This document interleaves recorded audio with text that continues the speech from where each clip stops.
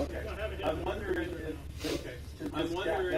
this should just scat down until you the J is normal.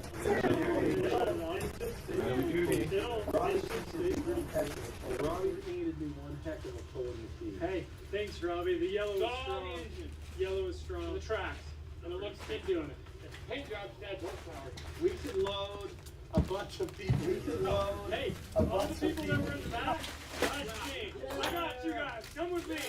All of you that are outsiders, not emotional through 14, feel like you don't have a place that you belong. Right here.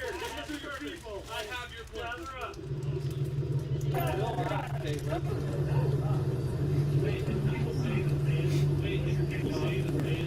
Yeah. I don't know if it's working or not. Yeah. I don't know if it's working or not. Just carry 10 people. The thing about all the drowning, I never finished the drowning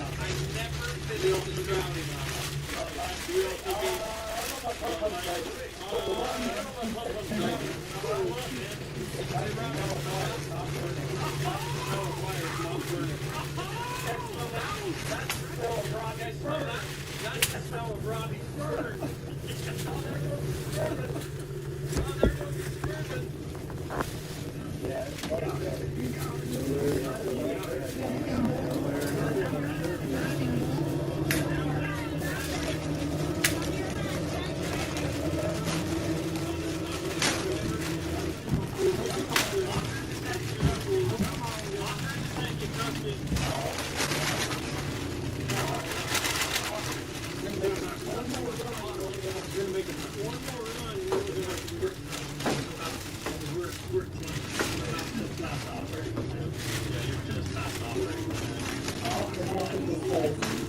After Hilda says, Chad say something.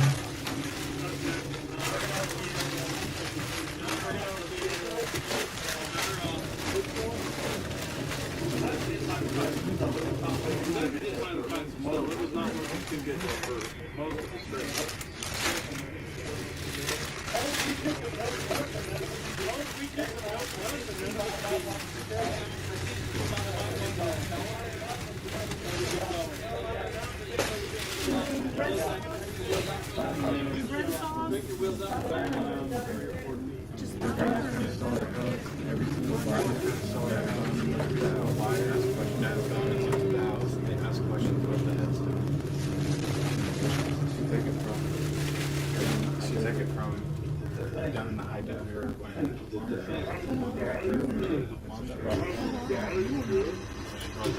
every single person has asked questions. Every single person has asked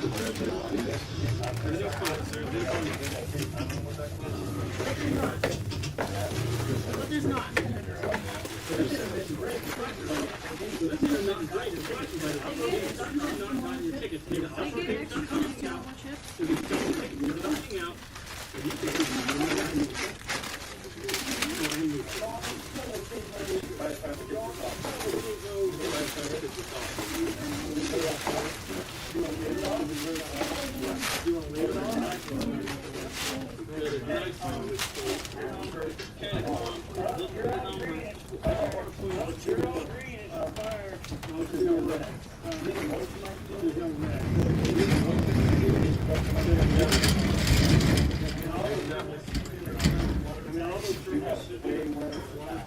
We've had way wetter than that trouble. If it dies again, you need to jump out and see. Feel it out. Feel it still.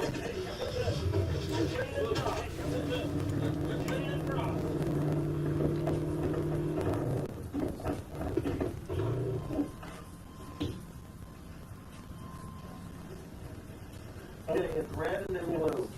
Oh, I see it faded. Oh, I see it faded. Yep, my nose isn't helping. It's break time again. This intermission is brought to you by Robbie Lit and Nation. You scratch it, they'll patch it. What the fuck is this? I like that one. Red is the lower number. Okay, so you've got 8, 7, 6. 8 is blank, blue is 7, red is 6. So you gotta wait till red's on. Right. So Is there anything we can do for the routing of our cam sensor? cam position is the easier one to change. Yeah, so So I'm thinking it's just a bad sensor. So you think it'll limp us home? Yeah. Okay. It's very, You know, you've done more limping than any of us. so it's looking like we just have a bad cam sensor. We were thinking it might be shielding, and we added some shielding, kind of like your tinfoil hat you put on your head to stop you from getting your mind read by aliens. And But it's not working. It's It helps, definitely it's running better than it So was. let me tell you, The aliens are still getting in. when I rerouted it, that helped. There was a marked change. Okay. And then we Added shielding. shielding, and that was a marked change. So we keep moving in the right direction, but it's. But I still think it's fundamentally broken. We are going to start this thing up and just tear out of here as far as we can. Then he'll limp along and reach us and pull us the rest of the way. Okay, we're just going to drive right by and get as far as we can before we heat up again. We have a radio. See you, Tom. We just gotta let it rest. We'll just not. Look at that one. Going. He's going. They are getting it. Anything, bud? Come on, buddy. I'm shut down mode, aren't I?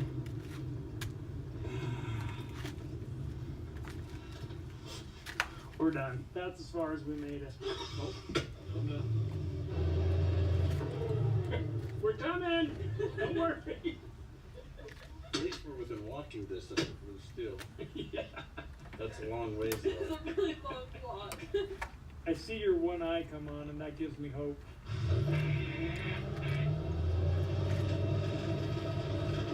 He's moving. Nobody's on this radio. I'm just talking to myself. I do this a lot. Oh, that backfire is what happens when his engine just shuts off. It goes lean really fast.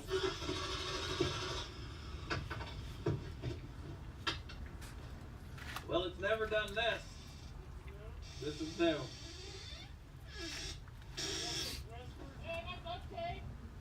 That's what we were just talking about. We could go bypass those burnt wires and get it to go. We could.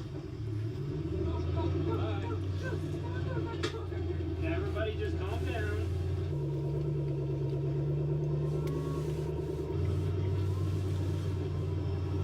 Come back, baby. I'm not gonna get hangry this trip, but a lot of snacks. Dude, we've been snacking like crazy.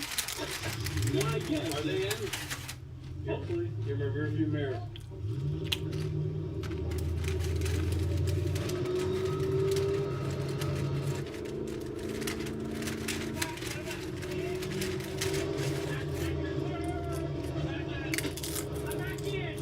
We got no power. Come on. Am I on? No. They're dead. Okay, hang on. Should I go jump it and get it started? Oh, they've been running. It hasn't been charging. You jump it, get as far as you can get it. Okay, is there a place to stock this? I guess the belt's not running, so it could just lay right there. Okay. We've lost our four-wheel drive. Fuses in those, right? I think, because they're electrically actuated. Well, it's not lighting up into. Let's check the Flat fuse. fuse? Let's check a fuse. They kill it for a second. That's good. Sadly, it's fine. That's good. Sadly, it's fine. What's your plan here? We're just gonna try to get this thing straightened out. So we lost the four-wheel drive in the Suburban for some reason, and it's not a fuse. Every giggle for one more step you make. Oh, and it's over. This is recovery 3 now? Bombi, Suburban, Bombi. I think that's enough.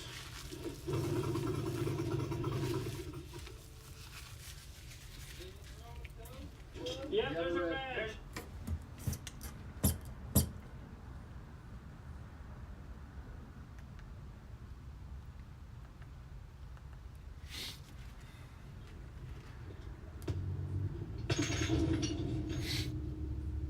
Welcome back to Murphy's Diesel. I feel like we've got some stuff we need to discuss after the last video. So I'm inviting you guys to ride along with me today. We'll have a discussion about some things that were said in the last video, or I'll talk about some things that happened in the last video and you guys can listen. So stand by. It's gonna be a busy day.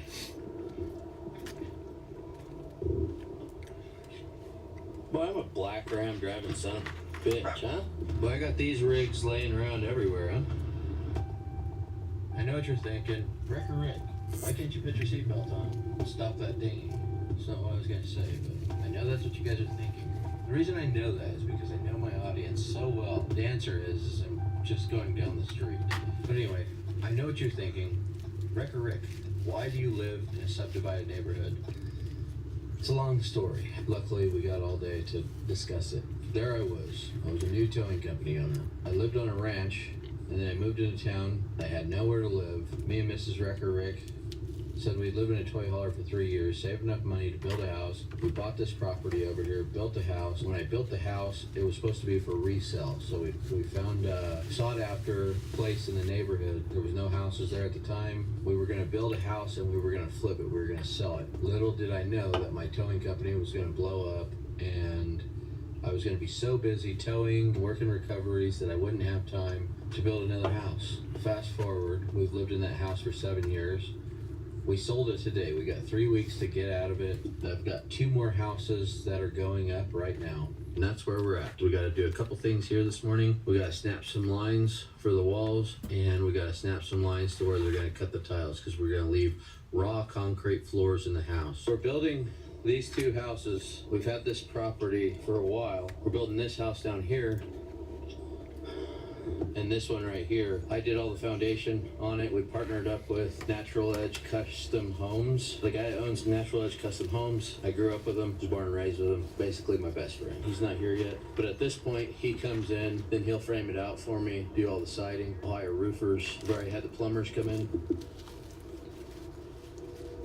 Concrete laydown guys.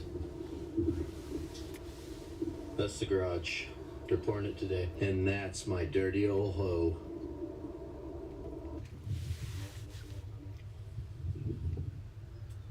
Is that an old Indian trick? It is an old Indian trick.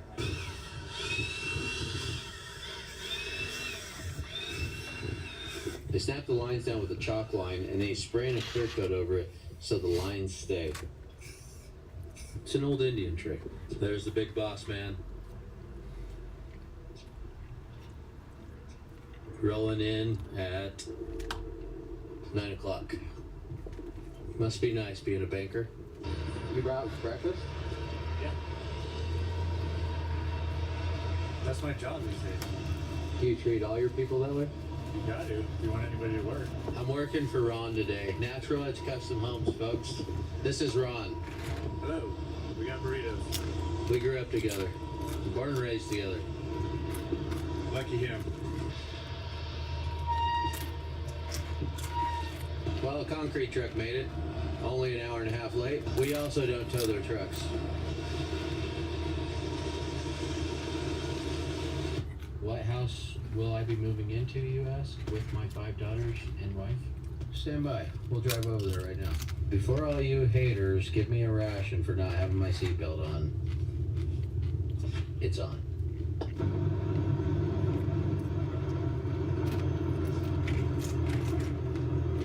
This is South Camp. Me and my dad bought this ranch about 3 years ago, and this cabin was built in the early 1900s, late 1800s. I'm not exactly sure the dates. My dad just recently remodeled it. So this is what we're gonna be moving into for about 3 months till we get our other houses done.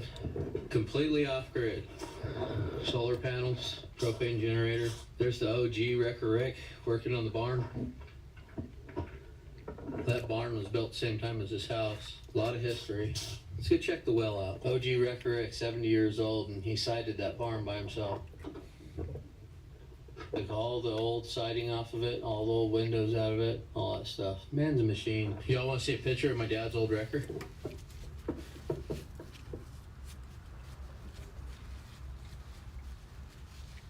Pretty cool. It's like a early 60s Mack cab over with a 750 Holmes on the back of it. I'd like to find it, introduce it back into my fleet. That'd be really cool, huh?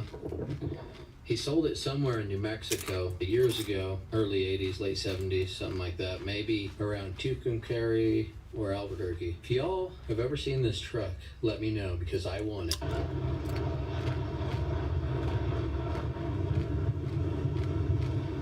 You could still see the old siding on the barn that used to be on there.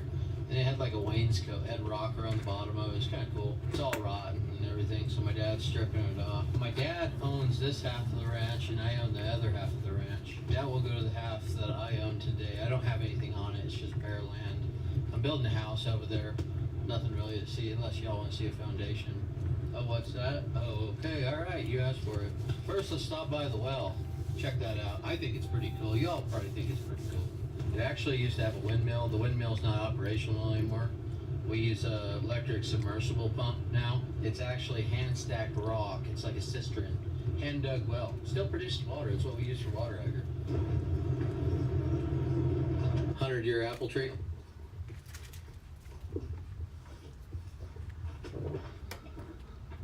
There's the old windmill. It still works, it's just not hooked up.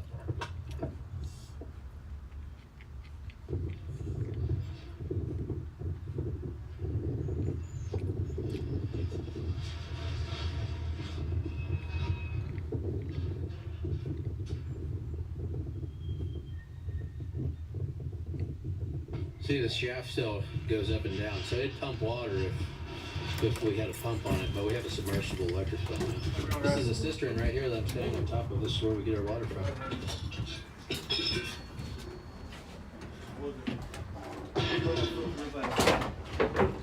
What happened? Oh yeah, she's full of water. That was fun.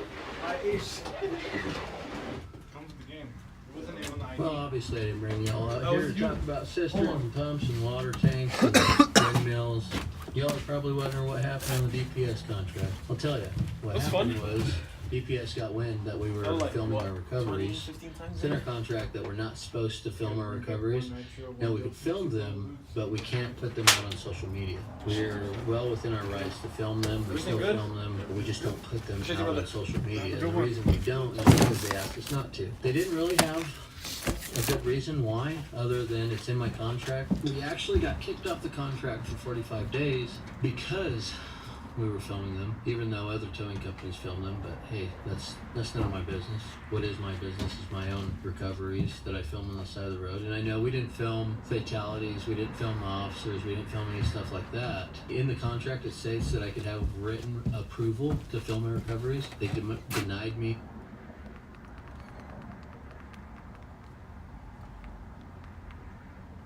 It'd pump water if we had a pump on it, but we have a submersible electric pump now. This is a cistern right here that I'm standing on top of. This is where we get our water from.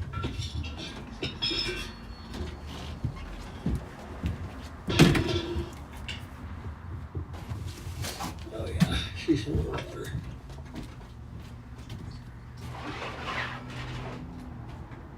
Well, obviously I didn't bring y'all out here to talk about cisterns and pumps and water tanks and windmills. Y'all are probably wondering what happened on the DPS contract. I'll tell you. What happened was DPS got wind that we were filming our recoveries. It's in our contract that we're not supposed to film our recoveries. Now we could film them, but we can't put them out on social media. We're well within our rights to film them. We still film them, but we just don't put them out on social media. And the reason we don't is because they asked us not to. They didn't really have a good reason why, other than it's in my contract. We actually got kicked off the contract for 45 days because we were filming them, even though other towing companies film them. But hey, that's none of my business. What is my business is my own recoveries that I film on the side of the road. And I know we didn't film fatalities, we didn't film officers, we didn't film any stuff like that. In the contract, it states that I could have written approval to film my recoveries. They denied me written approval, not sure why. I went down to Phoenix, sat down with the manager of the tow program, talked to him about it. They were not interested in giving us written approval. Honestly, we had already started not filming the highway recoveries because I watch my analytics religiously, and the reason I do that is because I want to give you guys what you want. And according to the analytics, the highway recoveries weren't that popular. With that being said, we still do highway recoveries for the public. We do them for other law enforcement agencies. It's not just DPS. So when I said that, we're not not doing it. I just mean we're not doing them for DPS. We're still doing them for other agencies. So you guys still see us doing highway recoveries, just not as many as we used to. This happened like 6 months ago. That DPS told me I couldn't film my recoveries anymore. Honestly, you guys have still been watching. You just noticed when I said something about it. For those of you that aren't going to watch anymore because I don't do highway recoveries, well, bye. Because if you're just here for the highway recoveries, we're not just a highway recovery channel. We do a lot of different stuff. And I really don't want a divided audience anyways. So if you're just here for the highway recoveries, adios. I would like to thank the people that are here for more than just the highway recoveries. For everybody that gave us support when they thought that we wouldn't be doing highway recoveries anymore. They still stuck around and said, hey, we're not here just for the highway recoveries. Thank you guys. Thank you for my loyal subscribers. But with that being said, we're still doing highway recoveries. We will continue doing highway recoveries, and we'll continue filming them and putting them on social media, just not for Department of Public Safety. In fact, the video that I went to Oregon to deliver the guy's load for free and tow his truck back to Phoenix, I put a highway recovery in that video. That wasn't a DPS highway recovery. The recoveries that we're putting out are not DPS recoveries. They're a different law enforcement agency, or the customer called us for the recovery, and we still film those. How about this well, huh? Pretty neat stuff. Some good news, Hellboy's completely done. Winches are ready to try out. Let's head on over there and try Hellboy out. Let's go see if we could get into some mischief. On our way out, I'll show you my ranch.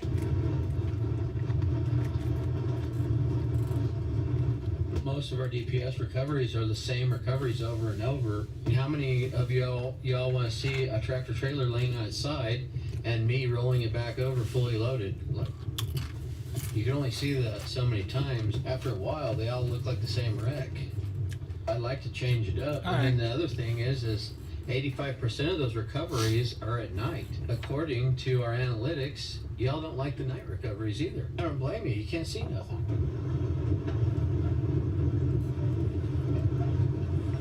This is my half of the ranch right here. That's the OG Wrecker Rex cattle on my ranch. Well, I might have to have a talk with them and probably get slapped in the head. Just kidding. There's no fence there to divide the ranch. It's basically the same ranch. I just own half of it. He owns half of it. Him and my mom used to sit at the gate of this ranch and eat hamburgers from Dairy Queen and Williams and just dream of the day they could own this ranch. About 3 years ago, we made that dream come true. He always said when he bought this ranch, he wanted to put a house over where the headquarters of the ranch are, by the cabin and by the barn over there. And we went in partners with him. It worked out great because I wanted the north side of the ranch. It's completely vacant. There's nothing on it. The only thing that's on it is a couple of old Indian ruins and this cow tank right here. 100% off-grid, no power out here. We got our own water, own power, everything you need, and lots of guns for when them city folk try to come after us and take what we got. Nothing against city folk. I love you guys. Just saying. I know y'all are thinking this is where you're gonna come. Y'all are welcome here. You're just gonna have to earn your keep.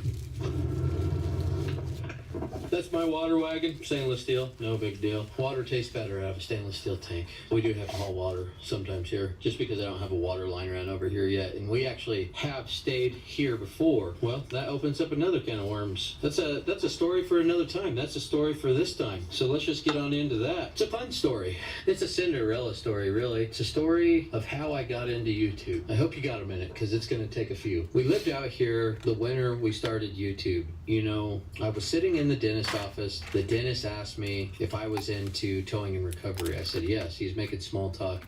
He said, man, that's so cool. He said, do you guys do off-road recoveries? I said, yeah, of course. He said, oh my heck, that is so awesome. And he said, have you ever heard of Matt's Off-Road? And I hadn't. I said, no, I have never heard of Matt's Off-Road. He said, you need to check these guys out. And me, you know, being the guy I am, was never into social media whatsoever. I left that dentist office, walked outside. When I got in my truck, I looked up Matt's Off-Road, and I seen how many people enjoyed his videos. And I thought instantly that I could grow my channel beyond limits because I did so much cooler stuff, so much bigger stuff, bigger recoveries. You know, I called a friend, and let me tell you, I don't think that anymore. You know, those were the old days. That was the old Wrecker Rick. I have been humbled since, because YouTube is a fickle.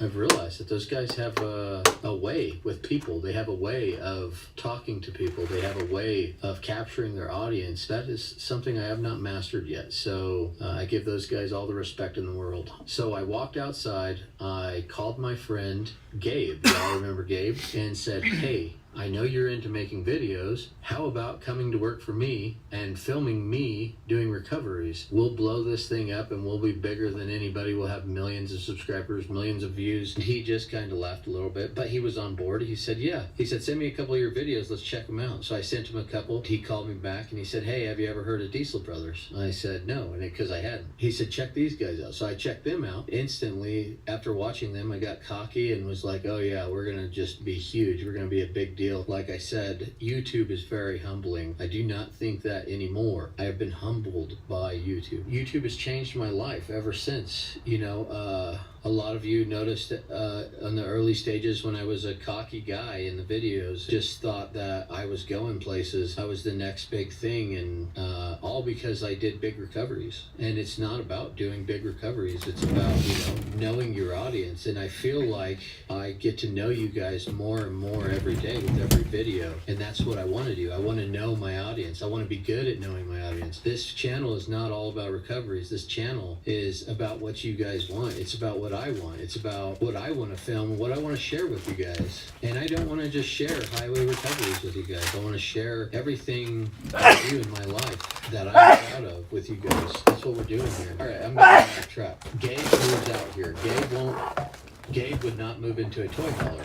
Gabe's wife would not move into a toy hauler, and there's nothing wrong with that. I'm not saying anything bad about Gabe and his wife. I'm just saying they wouldn't do it. So me thinking this thing is going to blow up and it's going to be a huge deal and this is going to be my Cinderella story, I volunteered to move my family, my 5 girls, into a toy hauler, my wife, and I volunteer them to do that without even asking them. I move out of my house, let Gabe have my house. I move into a toy hauler. We had the biggest winter we've ever had. We had snow on the ground the whole winter. We're living in a toy hauler out here. It was miserable. So that's how we started our YouTube journey off. Later, a few months later, Gabe went back to being law enforcement and we moved back into our house, and now we're selling it, and here we are. And we started building this house. That's where this house, me and Ron, Natural Edge Custom Homes, started building this house. It'll be a fortress when we get done. So we stopped building it because we moved back into our house and we started building 2 more houses to sell and make money. So this house got put on hold until the spring of next year. We will start building it again. By then we will have sold the 3 houses we got going in Williams. We can start building our fortress again.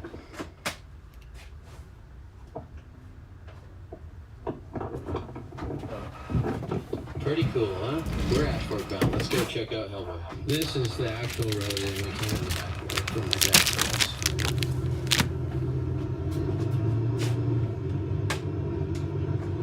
I'm going to put a roping arena and a barn right there. Because I don't just say I like to get Western. I literally do like to get Western. Then we're going to build a great big fab shop right there. Diesel Ranch is born. Maybe we'll start a new channel. Murphy's Diesel, Life Off Grid. What do y'all think? Comment below. I built this road when we started YouTube. I never did build an entrance. I just built the barbed wire gate.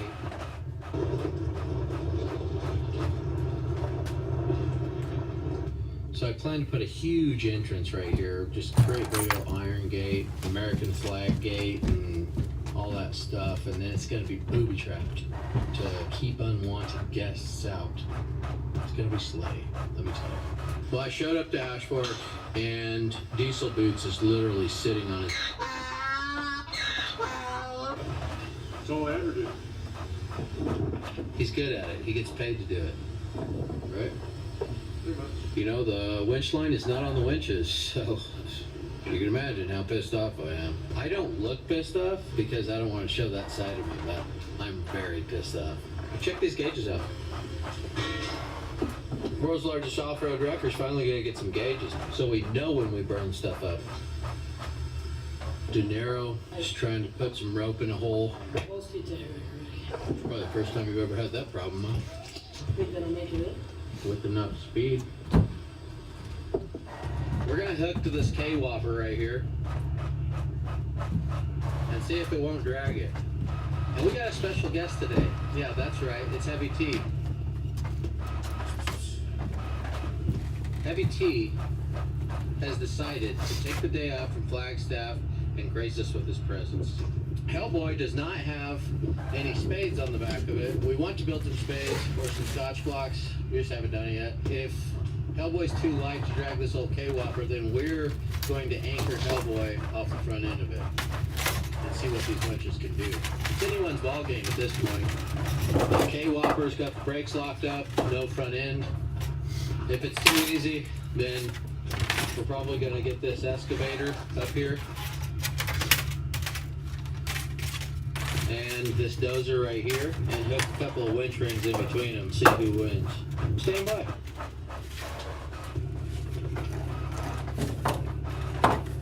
My new air clutches hasn't came in yet for those. We're going to be using some of our new Bailey slings today.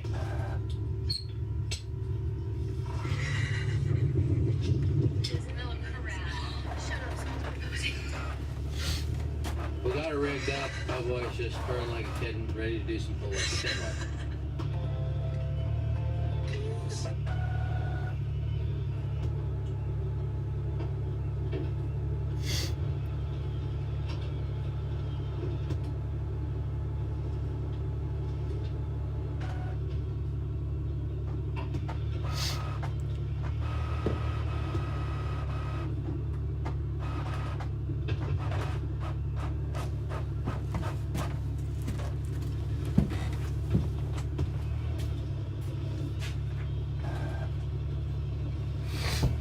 It started dragging the semi till the front end started digging into the ground.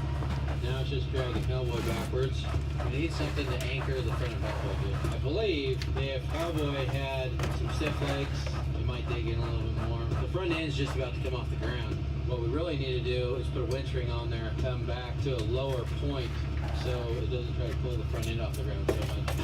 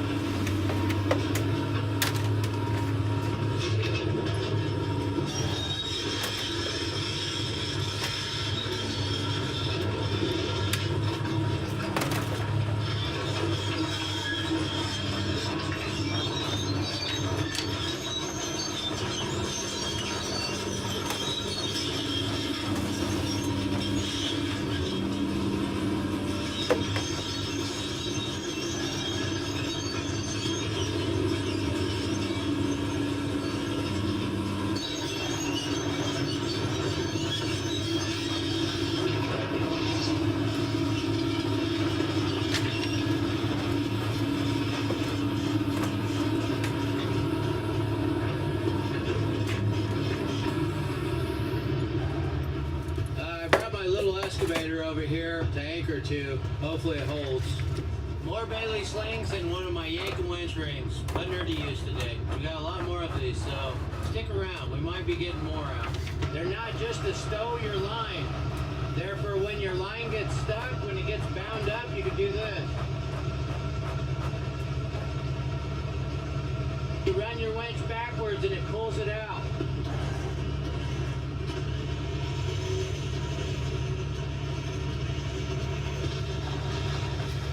When you're sitting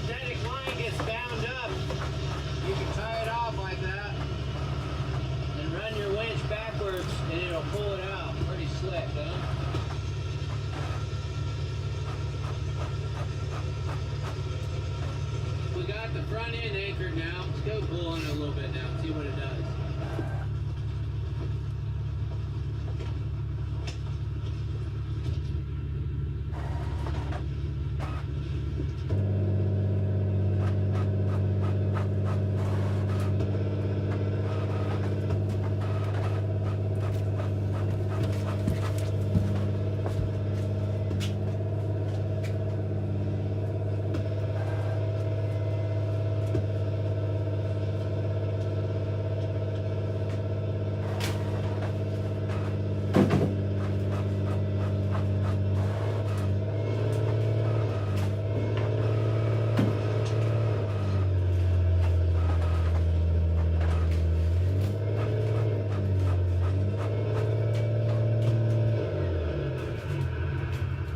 Pretty impressive, huh, folks? We were winching on idle the whole time. Really controlled, really slow. Idled old Hellboy up, and she eats. I think it's pretty impressive for a light-duty wrecker. Definitely harder than my record. Do you think if you hooked the front, it would come off the ground? I don't know. Go try it. Hellboy's taking all that. We just let the front winch off. Granted, I mean, you're not going to see much of this off-road. I realize that. I don't know. We do off-road semi-recoveries all the time. I mean, it's just showing you all what the winches are capable of, how fast they are on a high idle. That tractor is about 20,000 pounds, brakes locked up, and the front axle destroyed, about 14,000 pounds worth of line load on there. Split it in two, which ain't a whole lot for those winches. Still impressive how fast they are.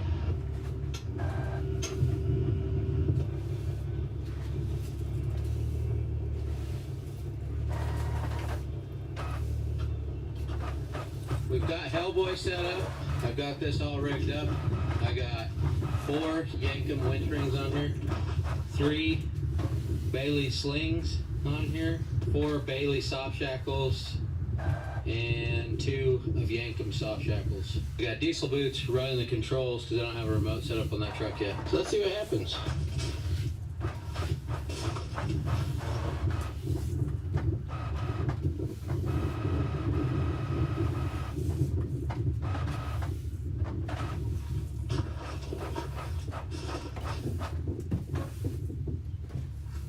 What can go wrong? Now the idea is to pull these two machines together, see how much force it takes. I don't have a load cell on there, but probably ought to invest in a load cell. We're gonna see if we could drag them together. The Komatsu hoe weighs 96,000. The Komatsu dozer weighs, I think, somewhere around 80,000.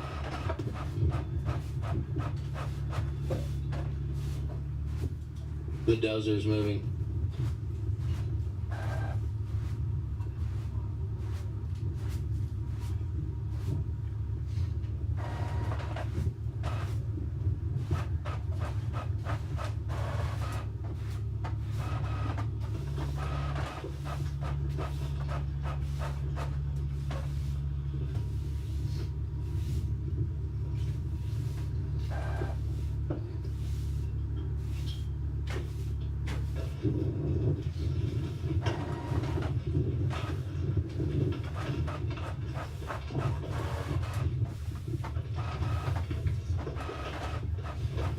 Here a while back, a lot of you folks on here said that these burn winch lines. I just would like to point out, I'm dragging an 80,000 pound dozer. You could literally see it in the camera as I'm pulling it, that it's not burning it whatsoever.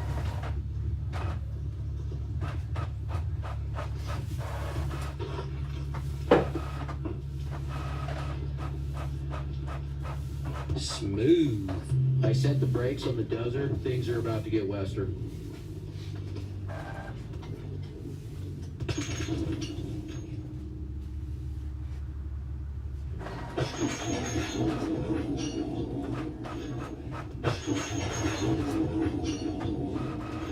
We hit our limit, had about 100,000 pounds on here, broke a soft shackle. I anchored the wrecker, the winches were starting to stall, which was on their last wrap. They stall like right around 10,000. 10,000 times 10 parts, we had about 100,000 on there.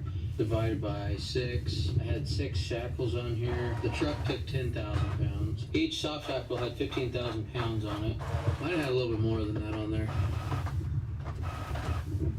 Anyway, pretty impressive with these winch rings and those new winches. Drug a bulldozer with the ripper down, the moldboard down. As soon as I set the brakes on it, start breaking stuff. I had about 90,000 pounds on it. Had about 10,000 on Hellboy. Hellboy breaks loose at like 10,000 pounds. And then we hooked the crash Scadia to the front of it, and we started breaking rigs. Pretty impressive.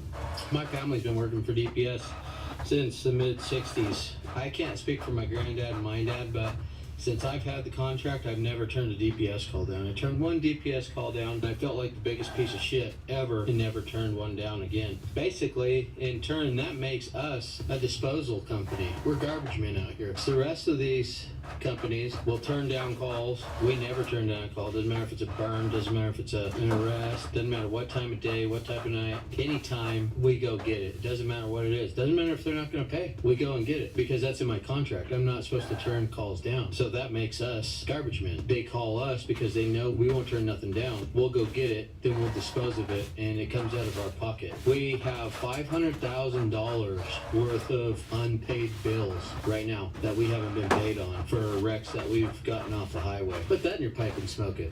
Just to give you a little perspective of what reputable heavy towing companies go through. Another thing I like about these new winches is I can see them now. I can see them right here on the back. I can see what they're doing. My old winches, I couldn't see them because you couldn't look in there. Real nice.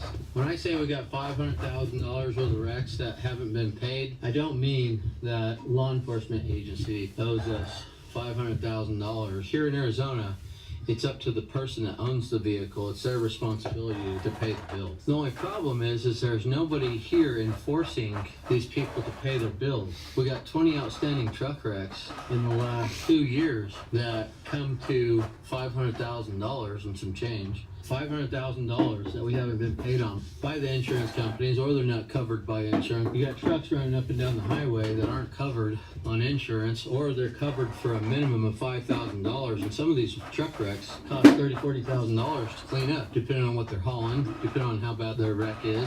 It doesn't say in my contract that I will get paid on this.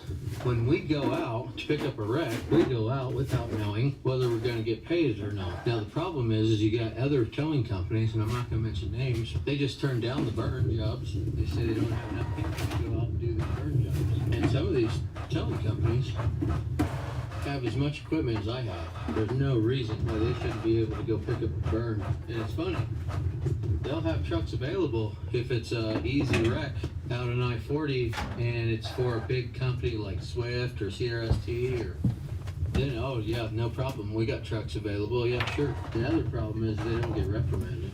I'm not complaining, I'm just enlightening you good folks of YouTube. I mean, if I was complaining, I would have done something about it years ago. It's been this way since I've been in the towing. It just gets worse every year. Someday somebody will do something about it. Where the problem lies, if you ask me, is within the insurance companies. The insurance companies are the ones that aren't being reprimanded to pay these bills. These companies, a lot of these trucking companies get insurance, and they put caps on the coverage. Well, I mean, it lies within the trucking companies and the insurance, but because the problem is trucking company will get insurance and they'll get the cheapest insurance possible. They think they're never going to wreck their truck. Then the next thing you know, they wreck 3 of their trucks in 1 year, total amount, and they got $30,000 wreck bills, and their insurance will only pay $5,000 because a lot of these big insurance companies put a cap on what they'll pay for towing. Well, it's not towing, it's a recovery. They like to play this card where the liability won't cover it, only the physical, because no one else was involved. And if you hire a rig and you go after it doesn't work. So let's say it's the trucking company's responsibility to pay because they had a $5,000 cap. Trucking company says they don't have the money, they're out of business. This doesn't just happen once, this happens all the time. That's why you got towing companies. If they know they're not going to get paid on a call, they just don't go do it. Well, the problem is law enforcement won't do anything about those companies. They just keep using them.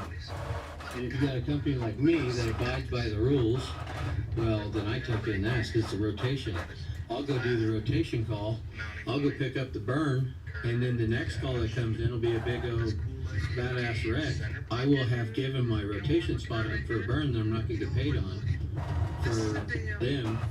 to get that big badass wreck. Happens all the time. And like I said, I'm not complaining. Just wrapping up some winch line, giving you good folks the inside and outs of the heavy towing industry. So if you're thinking about getting into the heavy towing industry, you probably shouldn't. Unless you just love stress. Well, I'm on to the next one. You stay classy.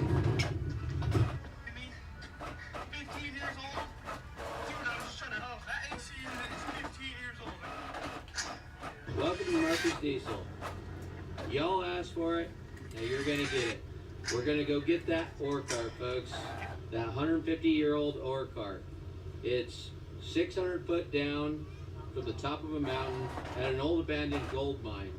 And the gold mine is sitting on the edge of a 150 foot cliff. Real steep, lots of brush, lots of rock. So the only way I could think to get this 150-year-old ore cart out of there is by running a yard line down from the top, down to the bottom, and getting it above the brush, above the rocks, above all the rocky terrain, drag it out to the top. And the only guy I know that knows anything about running yard lines is this guy right here, Casey Liddell.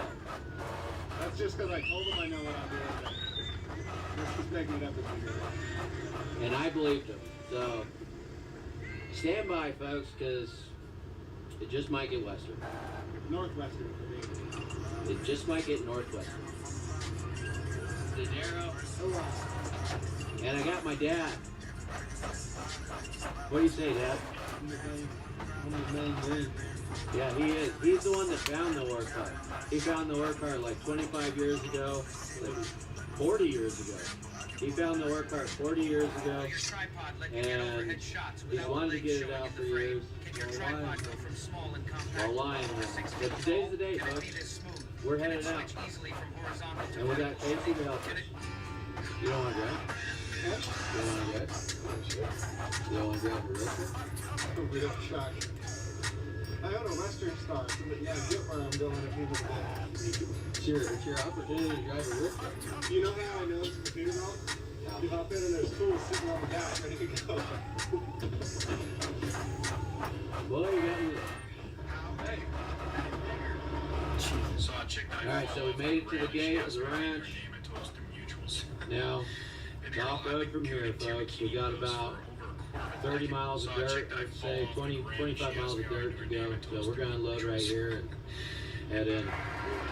Saw a chick that I follow. She has a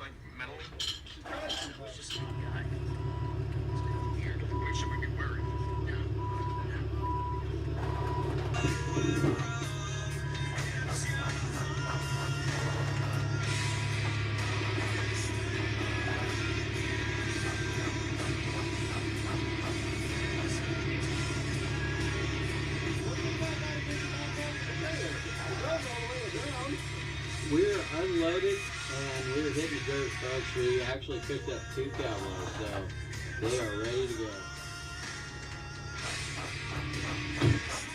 I don't know if y'all noticed, but check this out. Brand new shipment. We get to do a video, so no more vice grips. Brand new shipment. So yep, that happened. Anyway, before we get too far into this video, I just wanted to give my dad a shout out. I'm doing this video for my dad. Thank you guys for pushing us to do this video so we will go out here and get this ore cart. I've been listening to my dad talk about it for 30 years, so thank you guys. My dad is 70 years old, super impressive, the man's machine. Oh, I'm getting something. Oh, would you look at that? It is that time of the morning, folks. Today's sponsor is AG1. The foundational nutrition, folks. And it is literally this easy. I'm driving down the road, trying to do a recovery on the ore cart.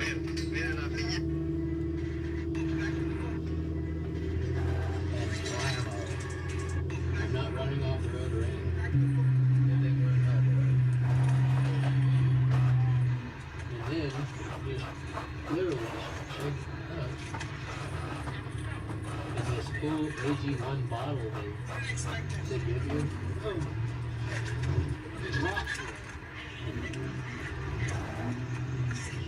Because I was looking for something that I could get my probiotics, prebiotics, everything in one shot.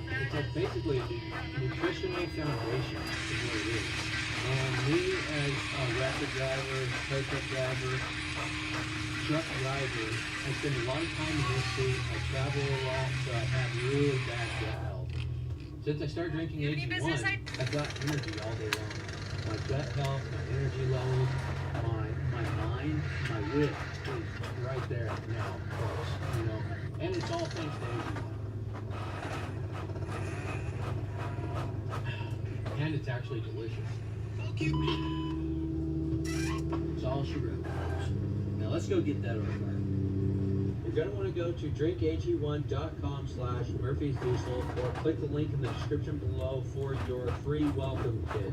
You will find a year's supply of vitamin D3, K2, also 5 travel packs of AG1 on your first subscription. Well, I have to admit, folks, I was a little worried from all the naysayers that Hellboy was too wild to go on all the recoveries and stuff. But, I mean, then again, I forget that I mean, it's kind of open country out here. It's definitely his element.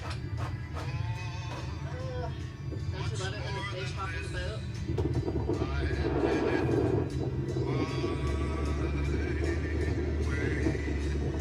Well, 20 miles later, we made it to the ramp, folks.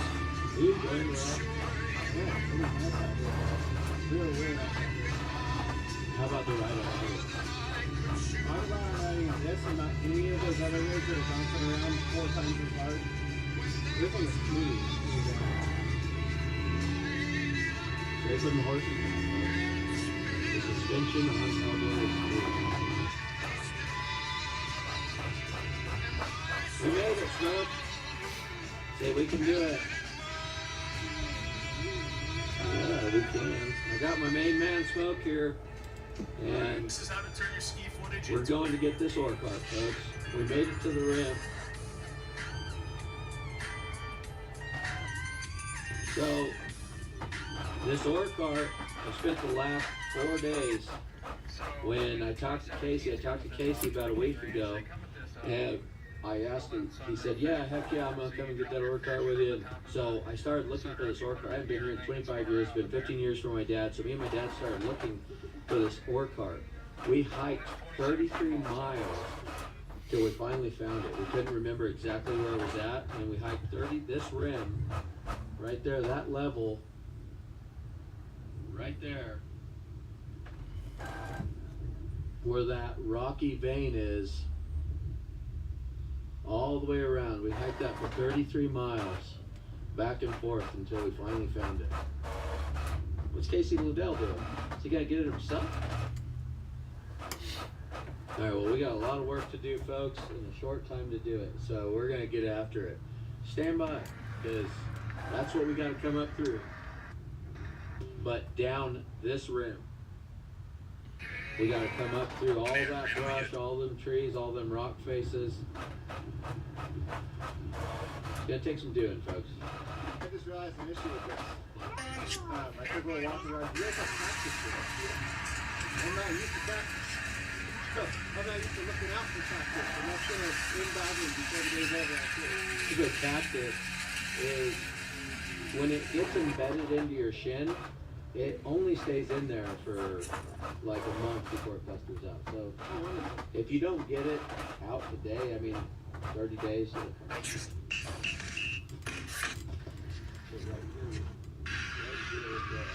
is set up. Somewhere right here you can see. Sure. You can. Lot for you. I'm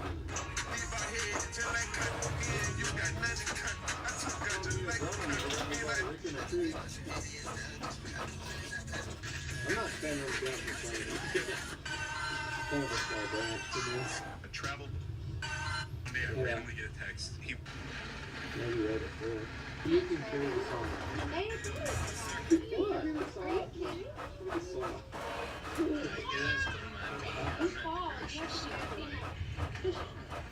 all the volleyball in these woods. Ask my dad. I hiked these woods when I was 5 years old.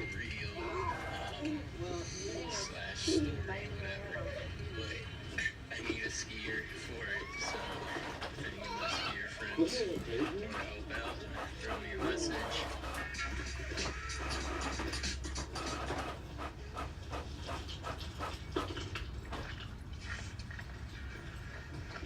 Guys, it is day 56 out of 100. It's like 10 a.m. I'm at the parking lot there, getting ready to head out. If any of my skier friends are here, give me a holler. I'm telling y'all, midweek is the time to come to Bear. This is the place to be midweek. Yeah, guys. Costco just got the Shark Turbo Blade Cool and Heat, which is basically the viral bladeless fan but upgraded. It heats and cools and the head pivots from vertical to horizontal. It also oscillates 180 degrees. You get 10 fan speeds and 5 heat modes, and this Costco exclusive. This old piece of junk? That thing's gotta be 150 years old. What type of mine is this? Gold mine. Gold mine? So we made it down here. Let me tell you, it is about 50 degrees hotter today than it was 2 days ago. I'll tell you what, I'm not gonna lie, after going to bed, 33 miles on foot, finally found it. And see that right there, folks? There's the cliff, it's right on the edge, teetering on the edge of destruction. So that's the salt cedar. Remember your whole your yarder idea, the yarder this thing out of here? Yeah. Normally when we do that, we have something over here to tie the other end to. Yeah, a tree right there. You don't like that? I don't think it's gonna give us a whole lot. You don't like that? I can see it. It's still around tight, I think. Yeah. But we also have a whole lot of hill in between. Randomly get a text. He was like, you can't. This is a big up the flag shop. This is about as big as it gets around here. This is the biggest tree in the state of the cactus. Yeah. The other day he's got it. He You just get put your it dose of cheese, you know?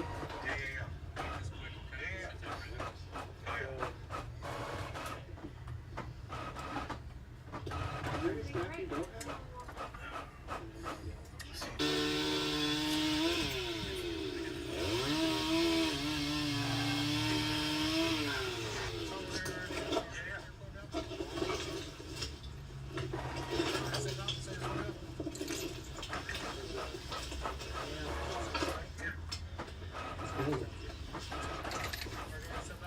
You don't think it's part of that 4 o'clock? It might be. Oh, I bet it was. I bet the ore cart rode on it. And the tracks were here.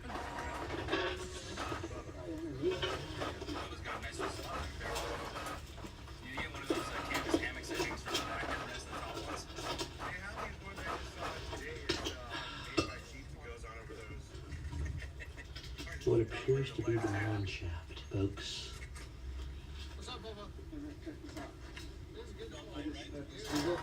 You can just go buy these things. And they'll ship them right to your house. Huh. I never made the connection. It seems like that'd be way easier. That was only $250. Yeah, well, what's this operation going for right now? Free. It's nothing. It's not costing anybody a dime. Well, me, I guess. Yeah, but we wouldn't be able to make these wonderful memories together.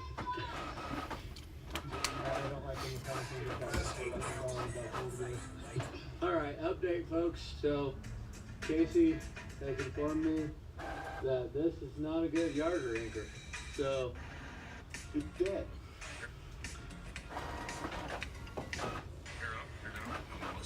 Apparently it's dead. We're coming up with a new plan. Well, I scratched the bark with my thumbnail, and the core of that tree is still alive. So, tell me the new plan. So do you feel confident climbing to the top of that to rig it up? Yeah. You seemed real confident when you hightailed it back out there and that thing started shaking.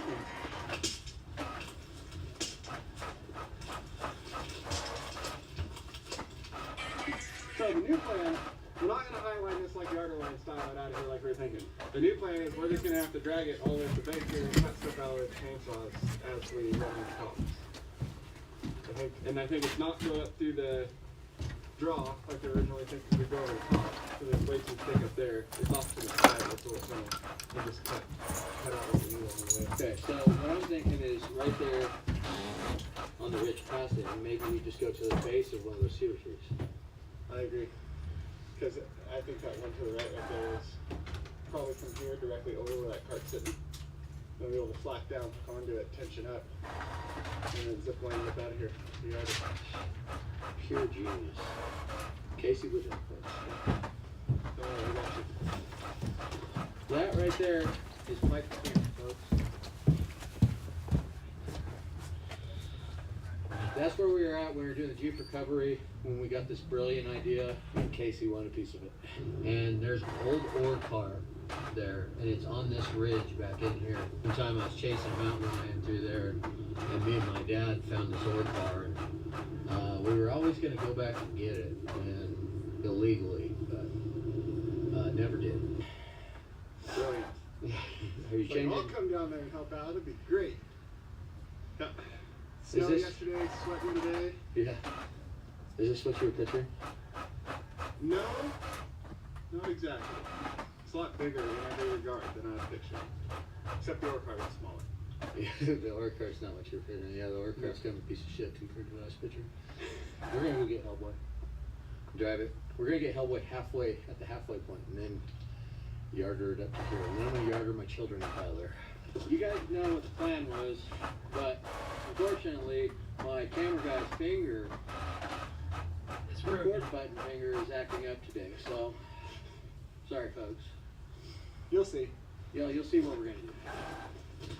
It's not me, it's De Niro.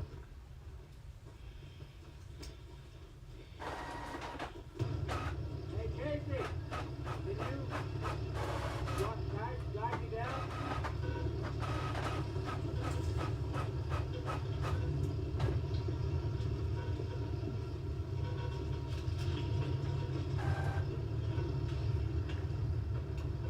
This doesn't hardly have any brakes. It's good to know.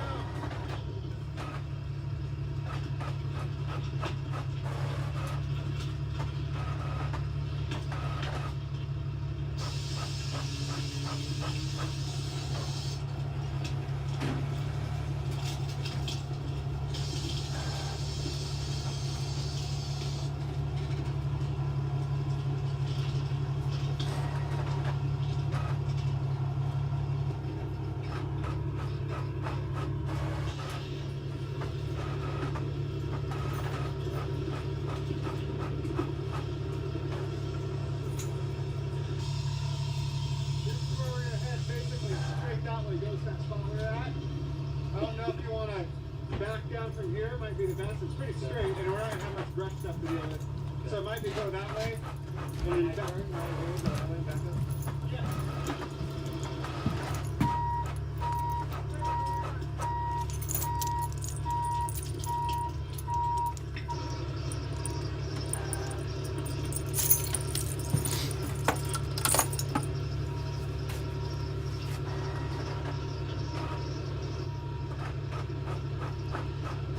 This sucker is tilting. Just look at the horizon compared to the truck.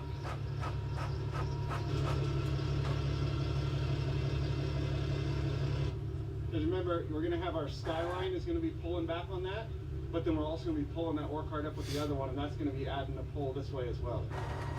So yeah, I think you're good right there. I don't think it's worth doing this extra 20 feet. Something in the air. Where is something? There's literally nothing. Something in the ground. We'll get on the government name. And there's that one right there. Chris, look at from your phone tip to that one we want to get to. Yeah. We're right over the top where we want to be.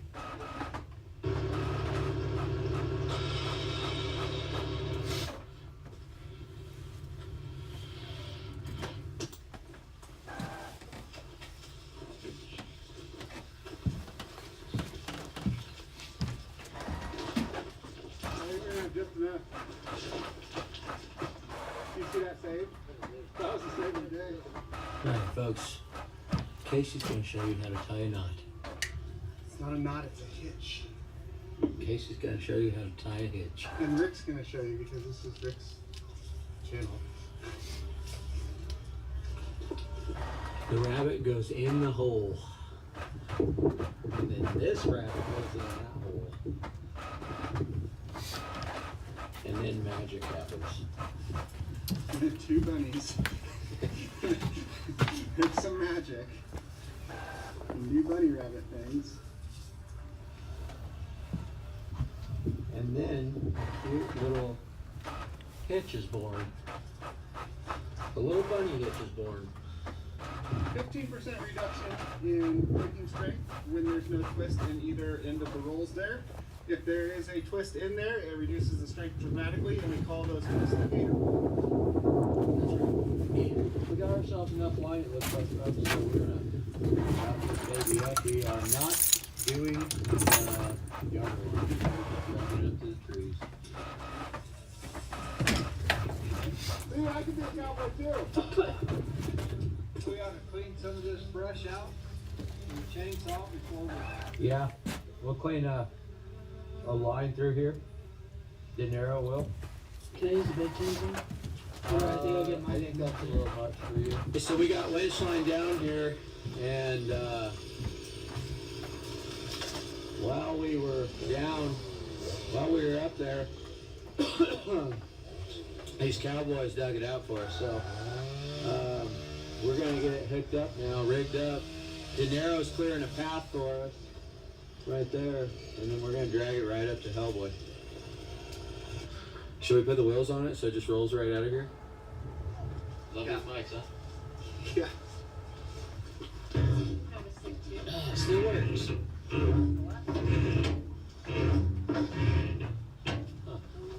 That's pretty cool. Yeah, see the end of it right here? That just rotates down and lets this open up. Look at that. We could just carry this out, really. Check for gold in the bottom of the cart before they dump it in the bottom. I wonder how much gold is in this tailing. I don't know. You want to take some? No. Okay. Pockets. Here, let's load her. Hot rod? No, Here, let me get that.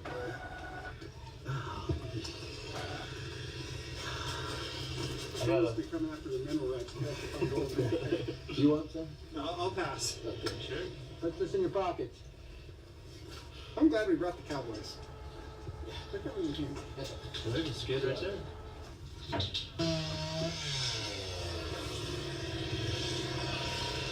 Surely it won't very well. Whoa. Oh, you got the last.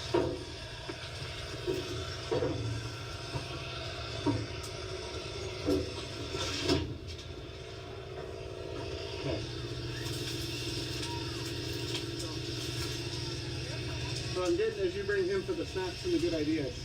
Yeah. Good ideas are far in between most of the snacks. But lots of snacks to make up for it.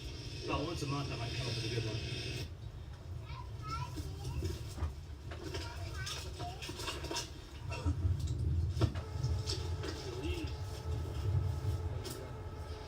Let's throw it on these logs. Let's do it. Just a quick rectangle. Already on. Real quick before we get out of here. No, that's what we need. A little warm up. We're short on that today. Yeah.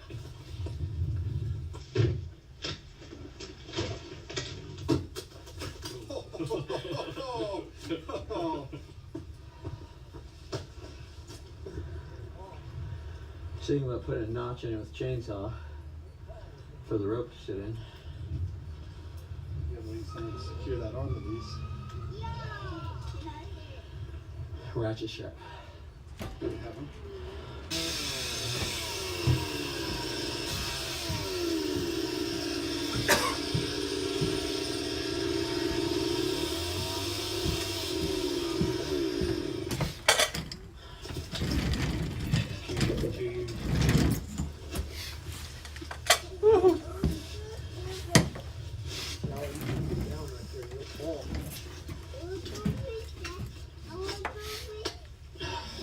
I just gotta figure out how to secure that to this. Yeah.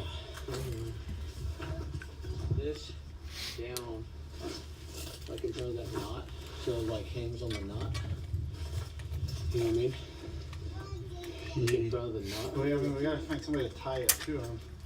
Yeah. Because it's never gonna stay on going up this twisting back and forth.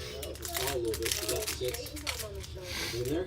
Yeah. And then it'll sit like kind of level on there, and then we'll take that big wire and wire it to it.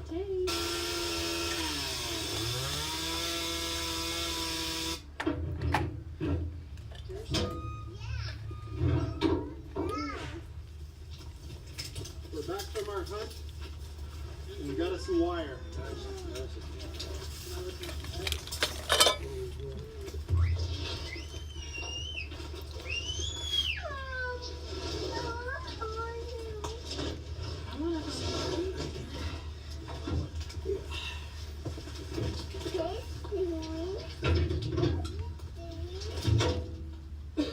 That hook's been dropping that hole.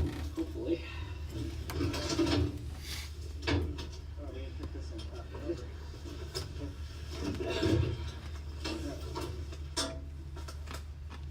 Carve that hole. Perfect. We have a whole bunch of wire right behind that big wire. Hey, do we have? Yeah, if we have one more log to stick in between there, that keep this right apart. There's a stick.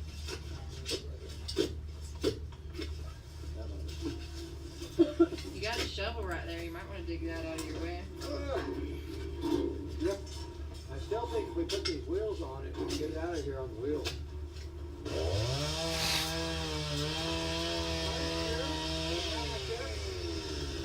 And then whatever's left, we're around between the two. We'll try to hook them together. And right here. I can get a little piece cut off if you want to do that. If we can stick that through and make a loop, and then we'll put the two together. We also got these loops up front too. Okay, pull on, pull on, pull on, pull on here, and then if this stops, I'll see your brush cracking up there. Uh-oh. We're all in it. One of them, each of us. What's that noise?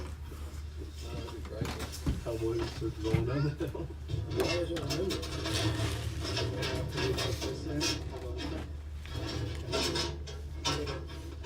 Something through there, Yeah. and then we can peel it over. Log, yeah.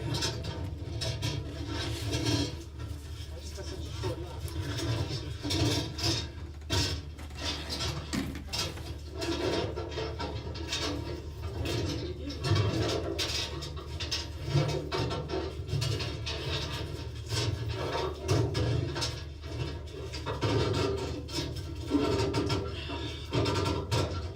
Yeah, a little too short. You'd think the tow truck now would understand leverage. You'd think. No.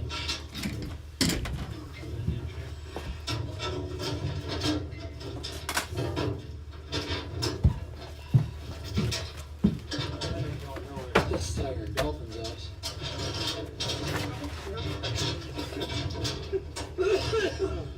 Playing like a party. I thought I did, and then I came to Arizona. Learned things.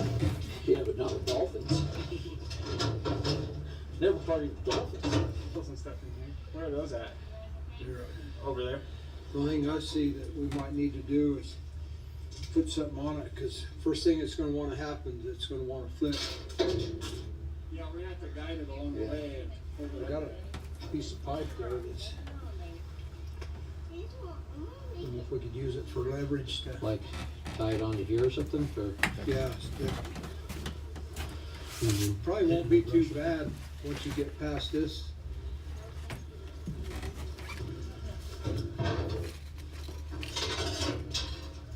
Stinks, too.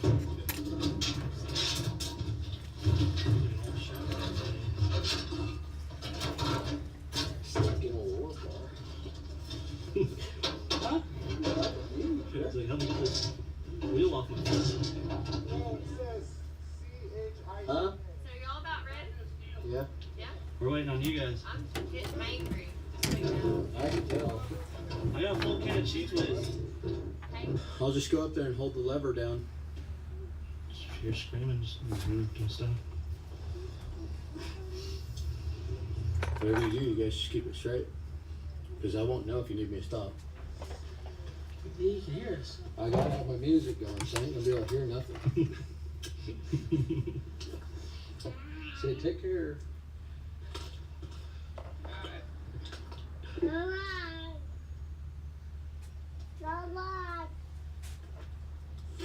Where are we going, Dad?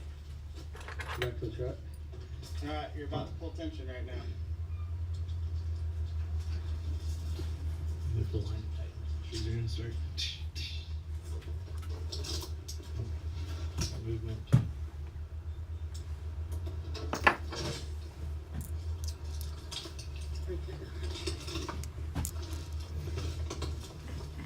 Got $50 on a line break.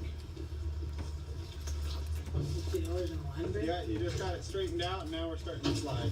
So yep, we're going.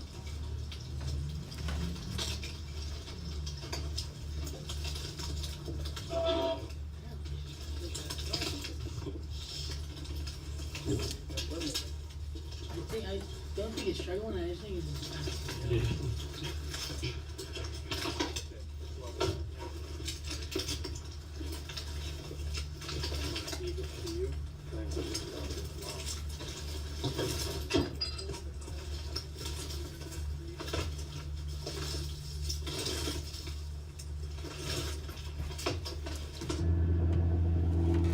Me and Decoy are up here running the controls at Hellboy, and they're down there guiding the work cart up,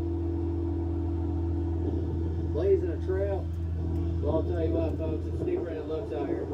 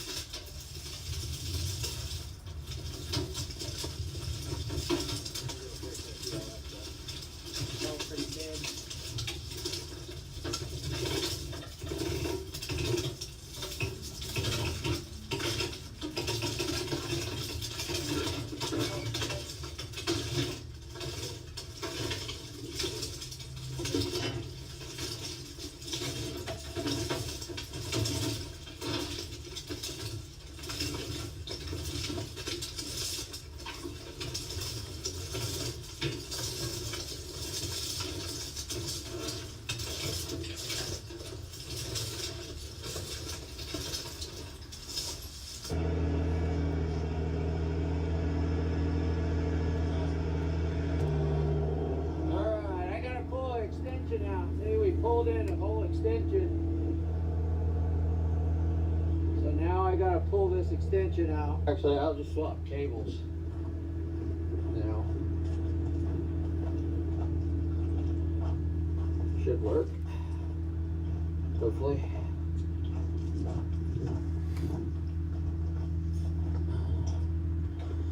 Just making fun of Casey for getting cactus. I just got one in my hand. Guess that's why I get them. How much you need? Oh, you can't see the end of this extension? Oh, it's right in front of my face. Never mind. I didn't see it right there. Whoops.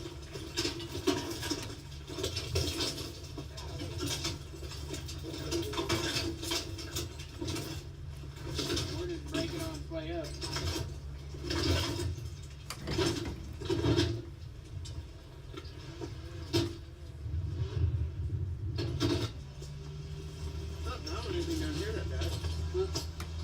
Well, there's a stump right there that it hung on.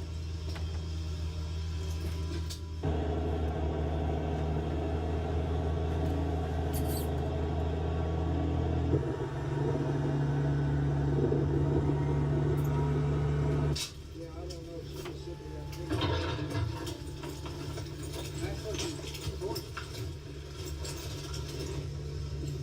Must be on.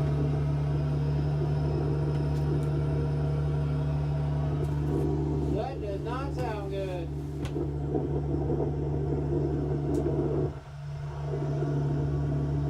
That shit is getting hot, folks. Too much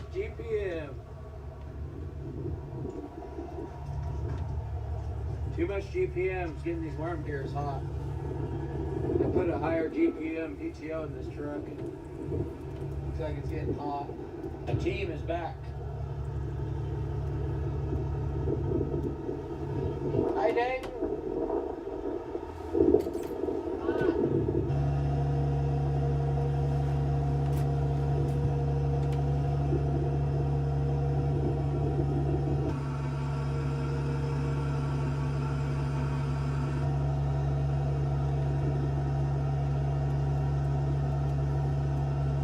So we've pulled in 300 feet so far. These red lines on my winches are 150 foot apiece. And I pulled 2 lines in, so now we got to pull out another extension. So stand by, folks.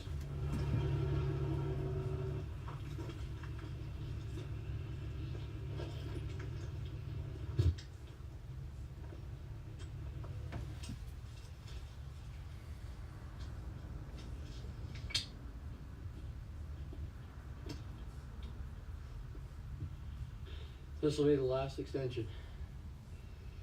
So, stand by, folks.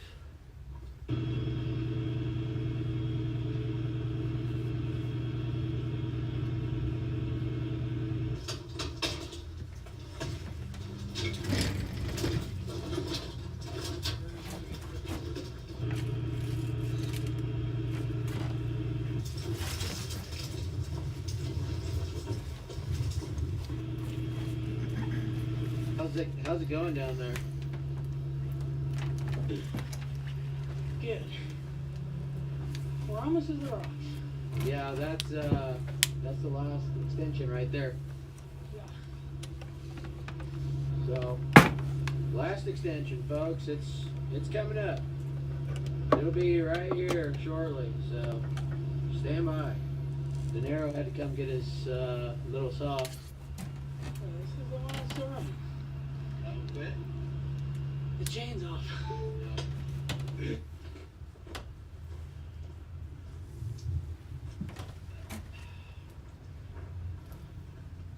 Last little spot, we gotta run a saw through it real quick, and we're on the home stretch.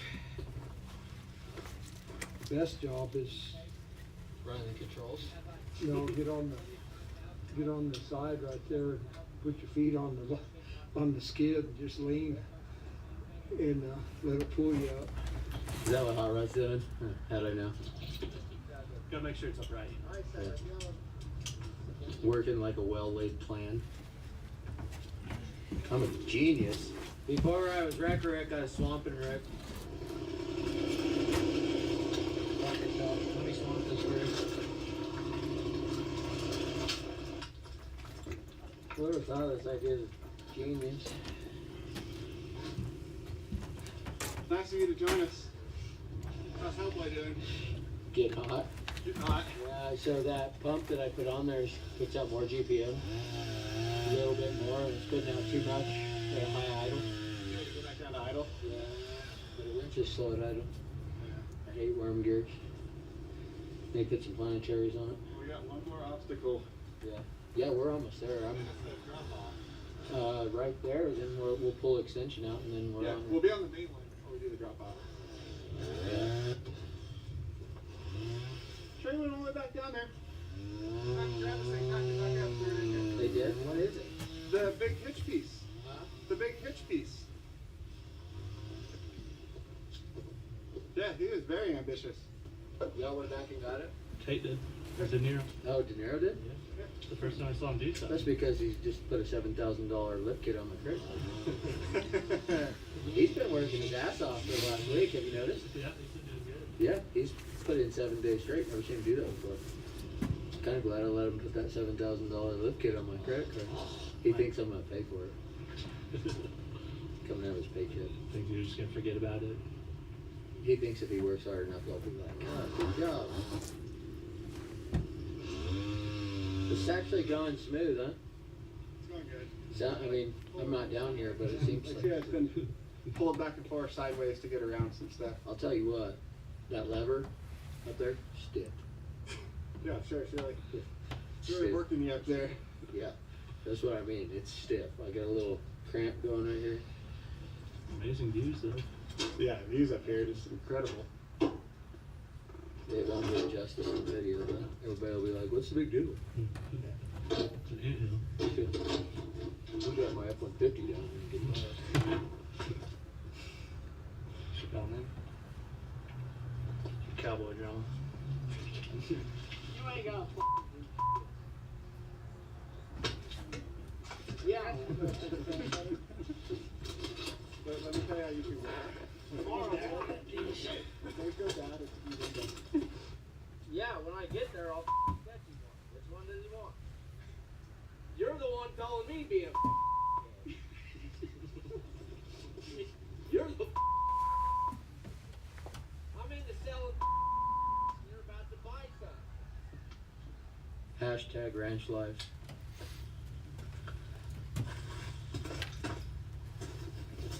I think it's got enough lift on it, it'll go right over these rocks.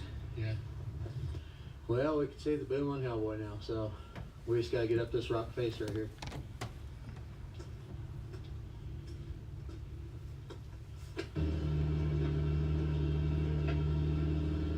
Hung up! Pull! Coming down!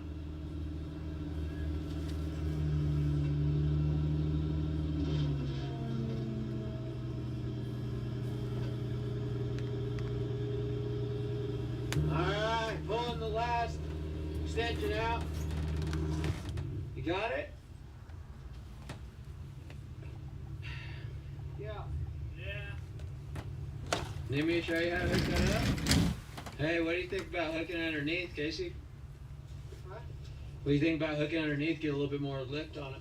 Flipping this around? Yeah, where it pulls from underneath. Yeah, we were talking about that earlier. Got cactus in my hand. Again, not the same one, a whole nother one. When it's more than one, it's cacti. So more than one's cacti. Cacti. Is cacti one or? Cactus is one, right? Cacti is multiple. Yeah, that's what I thought. Comment below if it's cacti or cactus. Casey says it's both. I say it's cacti. Correct. So is it cacti, cactus, or three? In case you didn't hear him, is it cacti, cactus, or chip? All right, we're hooked directly to the winch line. No more extensions. 10 minutes, we'll be out of here.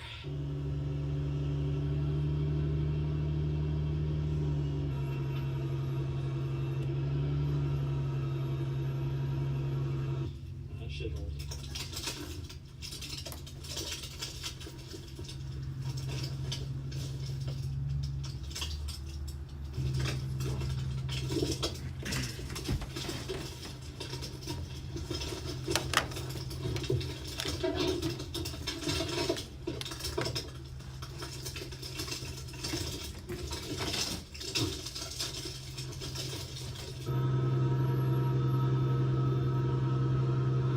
Yeah, we just need to get it from over this way.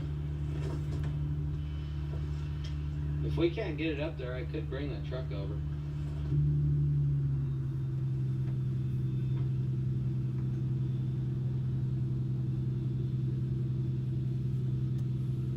pull up and down flat.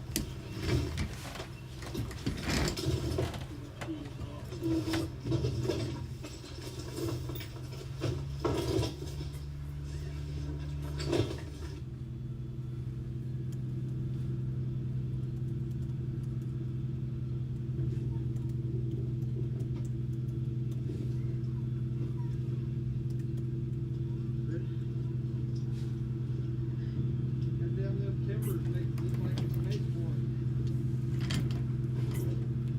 Those timbers are probably how they got up there in the first place.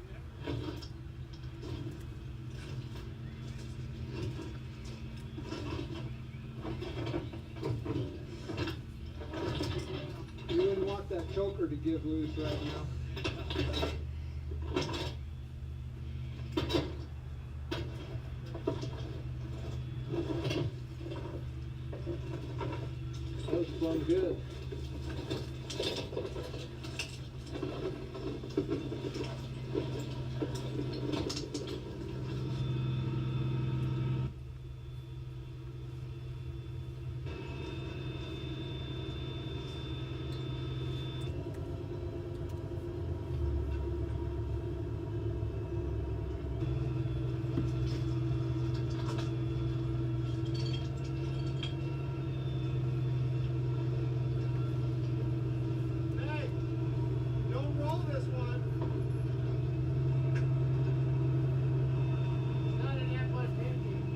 in, blew in, blew in, blew in, blew in.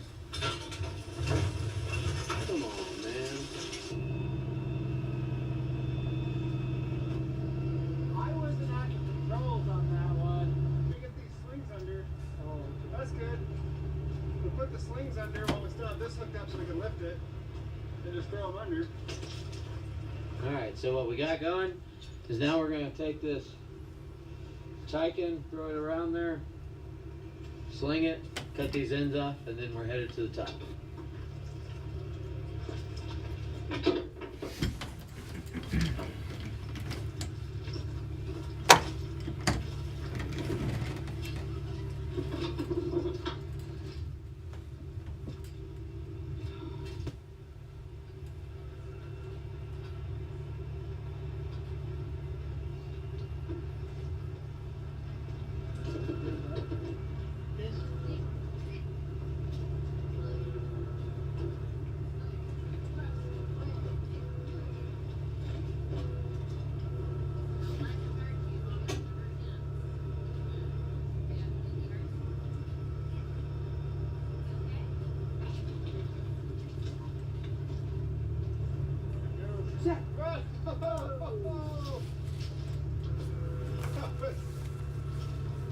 Hey Siri.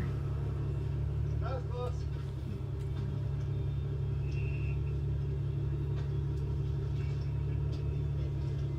You were done before you ever even noticed. I heard him say, watch this. Yeah. I don't know what that meant.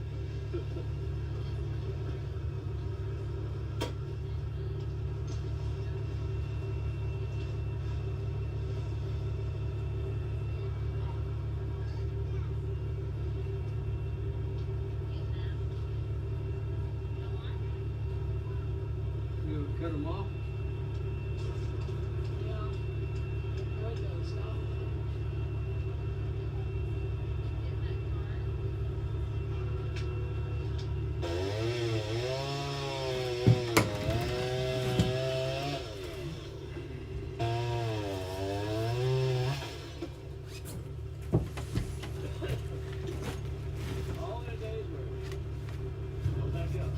Looking like Miley Cyrus. Came in on a wrecking ball. Detroit!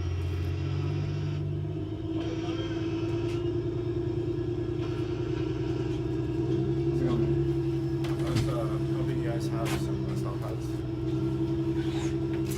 We do that, or we do also do a clear grip tape. I remove through the board up there.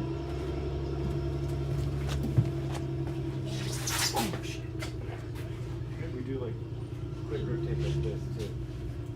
I can cut you. What do you prefer? Honestly, me personally, I like the grip tape.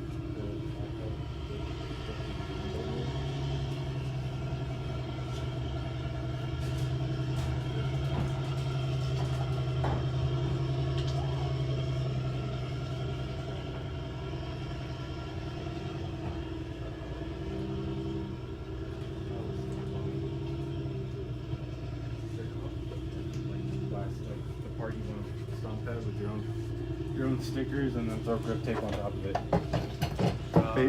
Necessarily waterproofing it. Could you install a grip tip right now? Is Scotty here?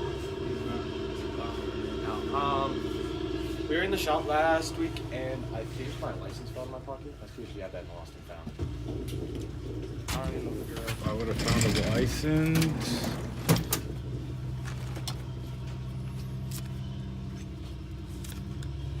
What's your name? Jack Holmes.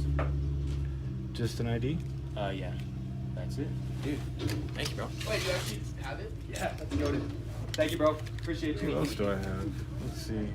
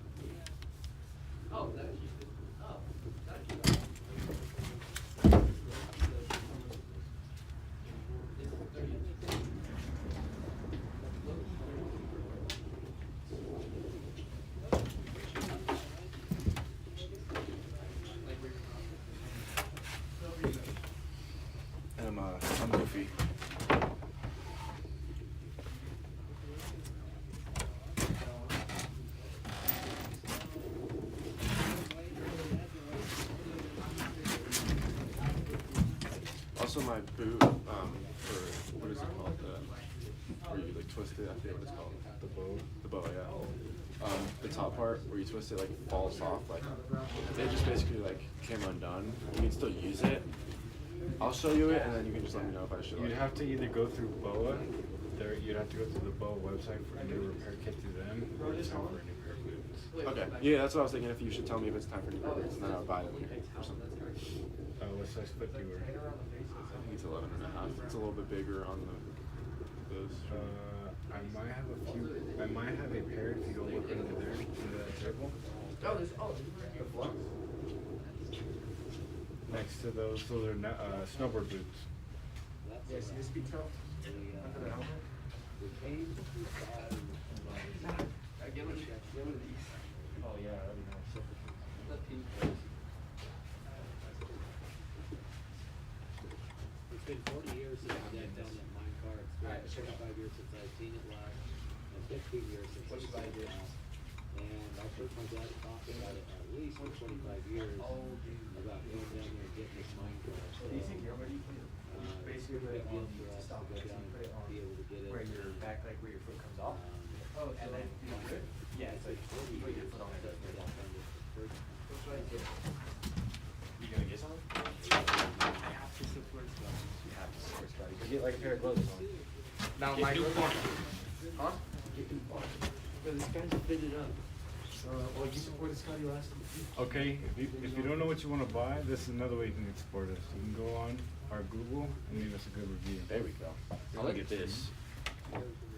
Like anything free? Stickers. You have stickers? Yeah. I think you said cigarettes. No. I was like, that's crazy, bro. Where you guys from? Down the hill. I live in Corona. I live in Yorba Linda. What about you? Yorba Linda, like Orange County. Fire.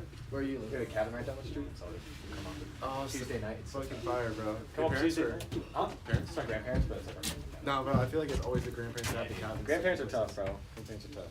But I came from Thank Murrieta. you. You know where Murrieta is? What's that? You know where Oh, Murrieta is? yeah. Yeah, I live in Corona, so like, you get a truck show? Yeah, I know. Thanks, bro. Right, my exit right there. And you're getting the... Yeah, we get the howl thing. I'm investing in a stomp pad because, bro, it's probably so much easier.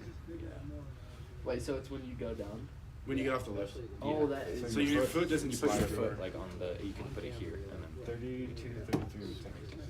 You just have more control over the board when you get off. That's way nice. nicer. The It'd be bacon, good. the bacon one is. That's okay. I was looking at that one too.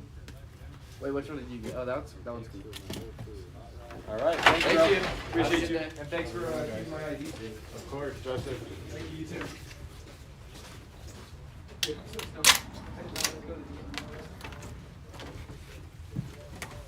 I didn't see anything, so on my size. Is that all you have? Yeah. Other than that, I have like really, really expensive boots over here. I'll check it out. They're like What? $500. 400? 400, 500. The gray ones are 400. The laces? Yeah, and the boa are 500.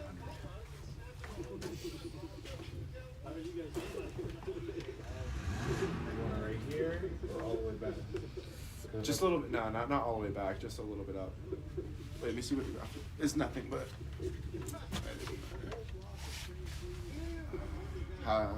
You have the grips like right in the middle. I do it in the middle, reason being because we set up the board true twin, so whether you're goofy or regular. But that's up to you. You do it right up to the, before it goes off, like right there. Like you want it to be like right there? Yeah, right before it hits the letters. It's covering one thing, but. You want it centered on the snowboard? Yeah, centered. I'm gonna see you the biggest one.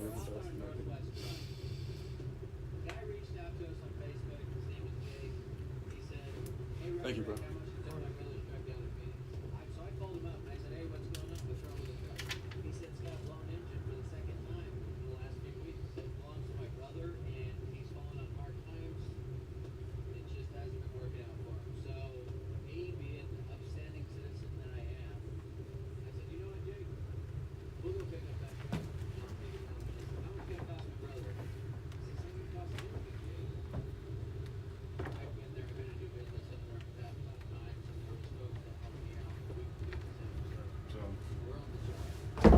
step on it.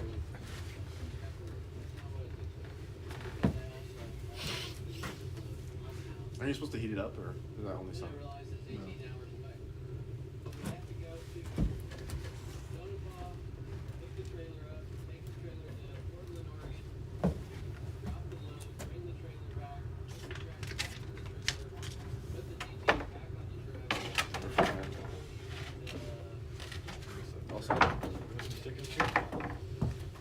Sticker?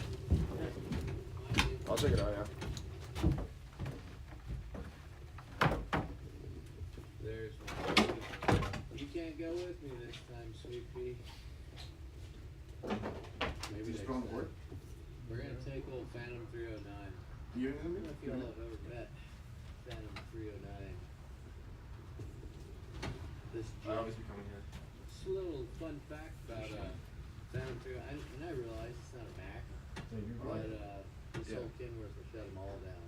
That's why we named it Phantom 309. If It's you're not familiar with the Phantom B48. 309, you need to listen to the song. So it's the trim right below That's the what we M40. did. Or M340. At Andrew Grace 2591 says, "What's up, Shred Lords?" That's a 3 series, right? Yeah. That's it. Hold on. Is it parked in the back of the lot? No, it's parked. It's parked at the other building that we have. We have merch. We have a merch store, murphysdieselstore.com.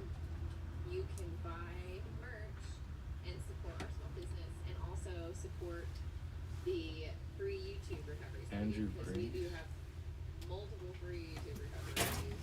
I don't like this one. It's gonna cost us an arm and a leg. Yeah, this one is So right we now. support you guys. I was trying to remember. You know, goes towards our fuel and our time and everything like that. So please, if you haven't already, go to our merch store, check it out. There's some interesting stuff on there. And And get some and support us. Thank you so much. We're already Bro, that's what it sounds like? Yeah. So we're gonna take What is it, like truck, V8? but Yeah, sounds like having V8. some problems. Yeah. Visor's about ready to fall off. We're on the other side. What's that, so what car is it from? Engine You said a Chevy adjustment, block? Yeah, it's from some other stuff. We just put a new engine in it. I don't really feel like breaking down, so. Prius. Yeah. Never even heard of it. So now we gotta get to the 880. And the 880 is detached, so we're gonna have to look It's got at a it. Corvette These transmission. boys must have had some wrecks. Had a Carburetor. slide axle on it, so. It's got everything, bro. You fucking swapped out the trim. That's crazy. Wait, do you have like a trash I can put this in?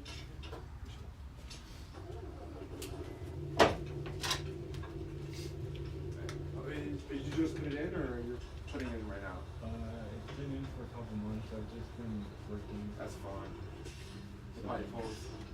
I haven't been able to drive it. I gotta get a drive shaft built for it. I got to get a clutch line. I need to get. Oh, it's a manual? Sure is hot out here. Get a pedal assembly. Already. and just buy an It's gonna be pedal a assembly. monsoon day. You ride bikes or no? See these clouds Yeah. right here, No, folks? you ride bikes. Like, Oh no. motorcycles. No. Those will be gigantic thunderheads in about 3 You hours. would what? I ride BMX and snowboard. Water dumping out of them. Monsoon You ever season. tried riding a bike? They're pre-trip on the track right now. If I were to get a bike, I'd want to get like a Harley. Speaking of Chill. pre-trip, Like, you know, cruising. That's about it. Softail. I rode a Harley in Texas, and I was like, bro. it is vital to You from- your where you equipment's from? day-to-day I just went there functionality for like a and road trip. longevity I'm from LA. maintain properly Yeah, from like pre-trip Ontario, Montclair. and run the proper lubricants and oils in it, Around that area. then why skimp on your body? Wait, how old are you? I drink AG1 every morning. Stick up here though, bro. I It's just wish it was research now. back. Dude, Professional athletes it's drink getting this more and more stuff. fun every year. It sucks. And it's simple. Genuinely. I like the travel packs I hate it. because I can take hate them how with me it is wherever I slow go. right now. Just dump one in there, I was looking at old pictures like 2020, 2021. Bro, a month ago, shake it it up, was like everywhere. and it's Not ready. even like now. 2022. What I love about I had, like, AG1 memories is the and, like, 75 it was, like, different straight powder days ingredients on, like, a that Tuesday. support my gut So health, nice. immune health, along If with you want. balancing my I would migrate stress to like and Tahoe mood. or And it fucking doesn't taste like Mammoth. that. Maybe. Trying. I might. I want to move to Texas. It's actually good. I don't like California anymore. out there. actually delicious. Allie does mogs for weather. I actually drink it on ice because I think it tastes so good. Life's gamble. 3 kg run. Hey, I hope you're, like, do well in your car, bro. That's sick. Appreciate it. Have a good day. You as well, man. 5 free travel packs. And thank you for sponsoring today's video, AG1. Roger Rig doesn't pre-trip his own truck. Not when it's in our shop. We have 3 other guys do it. Caleb, kick the tire a little bit. He's a real tire kicker. Not that I don't want to pre-trip my truck. They don't let me. That's how good my crew is. They don't even let me pre-trip my truck. Because honestly, they don't want to have to fix it after I tear it up. So they just start pre-tripping for me because they know I won't. Or they don't want to have to come pick me up. That guy's a hand, huh? He's like a tire ring now. He can just look at a tire and pick it, know the exact PSI. Exactly 96 PSI in that tire right here. 96 PSI. Charlie Babbitt's got 96 PSI in his tire.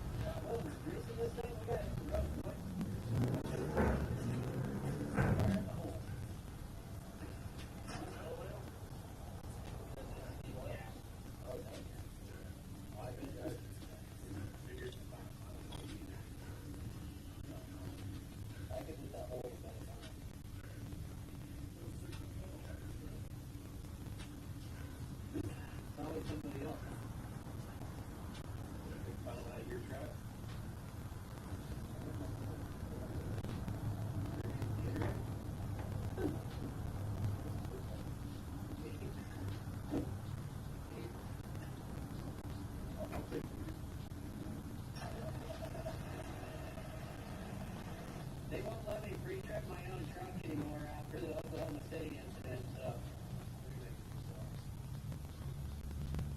I was driving a little too hot. So I guess I crashed that. Boy, now we're really screwed up, babe.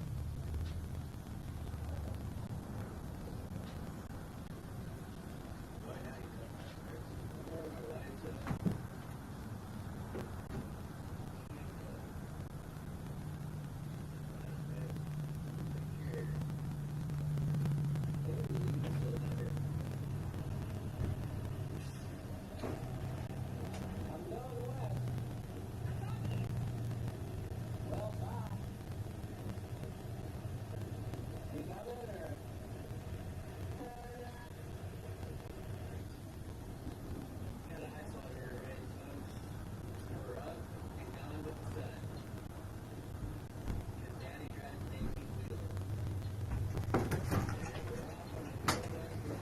So, how's it going? How was it? Should be good. Just, alright.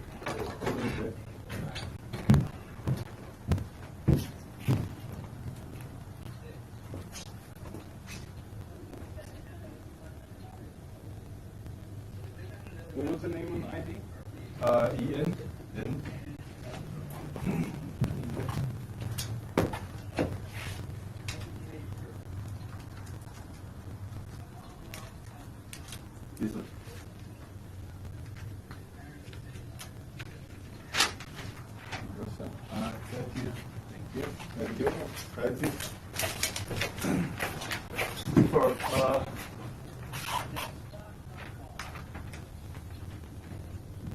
How was the number for this?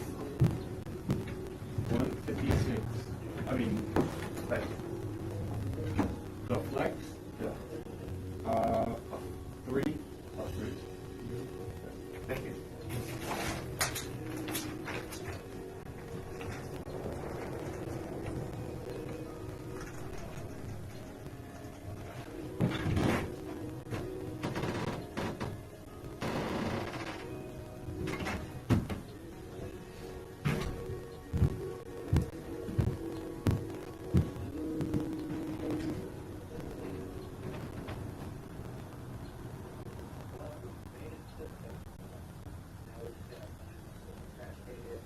This is your chat speaking. Listen carefully. This is your chat speaking.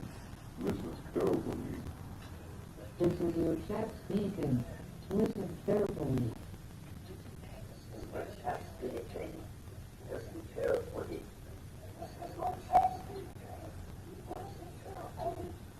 This is your chat speaking.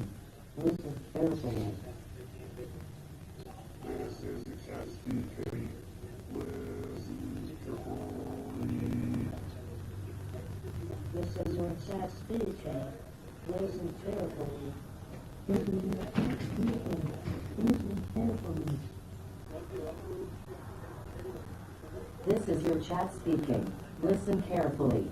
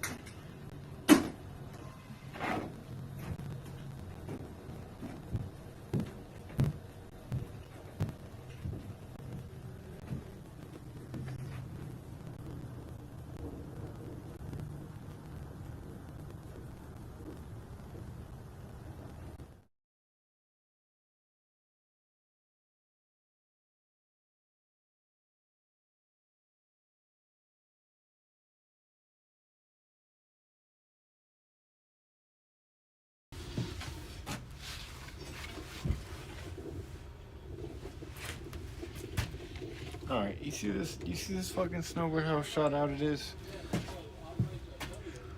That's fucking totaled, basically. So, we're gonna fix that right now. I'm gonna show you how to do it.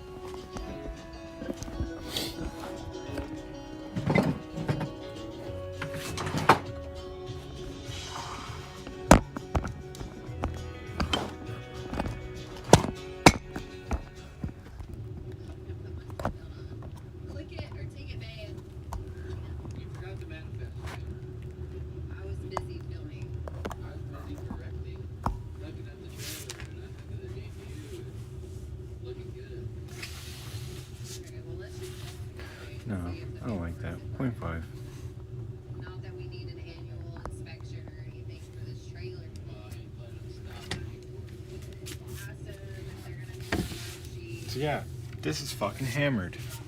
And he said it shouldn't be too big of an issue.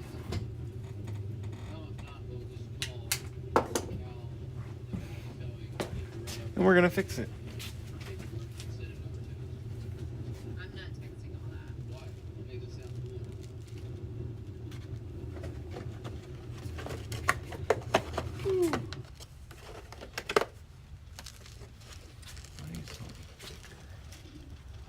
Hawthorne, Nevada, folks. The world's largest underground bunker conditioned storage facility.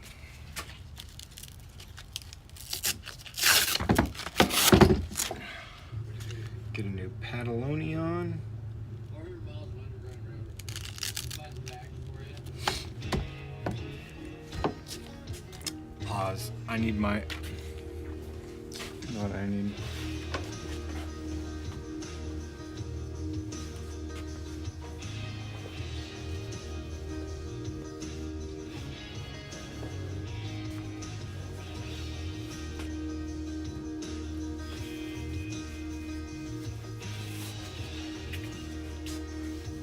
Got my apron on.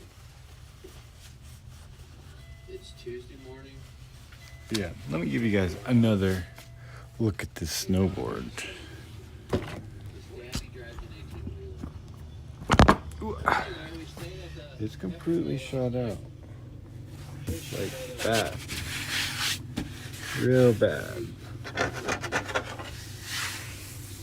I'm gonna try to make most of that go away. Right now. How do you like eggs Benedict?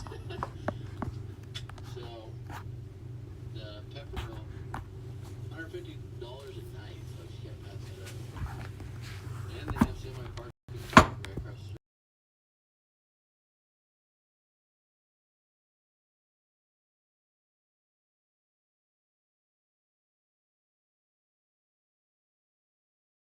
Maybe we should pull out a log, maybe we should be legal for a change. Okay. So work with this law real quick.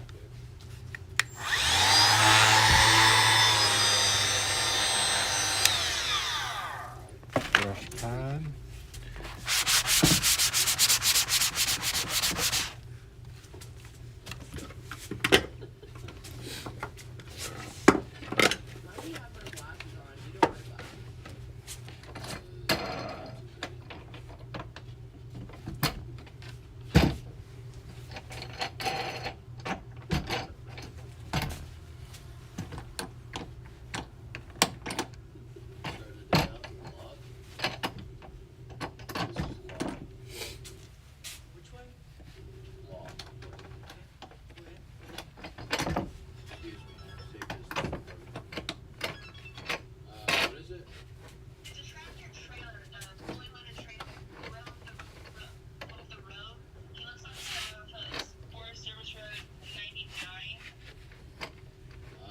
Off-road recovery. Okay, that's what I thought.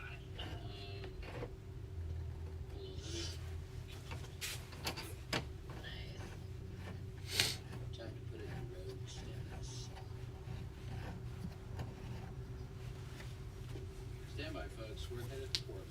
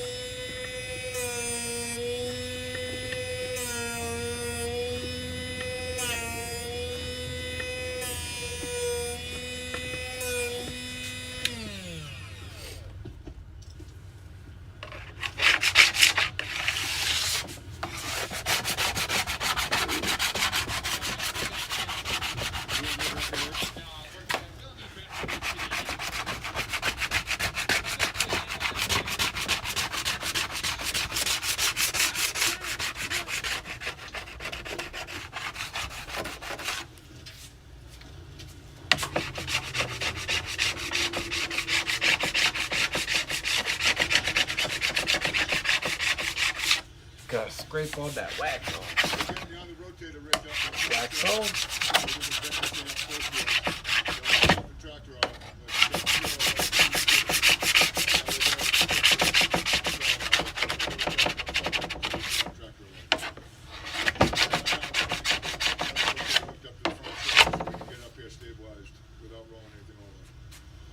Yeah, pretty easy.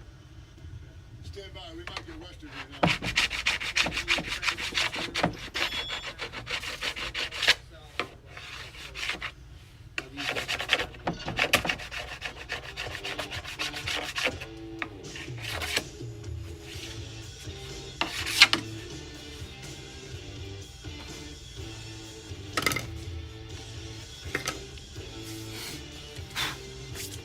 Now I got all that wax off.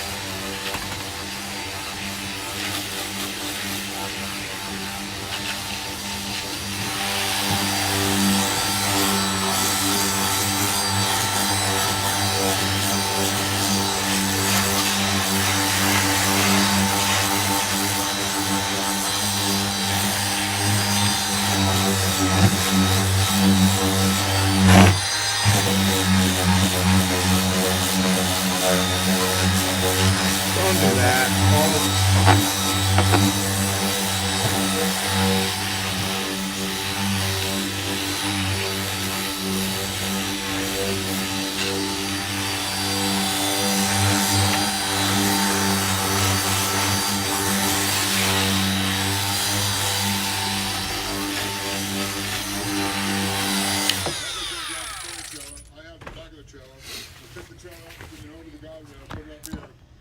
Tube. So long as you get a trailer out of here, we'll grab a tractor, put the tractor between us. No, it looks like that. Nice, smooth. Scratches are still there, but not as noticeable. So we have to do one more pass.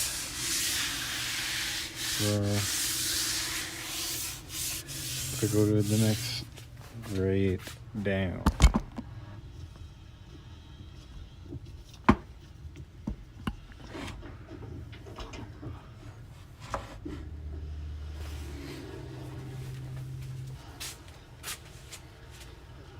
Okay, so what we're going to do is this is the last bit of the wreck here. I'm waiting for Fender to come back.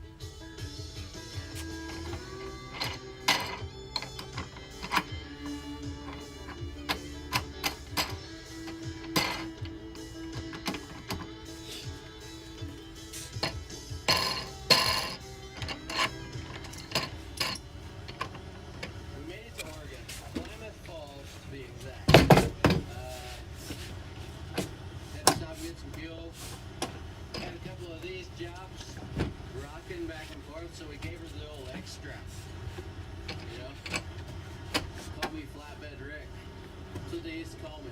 Flatbed rig. Pullback rig, flatbed rig, crab walk rig, Thursday rig. You name it. Yeah, folks, we're almost to Portland, Oregon.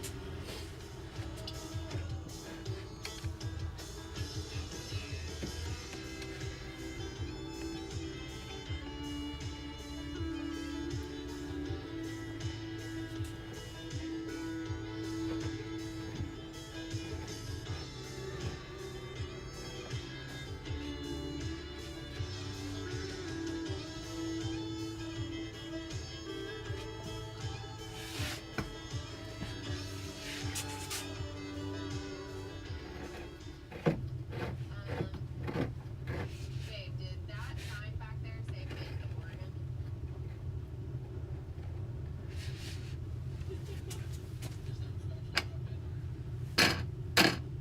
I don't know. Babe, like folds off my head. Okay, well, you know what I'm forgetting about Bend, Oregon? Comment below. I know it's one of only 3 cities in the continent that has an extinct volcano within its city limits.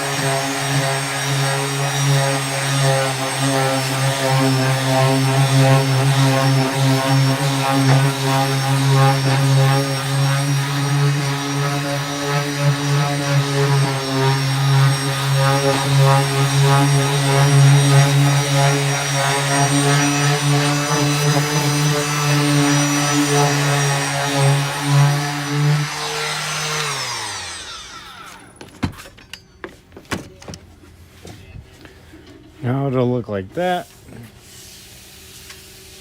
But it's smooth to the touch. That'll scrape out.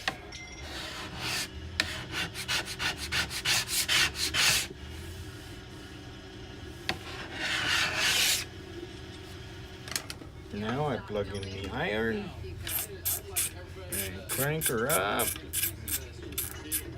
Get her nice and warm.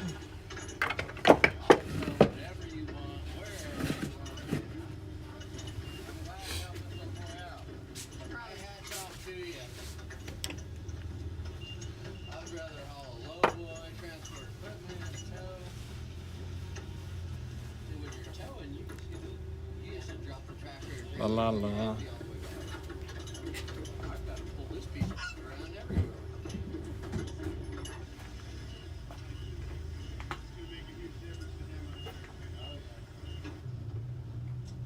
Alright, well, we're back in the rat race, folks. We're back in the Portland, Oregon traffic, rush hour traffic. The good thing is we made it in time, we got it unloaded. Now we are Arizona bound. Had to go back to Tonopah, hook this trailer to the tractor, get our DTU back on this tractor, hook it up, tow the whole unit to Phoenix. So, stand by for the rest of the trip. Yay.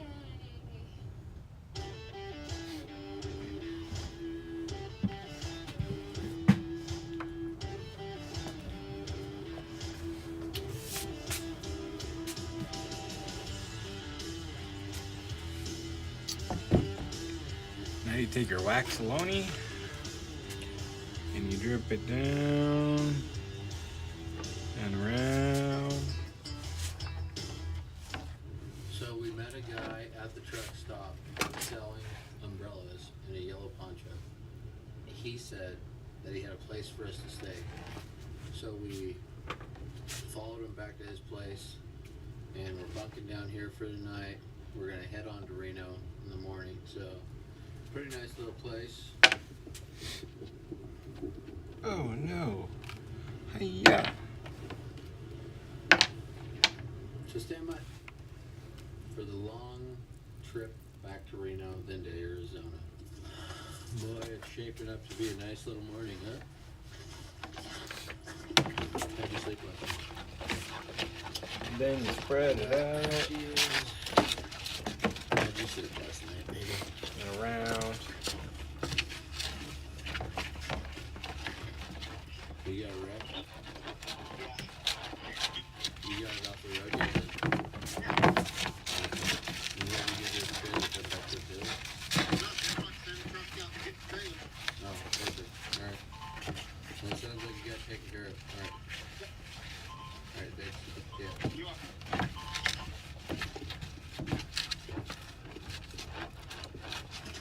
Morning. What are you doing here, Casey? You help? It's gonna be a good day. So happy with folks. So all down you keep again the wheel of that baby sometime today. But was it really the guy in the yellow poncho selling umbrellas?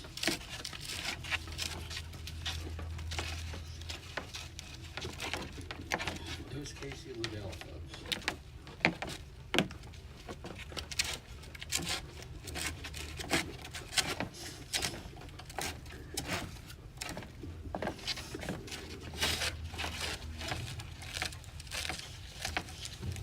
It smells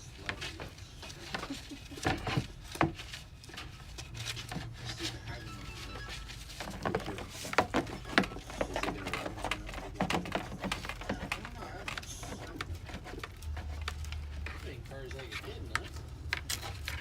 It just pivots in the middle, and that's how it's very clear. Yeah, I saw you just had the trailer on these things around the crowd. It's all one unit. Right, back out.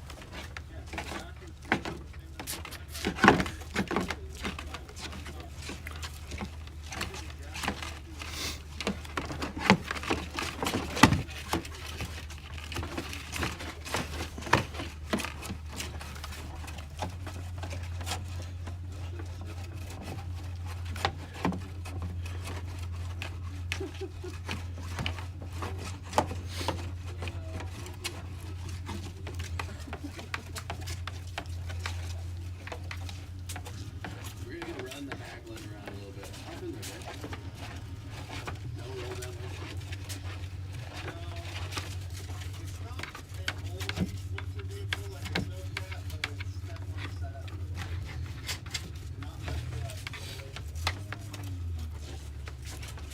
Make sure you get every square inch. As much as possible.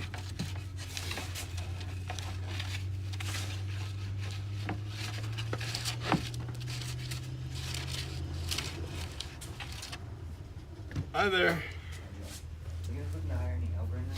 Right now, we're not really looking for any help. We're real slow. We're real slow. Alright.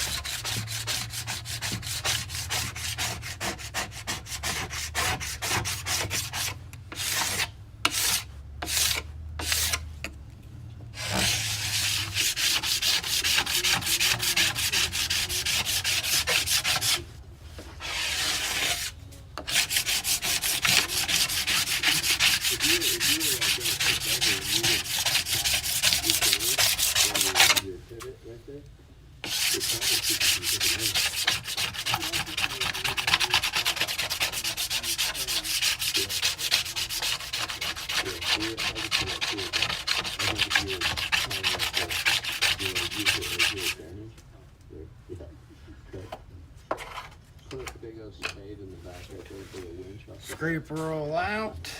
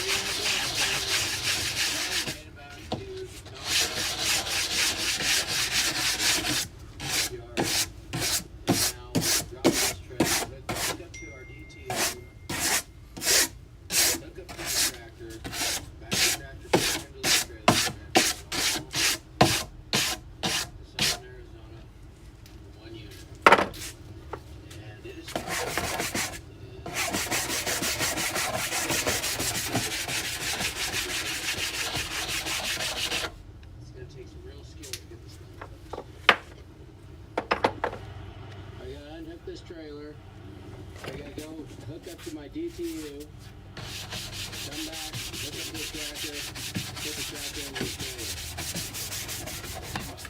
It'll only take me about 10 minutes.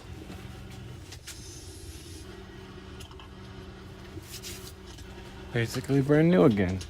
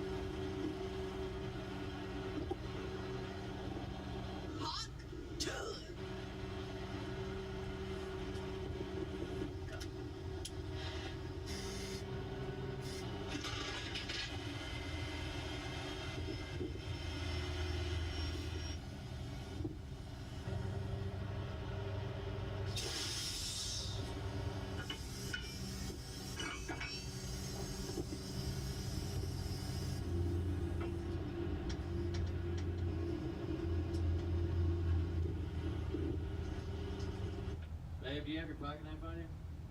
Yeah? Can I see it? Where's your pocket knife? It's in the truck. I don't want to go get it. Thanks. There's your pocket knife, babe. You're welcome. I had mine. It's in the truck.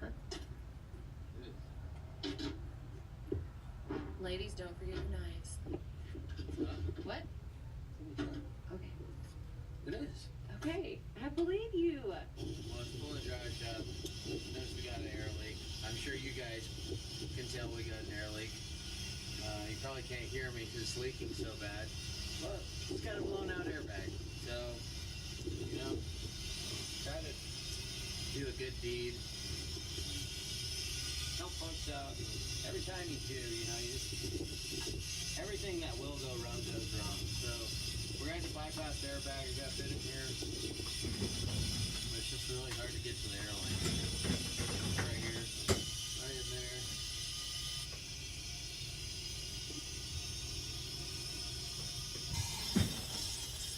Where is this thing? Oh, that's why. Yeah, there you go. That's why I didn't hear it. We're going up. Oopsies. Paper towels, jug of water for old Wrecker Rick. Get it cleaned up.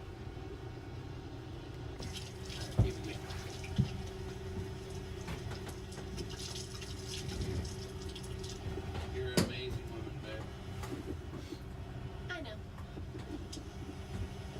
Carry your own pocket knife, bottle of shampoo. What more can a guy ask for? Water, Water. because you never have water. Unless I'm around. No. I don't like to carry a lot of stuff. It slows me down. I mean, other than a knife. And I carry my knife, but we just been driving so many miles, I took it off early on.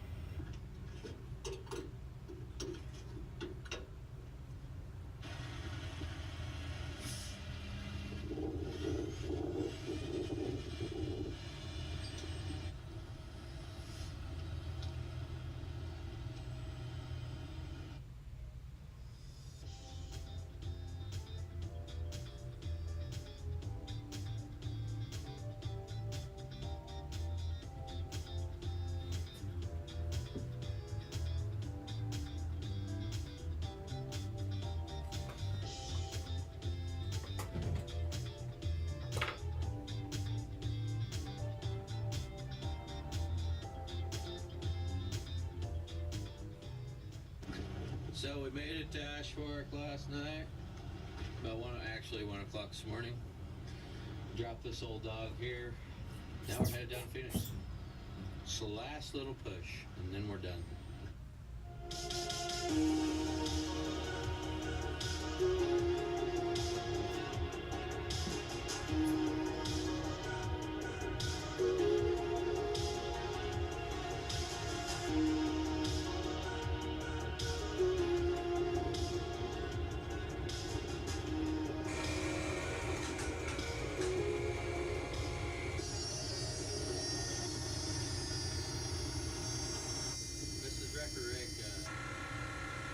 Told me we were turning as we were passing the turn, and I was doing it. So now we got a back tractor trailer down the highway in the middle of the road.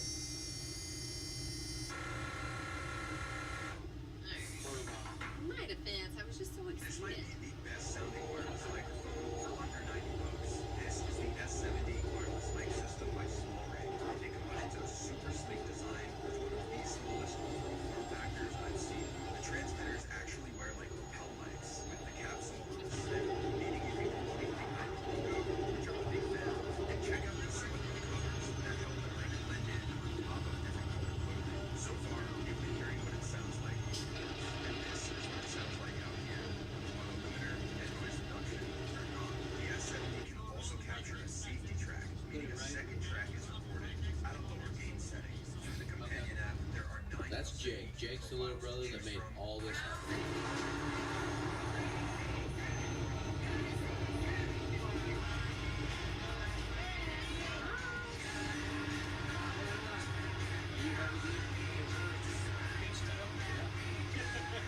So when I pulled in, he just thought I was a tow truck driver. He didn't know I was doing it on the house.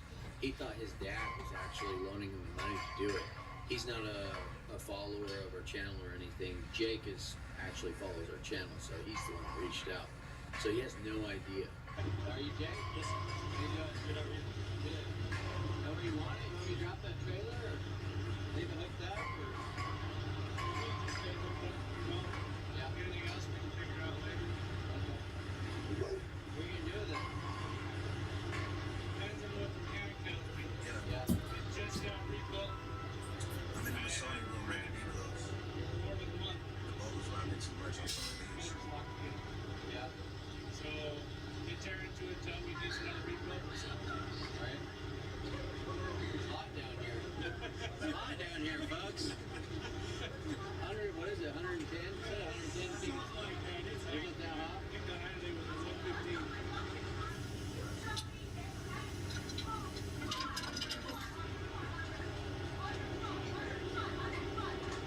Down here where it's really hot, everything else down here is really hot. Hey, Heavy D, how about setting them brakes for me, would you?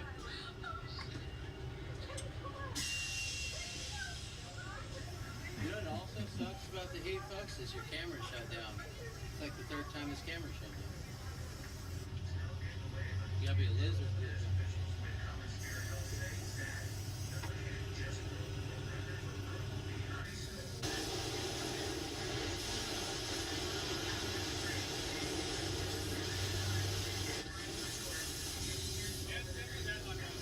Well, this 150-foot airline that Heavy T put in here for me.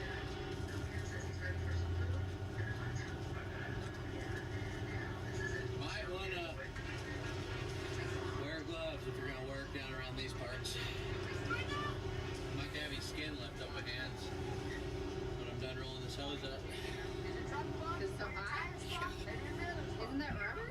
Ah, okay. Never mind. You can fry an egg out here on this one, folks. Oh, there goes the new light. You're wondering why I don't have a remote? Because it's too cheap when I ordered this unit. Cameras are overheating. It's so hot. That's why there's no YouTubers in Southern Arizona. There you go. Yeah, it's all.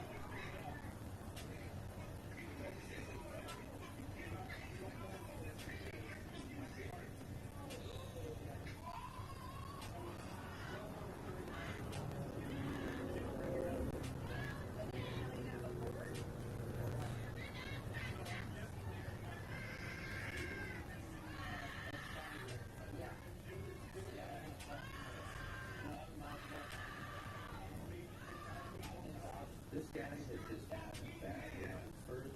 His truck breaks down in New Mexico.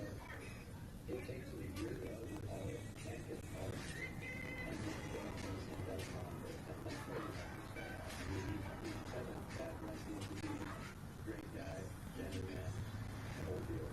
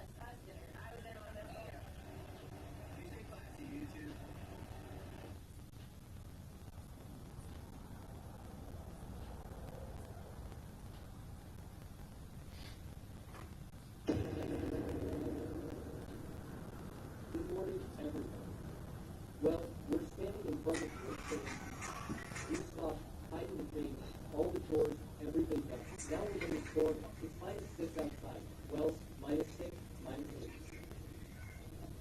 We need to go while we stand. We need to get out before Saturday.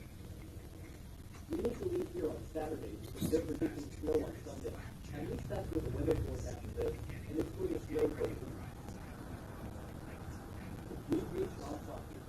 That's where we unloaded last time. Now I'll just go and turn on the camera the video is driving. That's it. I'll keep quiet and drive calmly, so as not to get distracted. The locals say we need to drive here in the freezing cold. Well, that's right. Everywhere in the freezing cold during the day. Because when we do it again, plus through there, everything will start to slow again. Now it's freezing. We need to go. We have 37 kilometers left to the total. This navigator also specifically set up to watch the turns. Here it is. Now we're climbing up here like this, and now the climb is in. This is the pass. And here's the most important thing this presents. It's okay here. It seems like we should be able to get through. There's this narrow road I've been telling. And here we immediately start climbing again. That is, here we go down, turn, and go up. So, here. 2.7, I think, I don't remember. 2.5 passes. So what awaits us, guys? Okay, with God, as they say, we'll go. So rescue Eva again. He's in trouble again. His things broke. He called it over the radio. Look, this is where we brought the wagon last time. These are the houses that are called Oshkosh. We're going to Ema. We took a bolt and went so that, if anything, we can certainly stimulate the lake and hide under the bolt.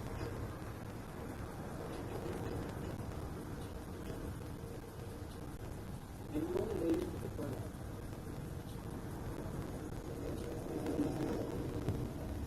So we're going to help you out again. Well, it turns out the chain broke. I don't know. From what you said, I understood that the link fell off one chain and broke on the other chain. The chains were tiny. There was a lift line around somewhere. I don't remember. I already gave it. Someone was driving an all-terrain vehicle and gave me his name. Well, he says, just in case something comes to hang. But it broke. You see, a link broke.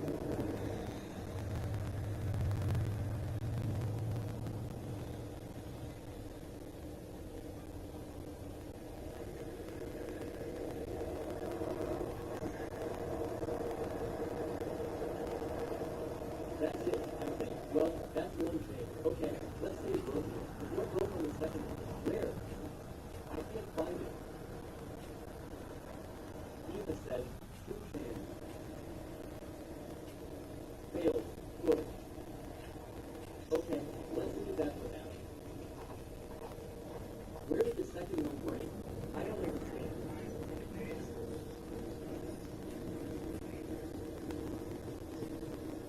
The second one failed. There it is.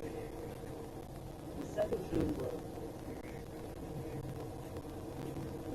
The chains didn't pass the test line. They didn't pass. They weren't straight up. Okay. Driving in a straight line. He hasn't even started the storm before the flight.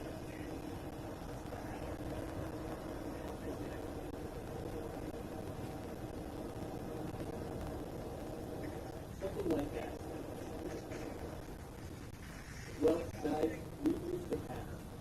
The vantage point, that's it. Here, that's it. Now moving down slowly. Ema stayed there. We're going alone. Okay, let's roll on fast. Well, we're going down slowly on the trail. That's at least 9 kilometers per hour. The retarder is in first position. The saddle is slightly raised. The idler on the tractor is low. And some are going slowly. Now we'll go down these 2 kilometers. The slower we go, the further we get.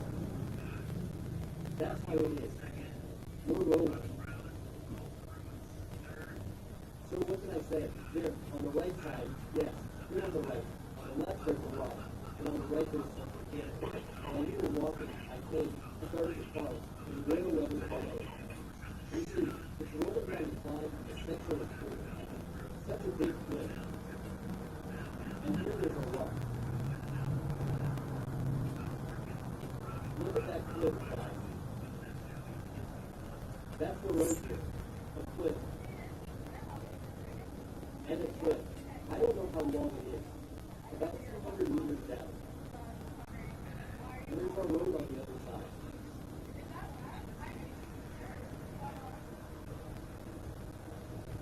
So we're slowly rolling along. Third gear. First position. Look home and move. So here we go. Well, we can take it moving. We're going straight, thank God. Okay, there are some small things now. The descent and descent. And there's another big descent ahead, so no need to relax. At least there's no cliff. At least the forest already yours. Okay, and it seems like, well, there won't be a tripping. There will be forest all around. So, let's say I've calmed down a bit mentally.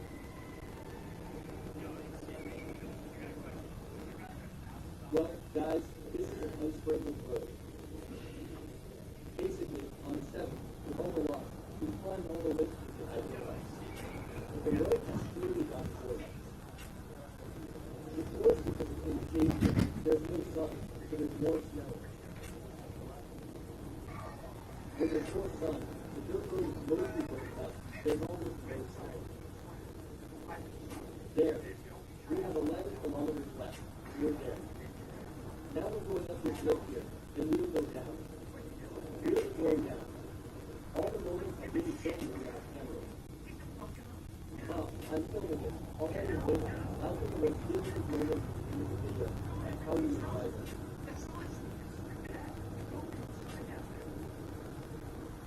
Well, this lift isn't snow covered at all. We're going down the second one, 8 kilometers per hour.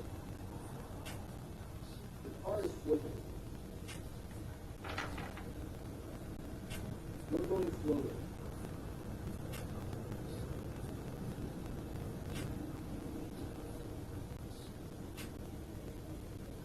There's a car behind us, backing up.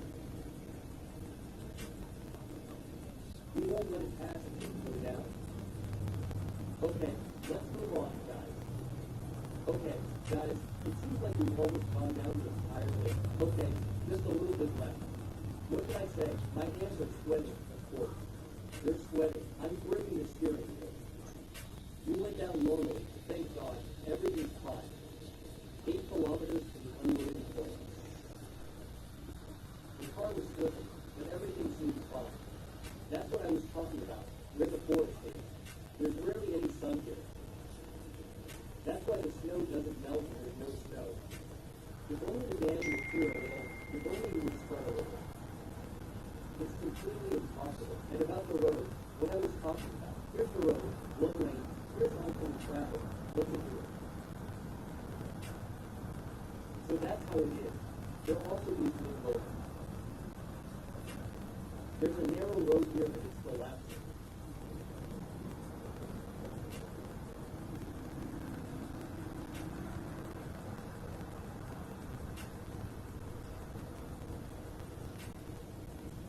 That's the kind of extreme we have in our work.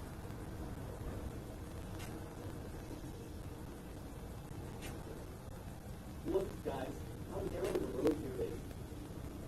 Mountain rivers flow here. We're driving all over Chico, looking out. We still can't. Spot a tiger anywhere.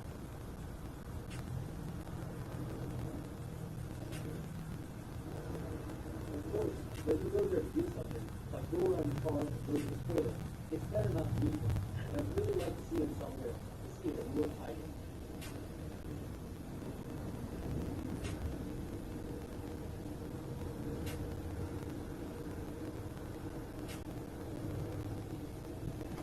That's the situation here. driving slowly, 20 kilometers per hour, making progress. It's just a bit slippery here, I'd say. The road, you know, is deceiving. You seem to be driving straight, yes. The car seems to be fine there. It feels you there, yes. You feel the car, but you still couldn't go out. 1 second is enough here, and that's it. And you'll already be on the side of the road. Well, the trailer is towing your skid. So you always drive gently. You do everything smoothly, carefully. No sudden movement, no braking, no maneuvers, no steering left, no steering right. That kind of thing is absolutely forbidden. You just never know what might happen here. Well, if you skid off the side of the road, yes. There's no connection. There's nothing. So here we are, the two of us, relying only on ourselves. Somewhere, a locomotive is whistling. So you do everything carefully. Okay, we've arrived at the destination. I gave you the documents. The king will come by now and tell you what's going on. There are boxes over there in front, the same ones we collect. Here are these little houses, these modules, which we also sometimes transport. We've arrived. Everything is fine, thank God. Now all that's left is to leave here, and everything will be fine. So, guys, are we going? They said the train operator will be here in an hour. Now this low boy will leave, and we'll drive here, stop here, stand.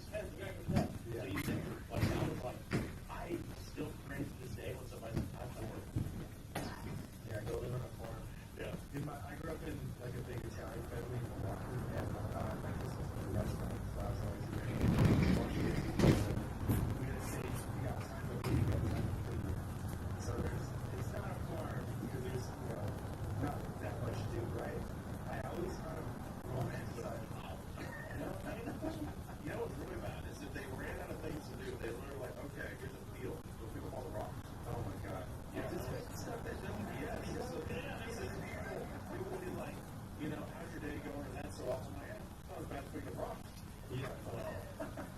I mean, 150 horses though, like that's a lot of petty too. Like you can just get lost in the horse stable for a while, right? No, most of them I'll stay outside for a share of bread and like 4 horses and they like that. These are like working. Well, yeah, they work. And then her mom is she got kids, and then what else? She got cancer, and then there's like stuff that happened with the family being arguments all the time, and so that was like very big stuff. There's a very big story there. We do not have enough time to explain it, but long story short, they all got an argument, so mom ended up moving to town, and then all the horses got sold. So there's like still like 3 or 4 left over. They kind of roam around. Yeah. Those are big horses too, like 4 horses. That's a problem. Yeah. Oh, they're fun. And you gotta get a bucket to get off. Yeah, get a bucket to get off. And then when you want to get off, you agree with me.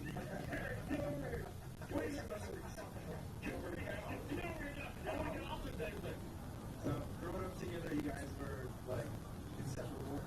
Oh yeah. Yes, always we did every together. Literally, that's awesome. We still do. What's the age difference?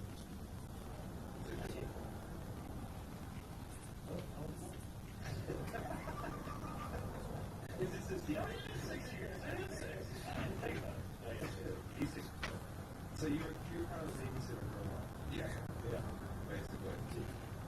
And the thing is, there was just always this thing where it's like, who's not in trouble, who's not in trouble. Like, you can't do that. No, he gets in trouble all the time.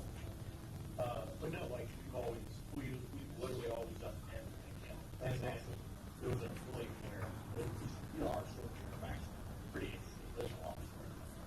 But long story short, like a long time ago, me and Garrett realized, man, this is life thing really, really hard. Yeah. So we combined every dollar we had, every resource we had. I had a truck, he had a car, and then we started a company. And this was like pre-AG.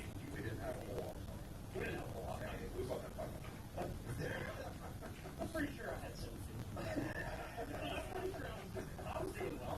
But, like, yeah, we didn't have much money. The thing was that we just combined everything and put all the rest towards, just a unified goal. And then, essentially, we didn't have anything. So if we had something to find over the end, then that'd be a good problem to have. So no contract was written up is, but also there's a deed for contractors, which is like, that would never be the same. Yes, that's awesome. That's awesome to have that kind of trust. Yeah, this is part of it. And as a family member too. The thing is that like being broken for as a bond, it just doesn't get right. When you got that kind of bond, it's like being in the army. Yeah. When it's never easy. It never does. Yeah. So it's just like that thing where like no one like, as time goes on, they'll understand you on that level that's when you were broke. And then like all the struggles, things happen. That once someone has had like a bag of potatoes home from him, walking up to the grocery store. What? I wouldn't know them, like absolutely. And this was even before we started telling me anything. My mom had cancer. She was in that ICU. So she wasn't always there. Not that she didn't want to be. She wanted to be, but she couldn't. So it was time where things got really close. I remember at this point, me and Garrett were staying in the house, and I walked down the same block to get a bag of potatoes. And I'm walking back. And as I'm walking back, a bunch of guys standing around in front of the apartment. Like, yo, what are you doing with the bag of potatoes? No, give me the potatoes. So he took my bag of potatoes. I'm like, nice. So what am I going to do? Whatever. Like, it wasn't really a robbery. He's like, give them here. And I'm like, okay. Then I hand him those. He's like, where's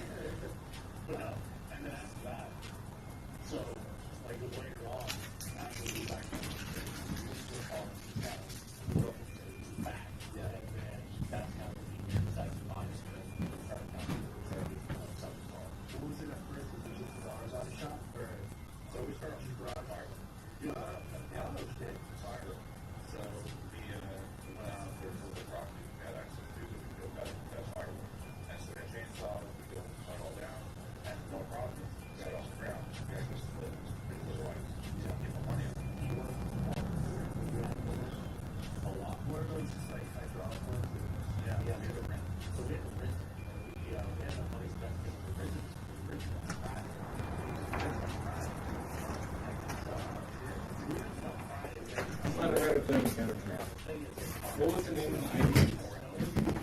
Johan?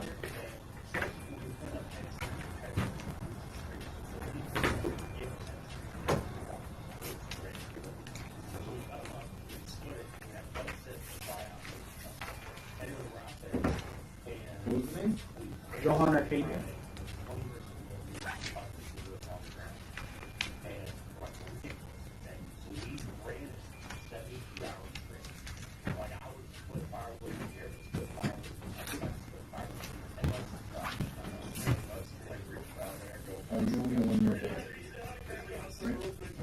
I got it yesterday. So 9 a.m. Did you register? Yeah. Are you bringing it back today?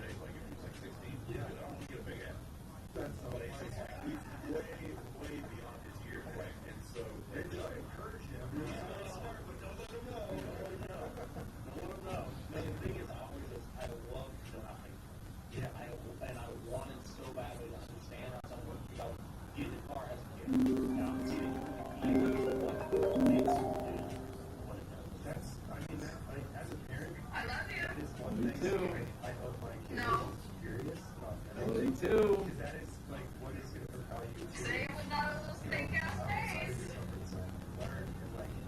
I love you too. Okay, I love you. Okay, I love you. I love you. You love you. I love you. Oh, my babe. I miss you. Do you miss me? Yep.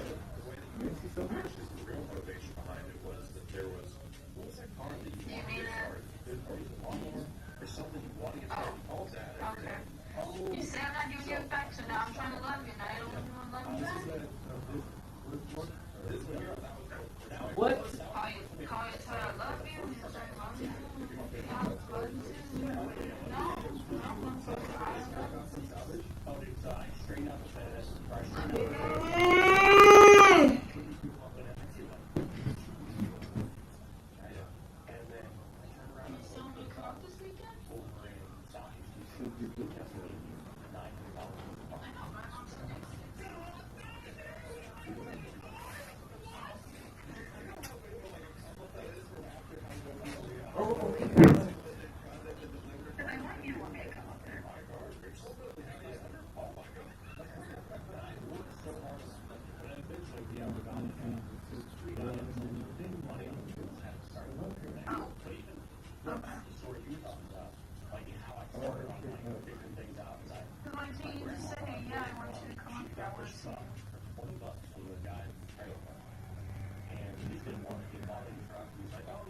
Well, tell me you want to see me, Poop.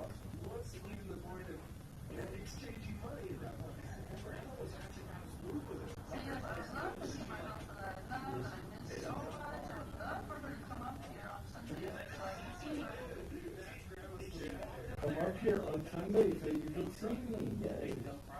Because we love each other so much. Oh man.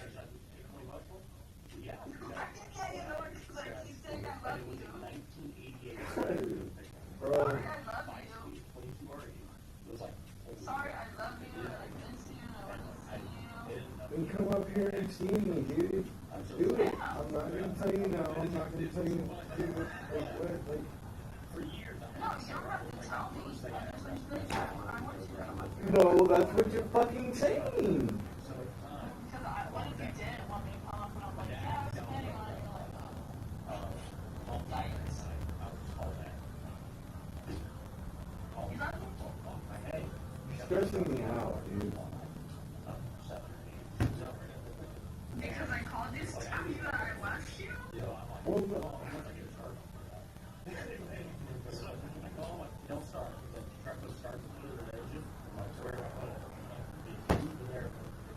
Oh, I want you to tell me, like, you tell me you don't I just want to know that you want to see me too. I don't want to, like, if you want to time. time for what? I don't know, if you want to, I'm on time.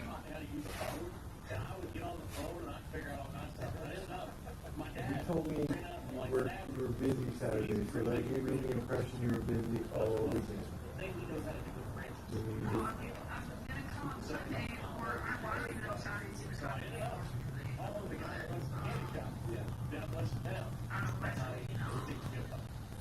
No, I have Monday off, so I was just going to come on Sunday. What if I don't get Saturday to Sunday?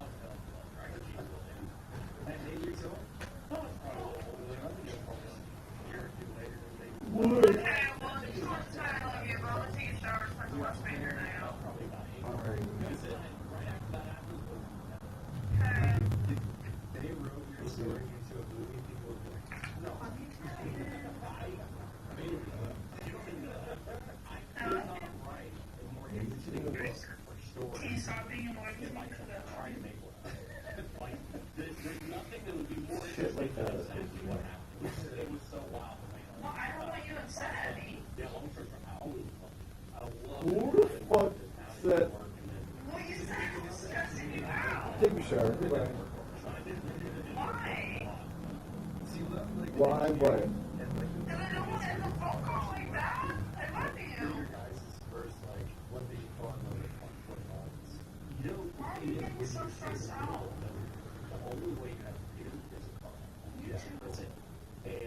It's not like when you live in town, you walk somewhere. You're not walking anywhere. What? Yeah.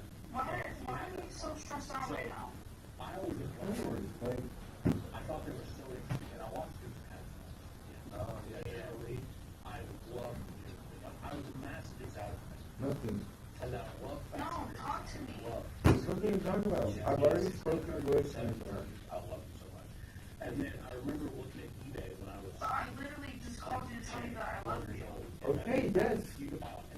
And so why is it in you like this? Where you're upset with me. Who said I was upset? The only person saying I'm upset is you, and that's what I said. Well, not upset then, stressed out. Because I already told you, Alyssa, it's the things you say. Unnecessary.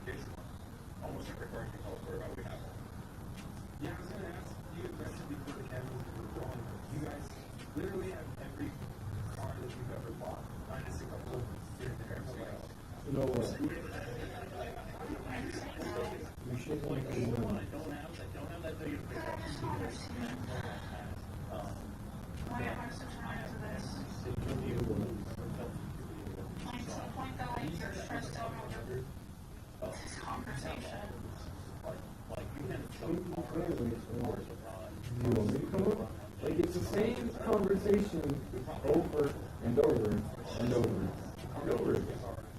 Well, it's a new weekend every weekend. But it's the same conversation. My answer never changes.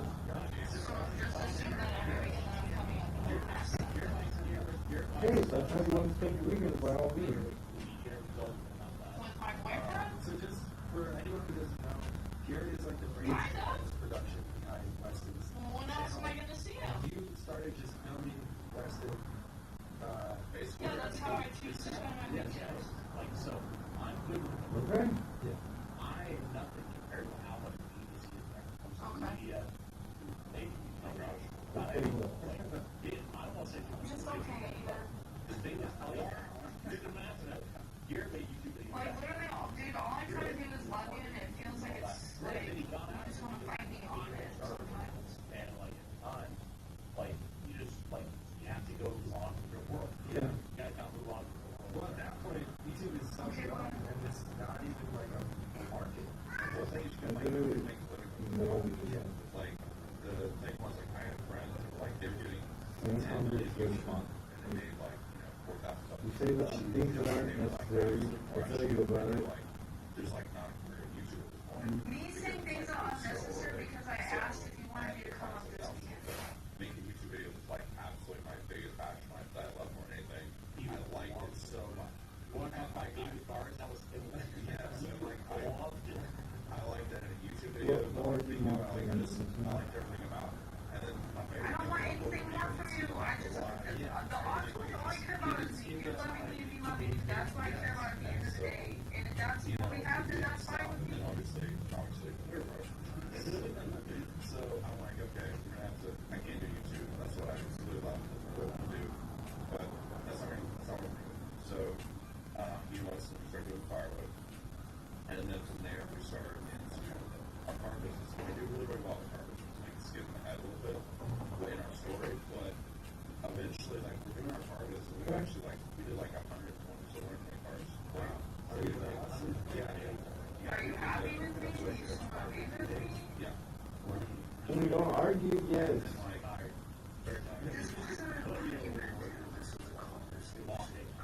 Yeah, you're in the zone, but I always just like. Do you still want to be the big guy? To get back. Yes. Like I started seeing some like other YouTubers. They were like making videos, and I was watching it, and I'm like, I'm requesting for watching it. And he's like, oh, long story short, I always wanted to do YouTube, so do that. But when you're not talking about it, so you don't want to really bring it up. So, and I was experienced in YouTube. So, alright, well, I guess text me whenever. People were doing on Okay. yeah, buying stuff, fixing it up, around selling it, showing how they feel, how to buy cars, that kind of stuff. And then, yeah, I love it. And we here have a conversation. Okay. How do you have on camera? Really? Yeah. And then from that day to what was that? I think it was a little bit like 100 days or another 100-day mark. That's amazing. He was perfect on. Because I do everything when it comes to like actual cars, like putting stuff together, fixing stuff, buying cars, whatever you want to do, I'll do that. And then when it comes to actually making, trying to think about how we're going to filming it, editing it, or anything about it, like he was genius. So it was like this perfect even day taking together like at that time. We would sit there and film a YouTube video, and I was like I was probably okay, but I wasn't that like I was not doing it. It was the thing was it was always a party to the phone. Granted, it is really awkward because it's like staring at the camera. You're like, because usually when you'll notice this on YouTube too, but like there's like a thing like if you have somebody else you're doing good, or like even notice I said that I was like, oh, it's really like a real success on YouTube. And all the time is just there's two people there, and it just makes it so much easier. Yeah, because it's like if it's just you talking to the camera, it's like you don't like actually there's more side of it. But actually, 2 years later, like, oh, like, I'm gonna see her. It's a million people watching me, but I have to. You don't understand. The thing is, like, you just don't understand what's going on inside. Yeah, and then also, it's also way easier if, like I was filming him at, like, the Samsung. Oh, this is great. Yeah, that's good. And he's like, stop saying no. Stop doing all these damn things. So you can active notes, like, as you're doing, oh, dude, like, without a doubt. He 100% pushed me the way that I need to go. And like I wasn't very confident on camera, so it was always one of those things like, just be yourself. Yeah, be yourself. And you told me something about that's good. That's a good quote. I can't remember what you said. It also has to be somebody else because basically like don't just be yourself because part you can't be someone else. I think that's a great little nugget to hold on because like I'll watch your channel and I'm like, this is, if I met this dude, this is who he is. I think the authenticity is what really like keeps people coming back. Once people like catch you, I think that's what you guys do really well. The other thing will also like, first time, here's my time, like, as we do the YouTube channel, you're just trying to do serious growth, like, spend 2 or 3 years without getting YouTube. Yeah, at all. Like, just making videos with nobody watching. You know, eventually somebody might watch the thing. And obviously, obviously, I didn't want to get into it and like, we're about to do something and like, he's like, I just want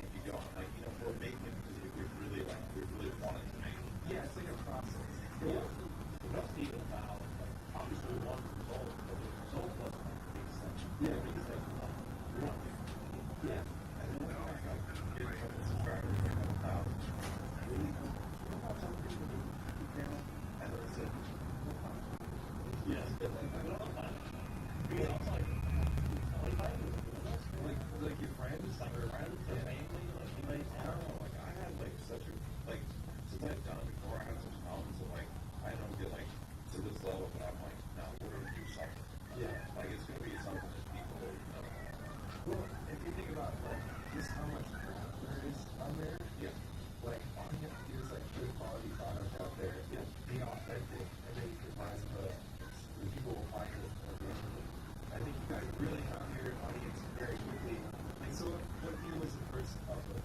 2019.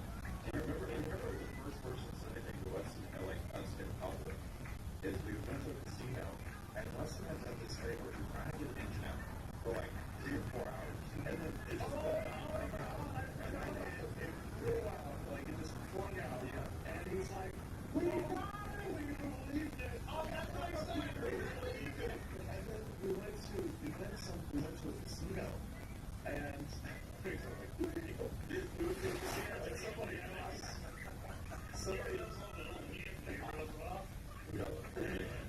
and there's a guy from across the room, he's like, screaming, bro, what do you do? That's fun. And so, you know, like, yeah, and like, at least, yeah, it didn't have hard that's still such an awesome moment for the first time you get like, because you know the internet is a flat plane, like everyone's equal, and someone from India could see your video and commented, like, oh, like the shit. But to be in public and have somebody come up to you and do that, it really sets in a different way. It was surreal. It's like real weird. Whoa. So we're starting. Was he there when we did it? Oh wait, you must have been. Okay. So we were first shot going. Also, we're on TikTok. Yeah. Right. So then we're just like, okay, we're just going back to the around here, and like things start getting rolling, and like you're just like in the middle of it, just like making videos, trying to make the best product you can, and then like we didn't feel it going, and obviously everyone's staying indoors.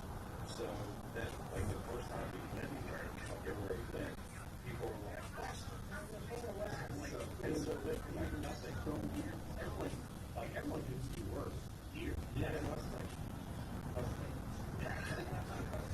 anyway, everyone already knew us here because of the stuff that we did. Anyway, so anyway, long story short, we did exactly that. They were like, now we put stuff through Nathan, and they started blowing us. And you never really see the consequences. They're like, it's something new. And then we ended up, like Texas, we bought a new truck, we bought a car, we had to go pick up. Well, I find new money in trash. Like, it's really good us. And we got down there, and now they're getting it. We're buttons. And we get out, and I walk inside. Weston! Dude, let me get a photo. Well, you can't go on there. But then you come around today, it's not the right idea. I got recognized 4 times for that time. Wow. And I walk back there.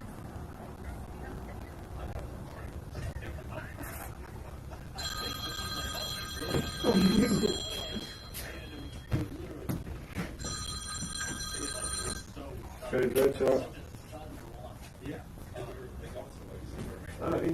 He's not here right now. I'm take a message. We never went there. It's like, there was nowhere to go. Like, go out, go outside. Can't go around. Yeah. And also, like, you're out. So, you have another little, almost like you, like, he's so much of it. Yeah. This is actually something, he's so funny. It's like,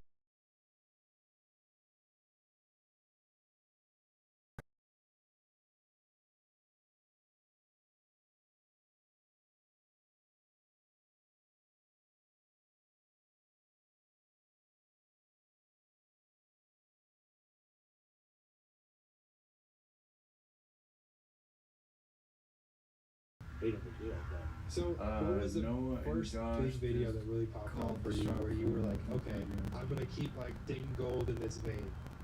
The very first one we made got 100,000. Yeah, the first Yeah, one we made. so you're like, okay, let's just keep doing this. And so like we did a lot of stuff about like just what we were doing. Which what we were doing is we were looking for good deals, trying to buy cheap trucks. Yeah. Man, I still do that. And it's so, it's this, like, I still am trying to wrap my mind around, you paid $1,000 for an F350 Power Stroke, right? Yeah. At auction, how is that even possible in 2019? Oh. You gotta get the video. Let's fire up the video. I was gonna, no. We went to this auction, it was a skate surplus auction. Yeah. In South Oklahoma. And we go down there, and there's probably 200 trucks. And they're all white Fords. Oh, it's like fleet stuff? Yeah, there's 200. And there's all. But it was government, and they kept this fleet since the 90s. Yeah, They had them all from there. so this was like southeastern Oklahoma. The whole fleet of southeastern Oklahoma's state vehicles was there.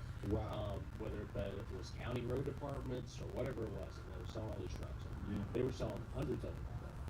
Well, me and Gary walked out there, and we would always go early. We look at all the cars, we look at everything. Well, all of them trucks except two.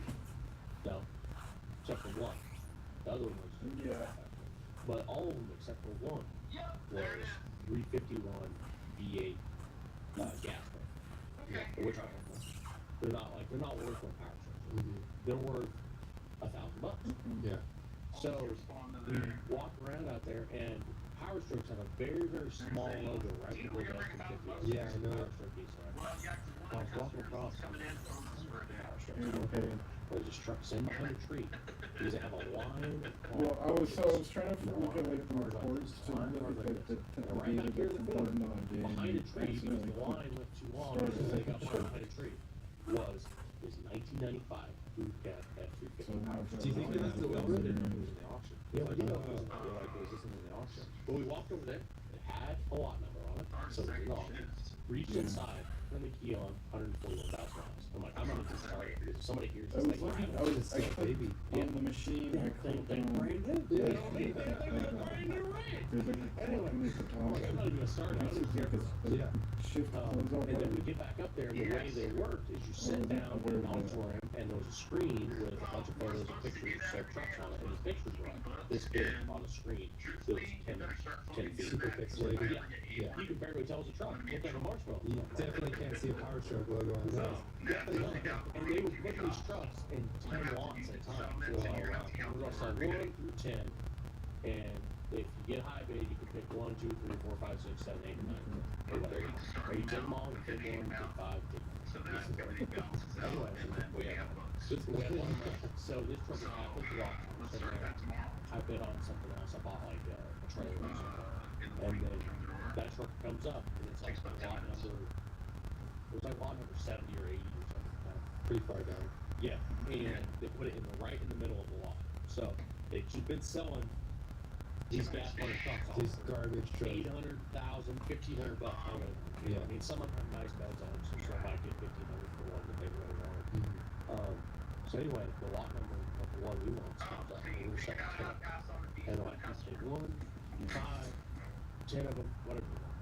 So somebody hits it at, I opened it up at 500. Somebody hits it back at 750. I hit it at 1,000. And at 1,000, he stops. Yeah. Sell it. He sells it to me for about 80 or whatever. Just want one? Just that. That's all we want. That. It's the only truck I bought that. And we walk out there, and it had charged batteries in it. The starter was half the battery. I mean, I don't know. I didn't play with it. I didn't do that before. I should try it out. I hit the key and it is like the funniest moment because all these guys are out there trying to get all their junk started that they bought. They all turn around like, it's a Power Stroke! Because everyone knows not one of those trucks brought more than 1,500 bucks. And I had a guy walk up to me. I got in it and I was driving out. He walked up to the window. He's like, "I'll give you $2,000 right now." Oh man. I'm like, "No, I can't do it." I'll give you, and then it's like, "No, I'll give you $3,000 right now." Jeez. But no, I can't. And I brought it back. You know the best feeling ever is like when you buy something, and this happened like multiple times when we bought things, is that when you buy something and you start to pull it out and the whole crowd of people is like, "What the hell, man?" Dang it! Yeah. Like when you see everybody else like, what? You're just like, You feel so. My question is, do you think some employee made that deliberate choice to park it behind a tree? put it in the middle of a lot. I think it, they would, I don't No? think so. Then why would you bid? You know, why wouldn't you bid on it? That's the know. thing. It's like, Yeah. I could see it. That does That's happen. not actually at auctions. That's just not the case because there's just some things that they just don't take care with. Because like stuff like that, other things like that happen. Like there'd be things where we would go to an auction and then like me and Wes would like walk it. Like we the in-off like non-running. That's where we live. Like, this is where we belong. It does not run. We would walk Good around, deal. we would walk around every in-off row at every auction ever, and it got to the point we would go to 10 different auctions over the summer when we were selling stuff. And auctioneers would jump from auction company to auction company to auction company. They'll just jump for whatever auction, they're contractors. And the auctioneers knew us by first name. It's like, Weston, buddy, how you doing? Hey, you want to be on this? Come on, Gary, come on. And I'm like, no. But one time we bought a $20,000 truck for $5,500 because they had it towed to the It's auction. a 2014 Ram 2500 with the M. Yeah, it was an Hemi truck. Why was it priced so low? Well, It was an auction. It was an Oh, auction. yeah. It was an outro. And the reason why it was there is they had been repoed by Chrysler Financial. It's so weird. They've been repoed by Chrysler Actually, Financial. this turns into like a very long story, and there's a reason he knows why it's called Oh, Chrysler. yeah, it was a pain in my ass later on, but we did end up buying it from Grant. It gets repoed for Chrysler Financial for $20,000 all the way around. I know because I sold it for $20,000. But I paid $5,500 Yeah. because they couldn't get it started. What was wrong with it? It was a neutral. What? So when That seems no, like it was a this goes back to the Weston movie. That is too dumb to be a story. it was- plot line. I know, dude. The thing is, we figured it out. But you figured it out before the auction. I know. But anyway, we went and looked at it, and it had been towed there. Yeah. Because somebody had moved the rear drive shaft out of it, which means they towed it there. But also, it was in drive. So he got underneath, popped the linkage off the transmission, put it in drive so he could roll it on the rollback roller, which didn't make no sense if you took the drive shaft out anyway. Yeah, what? Whatever. I'm like, all right. I'm like, Garrett, I think it's straight runs. Yeah. I don't think it's wrong. I think it's just in the wrong gear. And if the car's in drive, it won't start. Because it's safety. Sure. It was the mechanics that they're trying to figure out like anything. Like, okay, it's an in-off, just run as a non-runner. It's just like they run as a non-runner. The auction, that was one of those where they go car by car with the entire crowd of people. So they walk past all the cars. So when we Oh, bid yeah. on it, we get for $5,500. I slide under it, slide it in the park, put the shift linkage back on. Garrett grabs the jump pack, we fire it up and drive it off. As the whole crowd standing there, and they turn around. You never seen such a crowd of people What? turn around and look. And the crowd of people's like, we need to run that one back. I'm like, I bought it. It's mine. And like people like, I bet But the auctioneers were like, actually, we made a mistake. The auctioneers didn't because we bought so much from that auction company. Yeah. That it was like, oh god, you got a good deal. Oh man. But it's like so funny how many times that like weird stuff happens. Yeah. One time we bought a semi for $6,500, and all that was wrong with it, we need batteries. What? We put batteries in it, fired it up, it was 7 hours home. It was a winch truck, and somebody come bought it from us. To me, that's so insane that like auction companies pay such little attention. I mean, there's such volume. These specific ones are always like when it comes like liquidations. They don't Yeah, okay. do these anymore because like at this time there was so many oil companies going out of business that we would drive to Texas and they wouldn't even know what they were selling. Right? We have 200 trucks and 25 semis. There's like this is this is what's going to be there. A rough idea of like what was going to be in the auction, and we bought all kinds of things like that. I remember there was one time we went to Austin, and we had like we just got on a roll. And we had like $26,000. That's all we You know had. what the city does? We get down there, and they're selling 100 Dodge diesels, and they are bringing cheap, like 12,000. But the thing is, there's a couple there that they didn't know how many miles they had on. Yeah, we put a jump pack on. One had 60,000, the other one had 80,000. And these trucks are That's how we found out because they couldn't do it. The ECMs are bad. So I ran the Carfax on it. That's right. Yes. So they couldn't figure out how many miles they were because they were new enough. They could be under warranty. Yeah. So You bought warranty cars? But they were non-runners. No. Oh my Listen to gosh. this. We have $26,500 jump pack. Garrett buys these two trucks for $26,400. Well, no, we get the bid for like the 13,000, and then Weston's like, "Which one are we taking?" I'm like, "We're taking that one. We're taking that one." We're taking both of them. Like, we are? Garrett's like, yeah, we're taking both of them. And we're like, Garrett, truck's full of diesel. we can make it home and they're under warranty. And well, no, we didn't know they were under warranty. I knew one was. No, but we didn't know because like we could have started them up. And we got them back. And Garrett was right. He ran the Carfax out, and the ECM was bad in both the trucks. And we just took them to the Dodge dealership and they fixed them. Here's what happened actually. The reason they all had bad ECMs though is the auction company came in there and put them on 24 volts, tried all the ECMs. So they were taking like semi jump start. They had some guy out there that didn't know what he was doing. That is a dumb. He had like a big old jump pack made for semi. Like, I'm gonna start the heck of that. What? Now it doesn't run. Oh my god. He did this like 12. That's like a Tomater movie. He did this like 12 of those trucks. 12 of those trucks had bad ECM. Damn. So you could have gotten more good deals, but we ran out of money. Well, actually, that's exactly enough for 2 trucks. Well, didn't even have enough money for a hotel on the way home. We slept in the truck. Also, the other thing too is that the way that ran too though is we got it cheaper than original because we ran it. So I got it for 13,000 and some change. That's what we paid final. But the first time we ran it through, I had like studied all of them, knew all the years, and the auctioneer had a tendency. Like he would always have to say, so he would exaggerate the statistics on them. So they put them in a lot of like 10 of them, and they're like, "We got some 2014s, we got some 2014 boys, got some 2014s." And I'm like, "There ain't no 2014s, they're both 2012." And then so then I'm like, "Okay, I get the high bid. Which one's a 2014?" Well, ain't no 2014. I only bid that because I wanted 2014.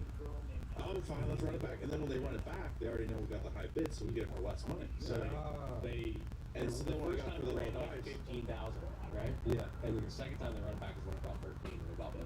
and so then I knew I got the lower price. I'm like, I'll take 2 of them. And then the next ones after that actually brought more money than what I did because there was less of them there. So. Damn, I feel like. Oh man. And then at the end of the day, the auction. What? I've been doing auctions on Wednesday. You need to stay. I'm telling you, the most exciting thing you'll ever do in your life is go to an auction. Me and Weston literally could not sleep the night before auction. We were so excited. I love that. We would sit there, we look through all the photos, we go take photos of mom. Yeah. We really behind. Dude, I love deals too. I like. We are about deals. Yeah, we love deals. But anyway, sorry, we got the auctioneer came up to me afterwards. He's like, you really think you got one over on me there? Yeah. I think I do. It's his fault. Yeah. You can't lie to the audience. He was like a very kind of shiesty kind of guy. Yeah. Because he would like start the auction Every time you start the auction, auction time, ladies and gentlemen. If you ain't cheating, you ain't trying. Come on, let's sell some trucks. So, yeah. And if you guys have ever been to West Texas, and you probably know the auctioneer I'm talking about, but that's how you start every single auction. That's so Do funny. you know how they're doing this landman show right now? No. Like, Wait, yes, yeah. basically, That's why we were running around buying all these trucks out. we were buying all these trucks out of West Texas. Dude, so I bought my It's last. like Mars, honestly. It is. It's weird. So I had never been to Texas before, and someone wrote in like a fan of Past Gas, and they were like, I have my grandpa's 1998 BMW 328i. It's got 24,000 miles on it. I know you guys love it. Like you talked about this. Slide it right up there for me. I like to know if you Right? like to send Right me- up there. I was like, it was garage. No. This is right after. This is right after I had my kid too, so I was like, I had to testify it to my wife. For 24 hours exactly, I'm gonna fly into Austin and drive this car to LA. With my wife, 7, I don't care. Like, that's what anyone else want an attorney for negotiations. Yeah. Be like, hey, we need mediators. We got them. But so I've been just emailing him, and he was like, I don't know, 18-year-old kid. And then the day I'm flying out there, I get a phone call from his number, and it's his angry dad being like, "How much did he offer it for?"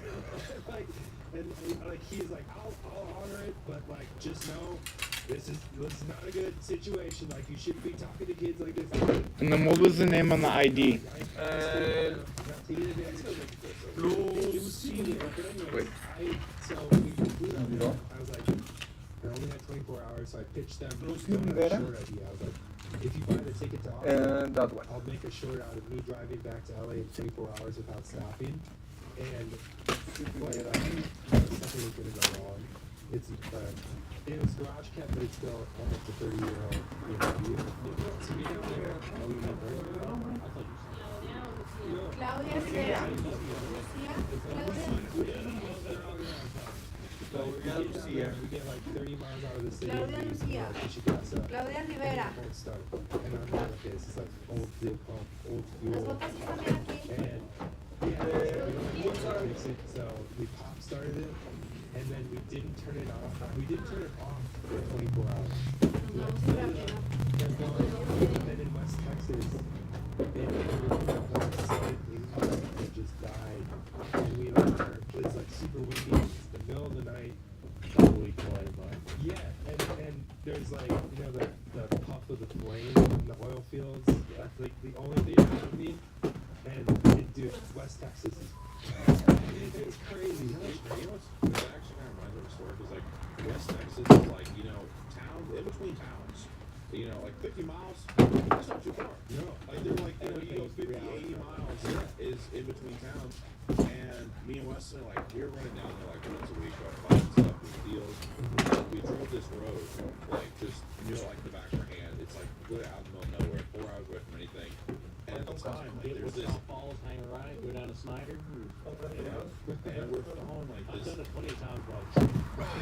Weston is pretty broken. He's standing all up there, and there's this old man, like this really nice, like F450 with RV on the back, and we're Weston's like, I'm about to pass him. Like we're coming up on him, and Weston's getting ready, and he has a blowout. His blowout as we're behind. And then like, Yeah, he does. And the thing is, in West Texas, it's like a 90 year contract. Yeah. This guy would be better. I'm just told. Speed limit? What? And it, when I drove along like 90 mile an hour coming up on him, he blows out one of his train tires. Oh, And I'm shit. sitting there. We're 4 or 5 hours away from anything. I'm like, and also the other thing too is that, like when we left the house, we were always buying such jumpers that like the red truck that we had forever, and that it was like literally like a full mechanic rolling through. Yeah, Like we did every tool possible because we were prepared for like. You felt obligated to help this dude. Yeah, dude. Yeah, Like the transmissions alongside the highway with all the tools in that truck. Yes. But But like I was thinking about like the odds of it, like we're so great at the odds of like, you know, he had a blowout because we were gonna pass, like we were coming up on it and then we were gonna pass and go around, and we hadn't seen it like an hour. You remember this? So, I was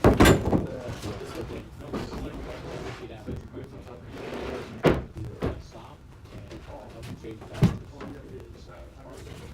And we're probably 2016, 2017. he is like I gotta get packed out because I have. How much right here? On top of Did they just have a spare? What was the name on the ID? John Bivens? So he raised it up and we pulled the spray off. Having the pack and rattle it. Then he tried to get it really tough, but now I'm not taking it. And then it's vibrant. You guys are very much snowboarding too. Yeah, we're still, one is, or two, no, yeah, just one. One more spot. You made it back.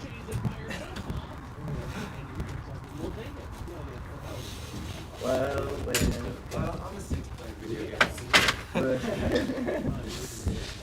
For your, and your boots. Boots.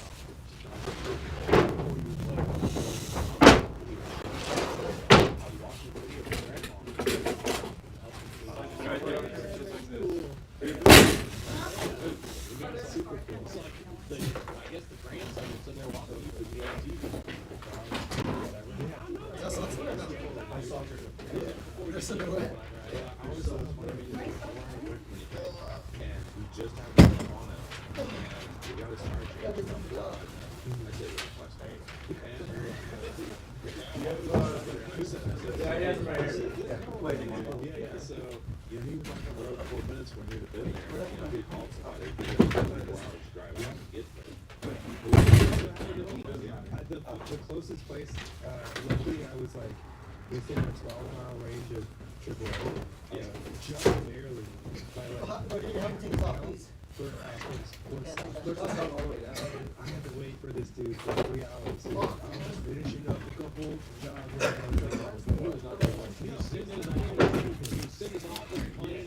My border shoes are right here. Man, I haven't told this story on any platform yet. Oh, there's no way I can run He my shoes was without my hands getting out, wet. and he was telling me stories. He was like, yeah, with COVID season, I had to, there's like an overturned semi and all these. I'm all good. Shot on the I love that for myself. clean up the body. So it's like, dude, that did not. We're going, guys.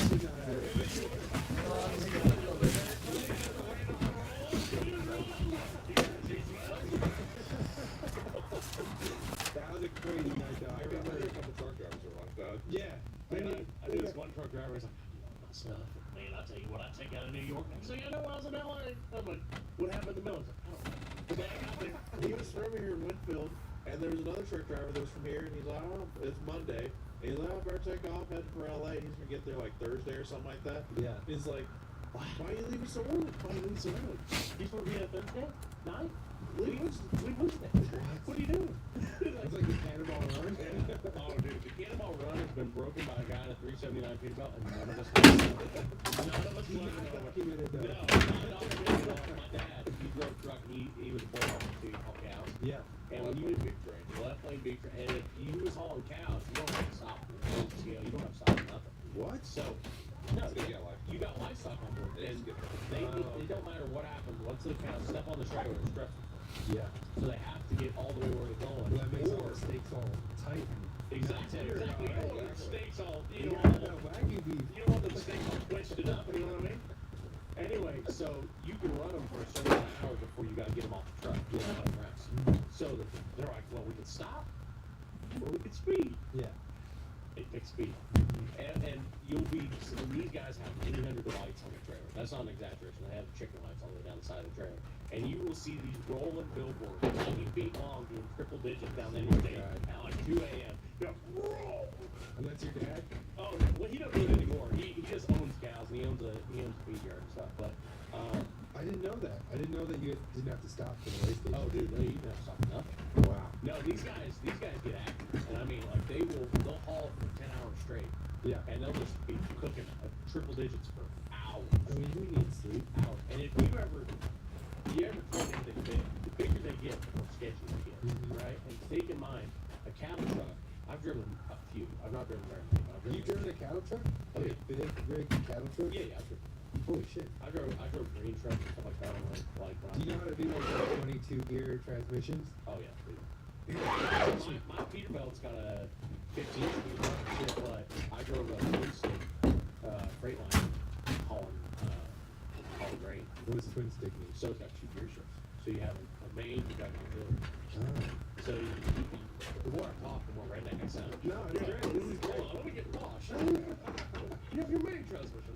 No, but you got your main, and you run through your main set of gears, and you throw it in neutral, you throw your auxiliary into a different gear, and then you run through your second set of gears. Yeah. It's the same way that it's like they have splitters, which means semi should go through the first 5 gears because it's a 15 speed. In the first 5 gears, it's a splitter. Anyway, you go through your first 5, then you flip it up, and you go to higher range, and you go through the second set of 5. And each set of those 5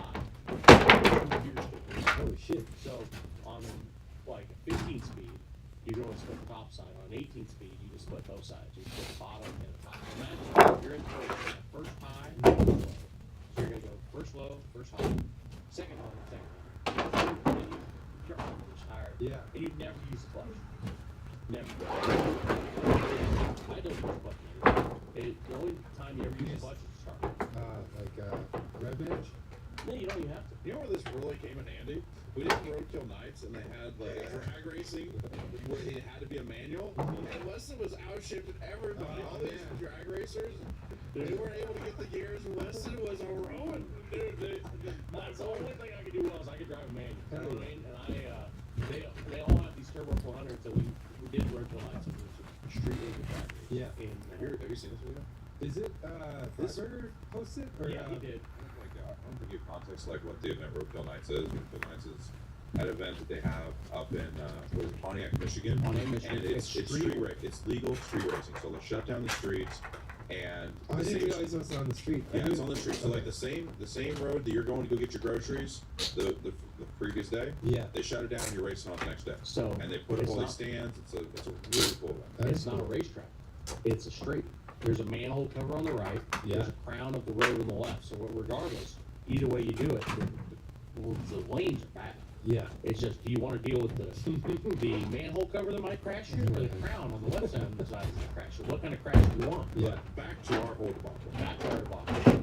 Dodge sends out a Hellcat powertrain with a manual transmission. So I build a rig start. So I have a manual transmission Dodge Challenger sitting in my shop. And that's helpful. Really, Bill? Yes, please. They sent us some money. And they're like, okay, this is a Hellcat Red Eye motor, makes 797 horsepower. And the deal is you have to have a stock blower, and you have to have, what else do I have in the stock? Stock blower and something else having a stock. You can do anything else to it. Yeah, you can do anything else to it. You had to do a stock blower, and That's basically they wanted us to build a red eye drag car. Yeah. But we had to put in a Dodge car. So the guys were sitting there like, We had this car we were building off of Hellcat with. It was a black car. And so on a chassis we were in the collision. We kind of back and forth on it. Just like, let's do this car. It's easy. yeah, so you're sitting there we have 2 weeks to build a race car. 2 freaking weeks. Was this the cop car that you built? Well, no, this is a black element. Okay. We actually started off thinking we were going to build that. Yeah, we were gonna build the cop car. Yeah. We're gonna build it. I'm like, dude, we have 2 weeks. We don't have time to do all that. We need something simple and easy and fast. So they sent us the Hellcat motor. They sent us the blower, and the thing they said is like, you have to have. What was the name on the ID? It was, AJ. Yeah, no, that you're gonna buy anytime. So the rule they had was they had to have a stock blower, and it had to be a stock blower. Bring back 3 nitro So boards. you could do anything else. Yeah. And the thing that they were talking about, like, well, what these guys have 2 weeks. What are they gonna do? You know what I mean? Because like, okay, they get the blower poured in or something like that, but they can't take the blower off on like a big old wood. Sure. Yeah. And that's definitely cheap. And I'm like, I'm still cheap. I'm just gonna do it a different way. Yeah. So I had in my shop a Hellcat walked, billet bottom end, stroked out motor that was sent to my cop car. And it was a 6.4 liter instead of 6.2 liter. Yeah. Had a billet bottom, could handle crazy amount of juice, big head, big cam, and I had to have the stock block. And the block was stock. It was not bored over, nothing like that. It was just short. But it was not the block they gave you. No, this was a 1500. This motor was way big. And then not only that, but also they had to use a manual transmission. And I was like searching high and low for like because the transmission that they gave you would not hold the power. No, it wouldn't hold the power. So they sent us a stock T56 Magnum trans, which is rated for like 600 horsepower. But if you really get to beat on it, and I know these other guys that come in the race, they are building pro mod drag cars. Yeah. Because, well, for one, they have the knowledge and the know-how on how to build a pro mod drag car. And they're gonna be lighter. They're gonna have better traction than us. They're gonna be outclassing us in every way. And I'm like, we're gonna way. Ours was still like a street car though too. So our car was, okay, so what we have a 4,000 pound Challenger. It's got leather interior in it, radio, air conditioning still. It looks like a sleeper. It is, like it's got air conditioning, touchscreen radio, everything's still working. And I'm like, but we're gonna put the widest drag tower we can put on the back. We're gonna put good axles on the back end of it. We're gonna put a diff on it, and we're gonna throw an upgrade transmission. Here, these guys, you know, pulled up Pennsylvania. They're calling us early people to try. We called up this guy, and the guy's like, "What you need?" He's like, "Hey, we got TR-66. We really need to get built." And he's like, "Well, yeah, I could probably do that."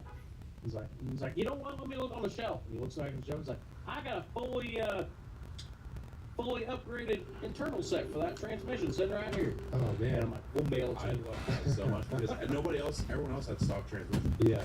So I like dialed in and got like the transmission we need. And then also like the best modification that Weston is like fully forgetting is that this is the most exercise equipment we've ever used and we used it on the back of the car. Oh. So we got dumbbells to weigh down the back of the car so we got more traction. And they built like the traction to come out the back and put weight out We here. put a receiver hitch on the back, and we hung dumbbells off the back of it to weigh down the back of the car. That's so wait funny. for it to launch. So, anyway, I was worried about like passing tech and like they're like, there's no way this thing can pass tech. And it did though? Yeah. Oh, dude, we got up there and With we got dumbbells hanging off the dumbbells on the back. Dude, So like, they'd be like, these dumbbells are gonna fly. I don't know. off. I don't know if I should name We drop. don't know who it is, but we don't need to say who it is. He's a nice guy, dude. He's Okay. a nice guy. You know who you are, Mike. Anyway, Mike walks up to me and like I'd done rope nights for like 3 years at this point. So every time I would come with some shenanigans, and he's like, "You idiot! You got 24 miles of fuel pump fire." You know, actually, the funniest thing about Roadkill Nights is that we were talking to the CEO of Dodge, and he was literally like, "Hey, when we first started this thing, we were like, there's gonna be absolutely no rules whatsoever. You can do whatever." Yeah, Tim Peniskis. He's saying there's no rules whatsoever. And then they're like, "What's this?" He did. Okay, we need a couple rules. You know what's funny is like they bring it the first year we did it, they bring us a car and the car wasn't right, so they ended up sending us another car. So we had 2 Hellcats that were like dollar cars. Like basically they were pre-production models, no VIN numbers. Yeah. And I had the personal cell number for the head of SRT. And I sent him a text of me with a photo of me with a Zolb on. And I'm like, I'm gonna make the world's first convertible Hellcat. And then he just sends back like LMAO, and then he's like, "If after the race, if you want to, you can." And I'm like, "What?" He's like, "Yeah, after the race, after you race, and you don't have to worry about rolling it over." And You're like, "Well, I already did it." We'll chop the roof off the car. So I didn't end up chopping it off. Yeah. But they were serious, like they're senders. They were ready. So Motor Trend also put this thing on, and they I had like made a a guy from Motor Trend quit. You know I didn't quit. He quit later on. But what was it? Alan. It was Alan. Oh. Alan was like a producer there, and he was like making sure everything was handled. And then whenever Alan would call, Weston would be like just saying some off the wall stuff about like, "Alan, things are not looking good over here." What happened? And we were just testing. I was testing the car out in Indiana, and well, there's a state trooper there, and well, it's in town. He's like, "The race is tomorrow." And Alan is like, "Well, could they get out?" Who's like torturing this poor Alan, dude? I don't know. Dude, Alan was funny. I liked Alan, but man, we made Alan's life for like 2 weeks because his job was tasked with making sure we made it to the race and we did what we needed to do. Was he specifically assigned to you? Yeah. Only you guys? Yeah. You guys had a Wrangler from Motor Trend? We had a Wrangler from Motor Trend. And Alan doesn't work. But he actually quit after that. I don't think we had anything to do with it. But Alan was funny. I hope he's doing alright. No, dude, he went back and he lives in Wyoming. I think he's doing good. He's doing way better. But long story short, so I'm like, okay, we know that this car needs to make some power. It's 1,000 and 1,500 pounds heavier than the other car. It needs to make power. Yanks the 6.4 out of my budget. We throw it in with the Hellcat motor, and then we go to a good friend of ours. We get the car put together, we get it all running, we throw it in the trailer, and we cannonball all the way to Atlanta. Overnight, drive there, get there to my tuner, his name's Ken Ball, and he is like, "I'm legit, whatever comes up, it's new application." I wish I knew this thing is. He's like, "How much?" He's like, "What's it?" Well, Ottoman 6.4, it's like 1,500. And he's like, "Oh yeah, it's gonna stop blowing." That's fine. So how much time does he have? You have one night to do it? What? Yeah, he tuned this in one day. He tuned this car. That's incredible. He's the He is hands down. You need all of our the best Hellcat tuner in No, I just the wanted one. Oh, without a doubt. He is awesome. That's insane. So what did it, do you know what it made before the tuning? Mark tuning, big shout out. B-A-R-T-H. B-A-R-T. He actually told me to stop mentioning it because people in these texts are calling me. Like, did you get extra $100? But if you got a Hellcat and you want to tune the best tuning, he's in Dallas, Georgia, and he is hands down the best tuner. Damn, good plug. He is badass. Anyway, you want to know how badass? We sit there and we have a stock controller, which is capped at like maybe 1,000 cars. Yeah. I got a nitrous can on it. Okay, we're gonna use it. I just don't know. If you're gonna buy anything, He's like, "No, we're using it." So we finished pumping it all up. He helps us pump it all up, get enough. It makes 1,200 tires. And the biggest we have is like a 150 shot. A wash. He takes the jet out. He goes over to a drill. He drills the jet out. Manually, he drills the jet out on this thing. And then I have no idea how big a shot it is. No science. No yeah, idea. just But it kinda made, just it made 1,400 to the tire. That's insane. On spread. Wow. God, it's like a very humble wheelie on the dyno, you know what I mean? And we tuned it. We came by all the way back to the end because we had a track and everything, and we compressed it down. So we came all the way back. I think it's so funny you guys are just driving this on the highway. Oh no, we hauled. We hauled. But in our RV. Yeah. So we had our RV and we had a trailer on the back. It was hauling behind us. You guys are all set. And Alright, thank we you. take turns driving. Anyway, we came all the way back to get the traction. And we all know from the back of the nice. And we get out.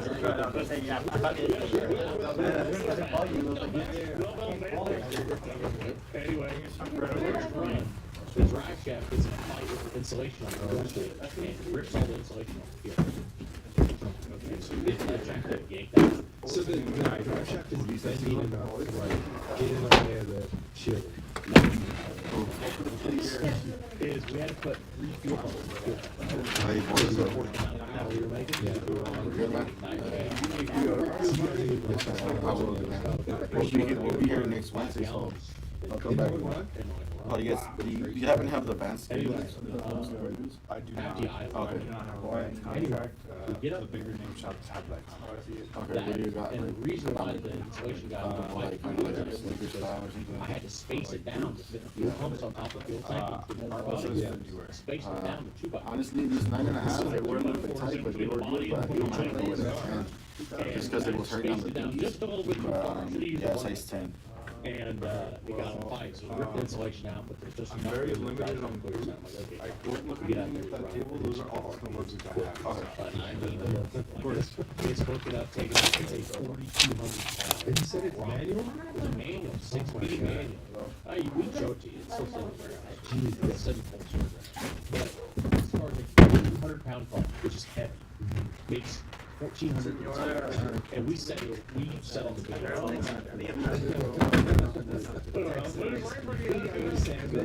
We sandbagged and dozed it. We were sandbagging and dozed it. I thought it was sandbag, and then everybody still just assumed that it was 56. Because like when this part fired up, like this part, it's a laugh. That's good. Long story short, cars we run 6 past. So this plan, like, also, just to like get some sort of context, is they've just spent the last 2 weeks no life in getting this stuff done, getting everything put together. Yeah, like it was like a miserable 2 weeks. They ran all the way to Georgia, and it's like, oh my God, things are kind of coming together. Good job, team. And then we go, and it has a twin disc on a cloud clutch, which was supposed to be Saturday. Make 6 miles Where you can add each equipment to each box? Yes. On one paper? Oh, this is like tested before we're Yeah, we're testing the car, we're getting everything ready, we're doing all that, we're in Kansas, we just tested the car. The car was running great. We go to load back in the trailer, we head to the event. We're like, we're ready. Car's rigged. We're ready. We're on our way to sort of the race. We go to put it in the trailer. When we go to put it in the trailer, the clutch just gives up. Yeah. So it literally does not have enough clutch to even pull itself out. And we have to be there the next day. The car has to be in We're stressing me out. the car has to be there. So I'm saying, what do I do? So I call everyone I can think of, know of, even seen, met, might have met. Everyone I can think of. I'm like, I need a Hellcat clutch today. It's also, we're not, the event is the next day. It's the press conference. The car's supposed to be there to be on display. Yeah, so the car's supposed to be there to be on display at the press conference the next day. So anyway, can't find a clutch anywhere. Calling everywhere, every place I can find it. And finally, have a buddy call me back from a crash dealership. It's like, there's one in Des Moines, Iowa. Oh, God. I'm like, what? He's like, in Des Moines, Iowa, at this place, there's a clutch there. We push the car in the trailer, and cannonball. All the way that. From We're here in Kansas. to Indiana. Or To Iowa. Des Moines, Iowa, Yeah. which is like a 10-hour drive. Jeez. 9-hour drive. And we cannonball all the way there. We get there at 3 a.m. and there's a Menards parking lot done. So we wait, and then this guy rolls up the dealership at like 6 a.m. And he's like opening the dealership, and I'm like, there's a crackhead outside. And he's like, yeah, there's a crackhead outside right now. He wants a clutch right now. He's like, I'm not sure we have it. And I'm like, the parts department set it out there. And I need it fast. And I'm like, the clutch, you can look at it. It's $1,500. Here's $1,600. Keep this extra 100. Pay them when it's over. Yeah. He's like, okay. So we take the clutch.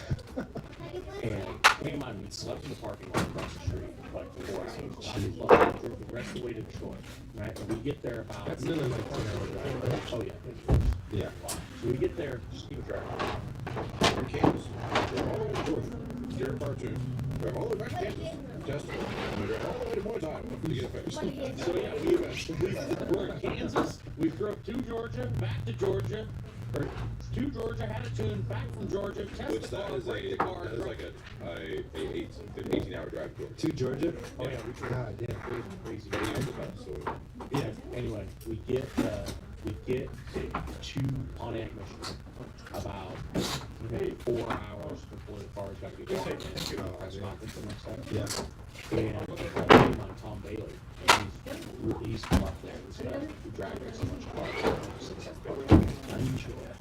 He's like, yeah. So we push the car, we push it to the shop. We start yanking the transmission out. By the way, this is 1, 2, 3. Yeah, it's like 1, 2, 3 a.m. in the morning, whatever it was. I'm pushing, like, the guy from Motor trying to call me, and like, it has to be me. I'm in foul mood. Alan's not here this year. Alan wasn't. The guy that was calling me. Yeah, Alan's Hawaii, and the guy that's calling me is like not very nice. He was like, don't even care. He was an absolute asshole.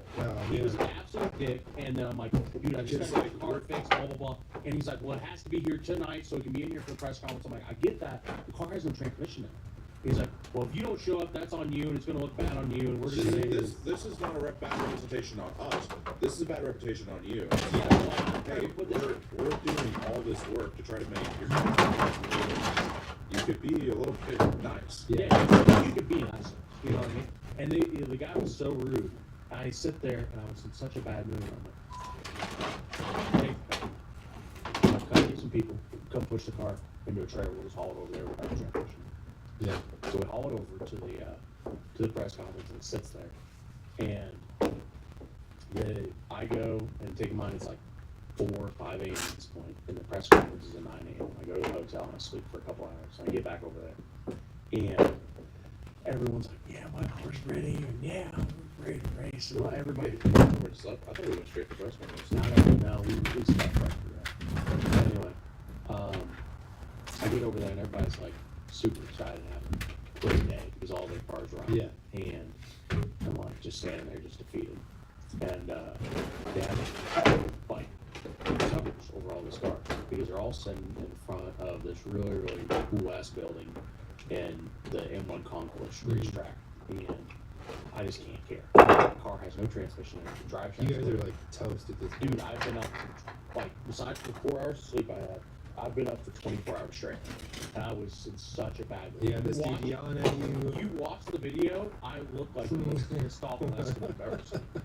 And this guy from Motor Trend was yelling at us like a couple hours before, saying that we're going to look bad because we didn't show up on time. Blah, blah, blah. Anyway, they pull back the covers on all these other cars, and there's like a badass pro bike car, and there's another badass car, and then there's another badass car, and it comes down to mine. They pull it back on mine. And Also, one of the cars was not. One of the cars, like, there was very few actual street cars. So all the other ones were tub, big tired, and so ours was like a street car. So Yeah. it's still like all the same stuff. we were like, holy And shit. another YouTuber, they were trying to make an interesting car. So like, oh, we'll put a Hellcat and Dodge Viper. What's wrong? Yeah. It was really a badass build. Theirs was a street car. Their car was cool. Yeah. Their car was really cool, but it was really, really fast. Vipers were like. And like when we built our car, like we wanted to build stuff that like we really liked. And like honestly, like pro mod cars, they're like tough. It doesn't really. It's not like you're chasing tenths of a second. You know what I mean? Tenths of a second to have a car that has no air conditioning, no seats, no nothing, no power steering. Mm-hmm. Like, okay, you can use the car for 6 seconds at a time. You know what I mean? Yeah. And I'm like, I don't like that. I like street cars. I like a car that I can jump in and Yeah, go for drive sure. it if I want to. Anyway, so their car was a street car, and I think there might have been another car there that had like a ripped out interior, but it was mostly a street car, and then there was like 2 pro bikes there. It sucks. And, So they're ripping back all these cars and all these cars were fast. Yeah. And the guitars, they ripped the cover off of it. Interesting how it's done. They ripped the cover off of it and it's sitting there and there's wiring hanging out from under it. And the drive shaft is on the ground. And the front bumper, the bottom of the front bumper was taken off and the front bumper was just like set on the car. It was like an absolute wreck. And everyone was joking, like, dude, why should bring a car that has no transmission? What are you doing? And I remember the guy who was hosting at the time, he had a kind of a comedy where he would just like to roast everyone. And he's like, well, that some people didn't even show up with transmissions in their car. Ha ha ha. Okay, I like that, yeah. So let's take a peek at what we've got. Yes, admittedly, it's not drivable yet. But it's Hey! You got Mike, this is not my day. Yeah. You're like, no, I'm sorry, dude. I'm working, like having a great time. This is not my day. So we're sitting there and we get over to the press conference and I'm like, all right, we're going to fix this car. And about that time, another YouTuber, Freddie Tavares, he's like, I'll come help. So he comes and helps us. I get like 2 Red Bulls. We get over there. And take in mind, the clutch that we found in Des Moines I told you about was a stock. This wasn't even like stock. It was a stock clutch. Why? And we blown up a built. And we blown up a built triple disc clutch. Why was this the only shop that had a stock clutch? If you're trying to find a Hellcat clutch in on a Friday, basically, at like 4 o'clock in the afternoon, your options are limited. Yeah. That's the only thing we could find and get there in time. So it was a stock Hellcat clutch which rated at 700 horsepower. We're making way more. Yeah. So we know it's gonna blow up. But you have like maybe one good run. We have 2 good runs in this clutch. That's what we have. Anyway, we get the clutch thrown in the car. You know, it's funny you start telling stories. I remember more and more about this. Yeah. It's funny. Anyway, we get the clutch thrown in the car, get the transmission back in, and get it put together, and I'm like, hell yeah, car runs. So we fire up the car, and we're like, we gonna put it in the trailer? I'm like, hell no, this thing finally runs. I'm driving it to the racetrack. Yeah. So we drive it to the racetrack, and we're driving this thing through the hood. Yeah, I mean through the hood. God, I sure hope I put it all back together, right? Because like, it's got a big 08 on the side. It says my name on it, and it looks, and it's like, whoa, whoa, like just making all these noises, and everybody like, yeah, white boy, go race! They were so excited, so hyped. Yeah. Anyway, we end up. That's the real press conference. Dude, that's the one that counts. Yeah, we were having a good time. Anyway, we drive down the street, and we get to the street that we're supposed to be racing on the next day. Take in mind, this is just right after the press conference. The car was supposed to stay in there after the race conference. We stole it out, went and put a transmission and a clutch in it. And we're driving it down through there. Freddie Tavares is in the passenger seat. Mike, should we take it for a test trip? He's like, yeah, sure. Like, yeah, she runs. Oh, hell yeah. Pull it in there, park it. Didn't do a single test it. The car sit there. They did testing for. So here's the thing that also kind of like messed with like all the competition, right? Because obviously he's got a. They don't know this, but obviously he has a stock clutch. So They don't know why we didn't. So the thing is that like the whole day, Weston obviously goes and he's so tired he goes to sleep. But the rest of the competition is like speculating like, what the hell's in that car? Yeah. Like why are they not like? Because they know like we will obviously put way more horsepower. Yeah. So they're thinking it could potentially be like even more than 1,500. You know, like that there's like this freaking model which there is. And so they're like, what's going on with this? 'Cause so the whole day it sits there at the front of all the influencer cars, and they're like, what? In front of the racetrack. And they're like, everyone's like, has car anybody sitting seen right there at the front. Yeah. Has anybody seen Weston's car head? And like nobody's seen it go. And so like that kind of like messes That's them a little, cool. because then they're like, they've all been running, they've all been testing, and then it shows up race time, and then we show up, have done no testing, and it's time to go. So and they don't The know. mystique is like The Auras also goes even another couple levels too, because we do the first race. So basically the way it goes, it's like heads up. You forget this. What's that? So we go in there, right? And take in mind, there's 5 of these cars. My car sits right up there, right up front, the whole day. And I'm in the RV taking a nap. And, like, later on, they say, wait, where's Weston? He's like, he's sleeping. He's like, is he not going to test his car? And then, like, I thought did we do one test or not anymore? We didn't do one. We didn't do nothing. When you did the run the day before, had they set up the barricades? It was still public. It was just it was a public street. Oh, At man. that point, the barricades weren't set up yet. It was just traffic was going down and Wow. He did a test set yesterday. You know what I mean? And it was still public road then, but we didn't even get over 50. We just launched So it. like no one has seen this car run, but people have heard it echo through the city. They didn't hear it. They also, like, at the press conference, they, like, you know, they fire him up and they rev him up, so nobody's even heard it run. Nobody's even heard it run. We parked it there. We left it sit there all day. Race starts. And to be honest, I was so exhausted. I don't really remember exactly how it goes. But we get first pick. And we go into our first race and it's grudge match style. So you're doing like heads up, like we were to the end wins. Yeah. And we get first person. I don't even remember who we raced first, but boom, walked him. Just gone. Yeah. Car went. And then This is like the part where like the, you know, like the aura comes in because like we run the first one and then there's this guy that's helping us, the Lion Cat, and he walks over and he's chatting with Weston and he's like, who are you racing next? Because I just won that race. Hell, I won. Yeah. Like clutch held together. We got our one run out, Yeah. and I'm not expecting this thing to blow in Sure. a second. And take in mind, they run these cars hot lap them, so you run back to back to back to back. The race is done in 20 minutes, and you don't have time to let the cars sit. Yeah. So you got time to all pull the back around, competition fill it up. all around us. But I like listening to what we're talking about. You can hear everybody, like you're all like basically what your pit is their pit too. Like you're just parked right next to each So other. we're here- feet apart. I mean, it's We're like here- a public street. Like Yeah, they- and so they've got us all right here, real close together. And Lime Cat, he comes over and he's like, you know, who do you got next? And it's like, I got was like, oh, well, we should probably turn the nitrous on. And then the rest of the You didn't even have the nitrous on we yet? just were like, the nitrous wasn't on. What? They're like, what? It's like a thing out of like a movie or something Yeah. like that. Like, okay, it's time to level up. No. He's like, who do you got next? I'm like, Scrub Bills. He's like, all right, we should turn the nitrous on. And everyone turns around and like, you want to run a nitrous? No. Not yet. Holy And, shit. We turn the nitrous on. We go out against Scrub Bills, and he's got a Pro Mod car. It's got a tire this wide on the back. Yeah. It weighs 1,800 pounds lighter than our car weighs. Full stripped out race car. And No power steering. no power steering, no nothing. We get up there, and I just run a run. I just put gas in the car, got back up there, and the car's a little warm, but not super hot. And I'm like, all right, whatever. So we get up there and run, and we launch out, and he gets ahead of me, and I shift to second gear, and they put a delay on the nitrous, like Oh, half a second delay. And I'm, what? And he's right there by my door, and the nitrous hits, and the car goes, what? It just takes off.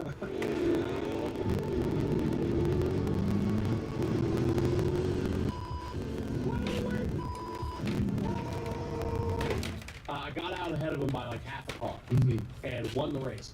What? Wow. What? We won? I've never seen like a group of people also get so excited because it was a foregone conclusion that this car was going to lose. Yeah, like, there's no way the day that before the black car should, like that our car should win. So all the pits, everyone else just starts cheering in the pits. Like all the other racers I just got are like chills. eating on top of the car and like, oh my god, this is so freaking epic. That's and then insane. also it comes back to it, right? So they got all these Pro Mod cars. They're just built to race. Like that's all they are. Yeah. And then in the finals, ours is a street car, has air conditioning, has heat, has radio, and then throttle. They beat a Pro Mod car too. Their They Viper? beat, they beat a Pro Mod with their Viper, and their Viper was quick. Oh shit. Quick. And They were also so freaking excited, but also like the YouTube part of me was also like they were really, really excited because like, oh, this is great YouTube video. yeah. Anyway, we line up again, and I beat that guy. I beat the second guy, and our third run is throttle in this Viper. And this Viper, I just beat a Pro Mod. That was really, really quick. Probably quicker than the Corrupt Builds car that I just beat. Also, the guy driving can drive. Ricky can really drive. Yeah. Ricky Solo, he's on the model. I think he's still there. Yeah. He can drive. And like he was in there and he was driving that car and he was doing a damn good job that day. Anyway. But man, even with like the extra power and stuff, that Viper is like so sketchy to drive at its limit. Dude, the Viper was sketchy and he was driving it to its limit, but that car probably had, I think they set it dyno to like 800 horsepower. Oh, so you to had the like tire, almost double. 900 horsepower to the tire. Yeah. But you know, he was a lot lighter. Yeah. 100,000 pounds lighter. That's true. Because I was fat. You know. Anyway, we get up there and we're going to race and the car is hot. So take in mind, we just have done a couple races and the car is like really, really Got a little heat sink going on. and you can Your clutch. smell the clutch. Yeah. The clutch just smells off on the car. So we've got like fans on top of the car pointing at it. We got a generator sitting on the roof running the car, the fans, and we're spraying nitrous at the bell house. Also, by the way, one detail that's like lost. Every person that we beat joins our team. Yeah, every person we beat. So everyone we beat, like the This things is that we're literally a beating- movie. Yes, I know. Like this is what I'm saying. Like people in the comment section of this YouTube video were like, "I cried watching this video. Like it was so good. It was the most they were wildest thing. They were like, so Demonology. He comes over. He's like, "You take my gas." Have you ever met Demonology? No. Dude, he is a character, an absolute character. His name's Herman. He's an awesome dude. Awesome dude. He comes over and he lost to the Viper. And he had a pro mod drag racing car, and all he does is drag racing. He knows how to drag racing. Yeah. He comes over and he's like, Oh, sex your soul. Yo, he lost. He lost to Corrupt Builds. That's what it was. And we beat Corrupt Builds. And he comes over and he's like, "You need gas?" I'm like, "Yeah." He's like, "What kind do you run?" I'm like 98 or E98. Same shit I run. And he comes over with his chest and he's like, "Use my gas and beat him." And then after we beat him, he's like, "I'll take credit for that. He'd use my gas." He used my gas. That was me. We could have gone with my go-go juice. And he was like so hyped. And then everyone that we kind of beat or kind of got out of the competition would start helping us. Freddie Tavares started helping us. He started helping us. Even Corrupt Build started helping us. Oh, man. And like we shut the car off. This is like the Avengers. So like at the very final of the final race between the Viper and ours, everyone else that like we had beat was helping us push the car to the start line. That's so cool. The car is sitting there. We got the fans on it. We're letting it try to cool down. It's super hot. You can smell the clutch. You can just smell the cars being super hot. And we're pushing it to the start line. And I'm sitting there. I'm like, "Guys, I don't normally get competitive, but I'm gonna freaking send it." And we dial up the nitrous can as high as it goes. Like we had it on like 70% duty cycle. We dial it all the way up. Oh man. No delay, no nothing.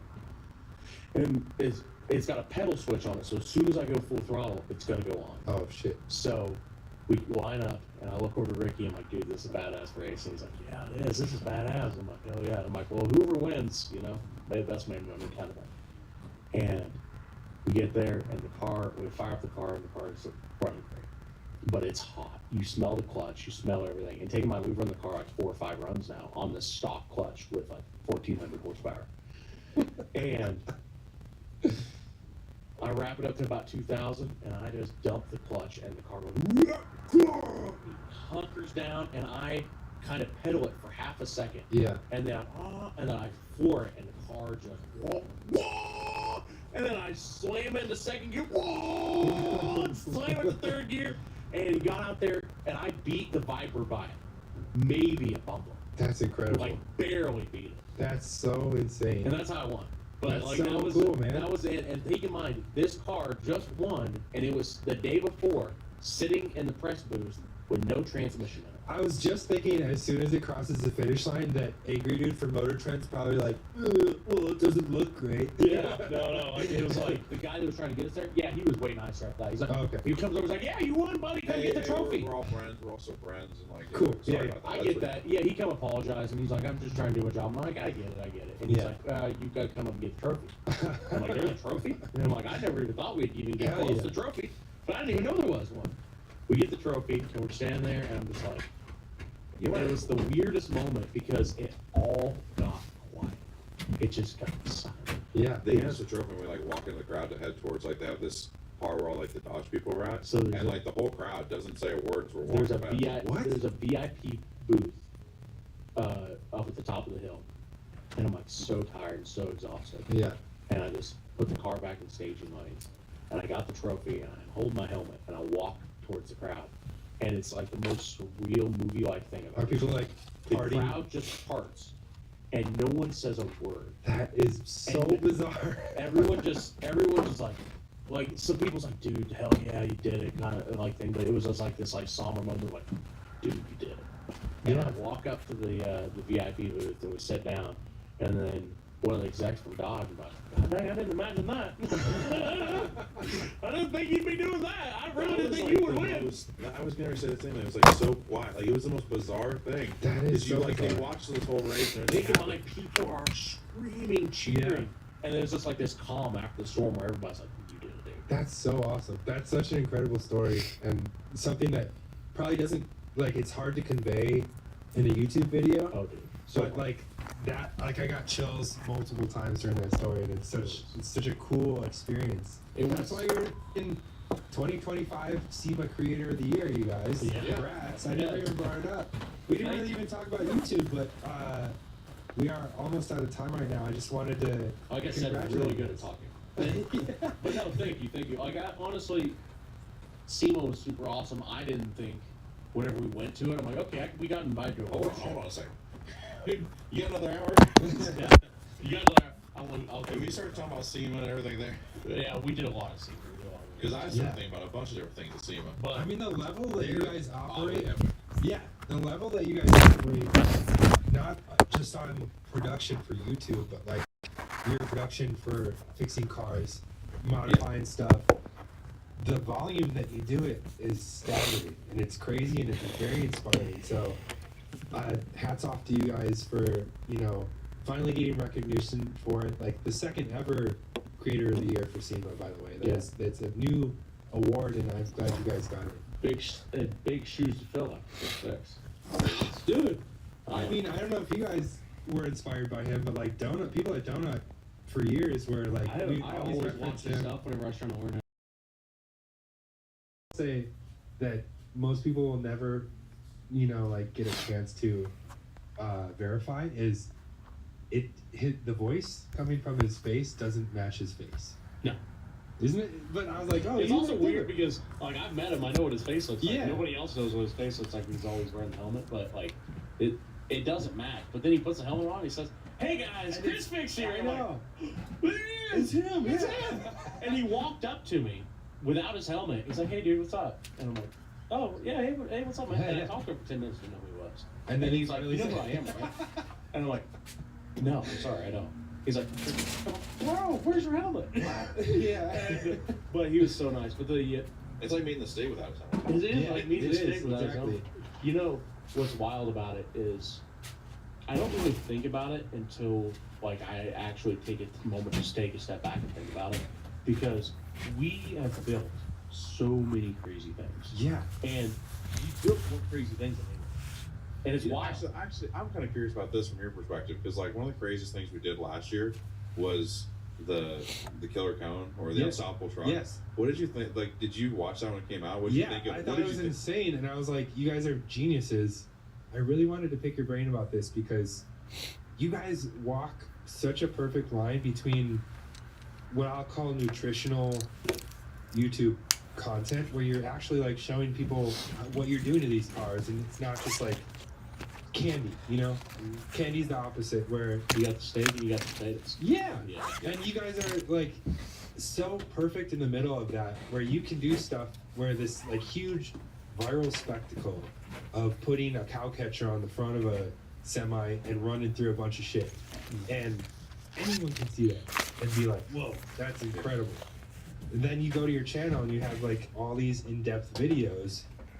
Like, how do you fill out a calendar for a year and say, all right, we're gonna do this kind of stuff, but we gotta do, you know, the viral stuff, we have to do this stuff as well. And is there any process to that, or is it kind of just like as you go? I think we just, for me, like just stuff that we get interested in. Or like, it's definitely stuff we get interested in, but you gotta count like a lot of this stuff. Some of these builds will take 6 months. Yeah. And we got one now that.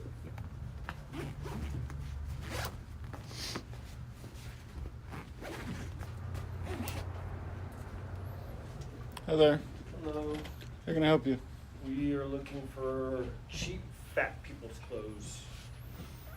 Sorry to say it like that, but two of us, we've tried like double XL, the snow pants, and the jackets, and they just don't quite fit. Are we going snowboarding? Yes. You can try some of the stuff I got out here. I will say it's in the $120 range.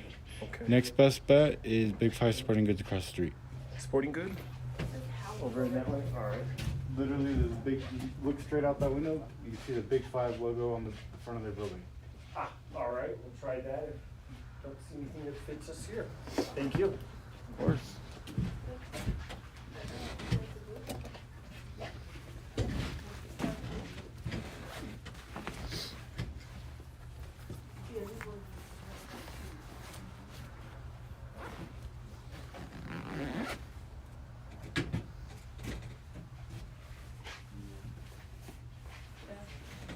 Sarah, Yeah. you have pants.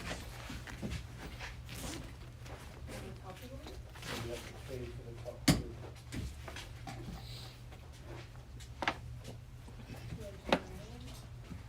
May have to. Yeah. Maybe. What size? 125. Oh. This one here. You need what, fix that? Yeah.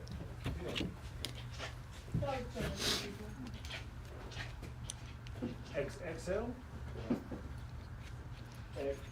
XL? Try that.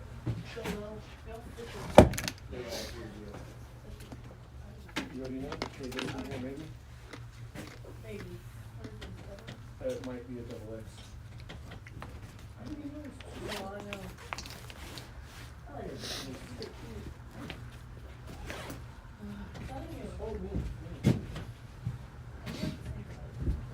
We are with LEYs, yes. That's it. That's the only motivation I need. This fits perfectly. This might even be too big. This is a little bit, it might have to go down, so we'll try this one.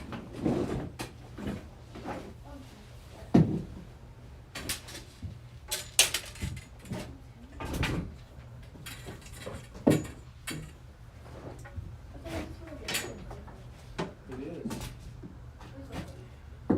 Where is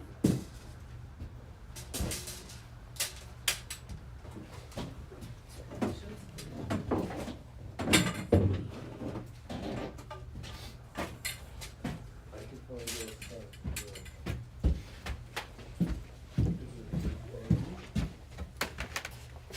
perfect? Yeah, put another layer. Alright, so now I'm gonna ask the question. So I have a question for the jacket. Is it for the snowboarding or no? Yes. That one there.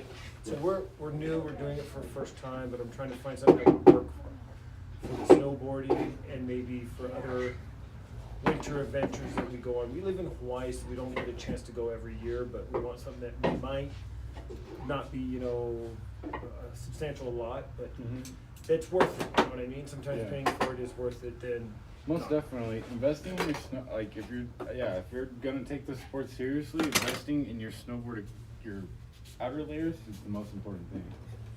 So, if we do plan on taking this sport at a serious pace, I would definitely say investing in your clothes is the first thing you should do before snowboard. Okay.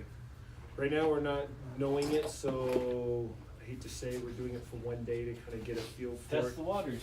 Yep, so we don't want to break the bank, but we want something that we can use at other times when we go out for cold events. Yep, I get you 100%.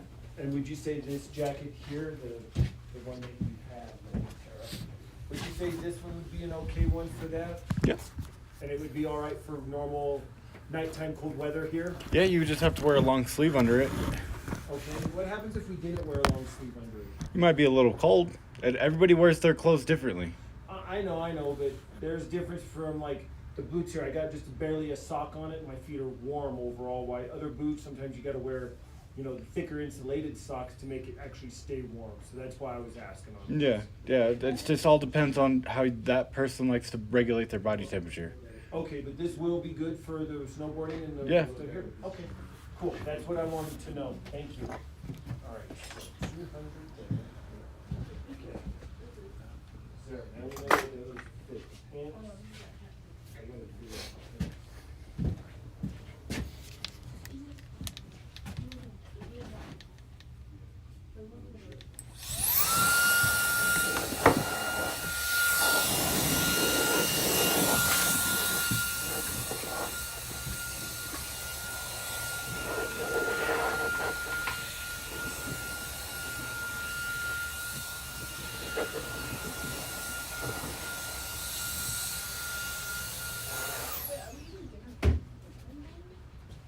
No.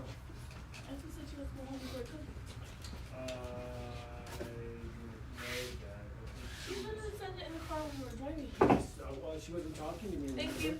You're welcome. Have a good night, guys. You too. So now I know the jacket fits. triple X is a little big, so I have to go to one down, but I like that check. Oh. That's the one I'm looking for.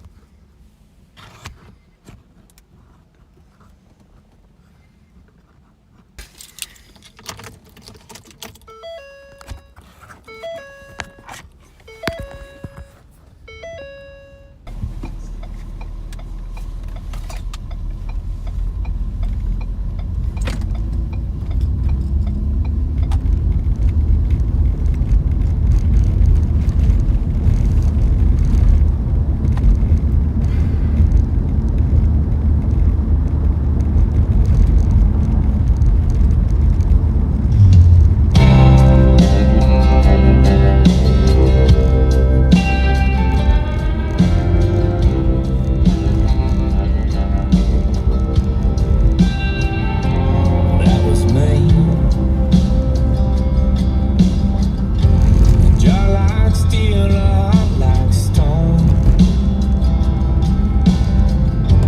Leather tough to the bone, and always gone, born to run to anywhere than where I was. I leave it all in the dust, just like us. Ain't much changed in all this time, still leaving everything I left behind. Too much pride to need a thing, but this hat, these boots, these worn out jeans.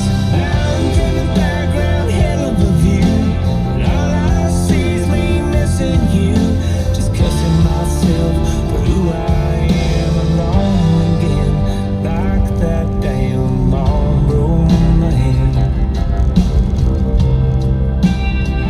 I don't know why I wouldn't show you all my cards. Why's that always been so hard? It's not that hard. Ain't much changed in all this time, still leaving everything I left behind. Too much pride to need a thing, but this hat, these boots, these worn out jeans. Mountains in the background, hell of a view, and all I see is me missing you. Just cussing myself for who I am, alone again, like that damn Marlboro man.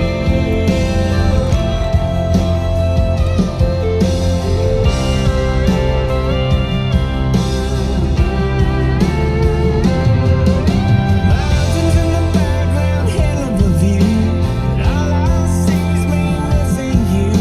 Just cussing myself for who I am, alone again, like that damn Marlboro man.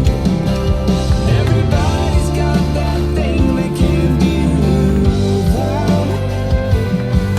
You'll always be the flame I can't put out, like that damn Marlboro man. Marlboro man.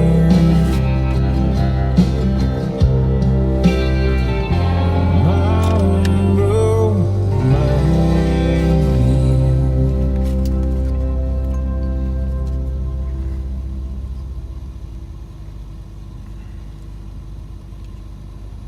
Look at me, son. It's not your fault. It's not your fault. I know. No. It's not your fault. I know. It's not your fault. All right? It's not your fault. It's not your fault. Don't fuck with me. It's not your fault. Banger, banger, banger, banger.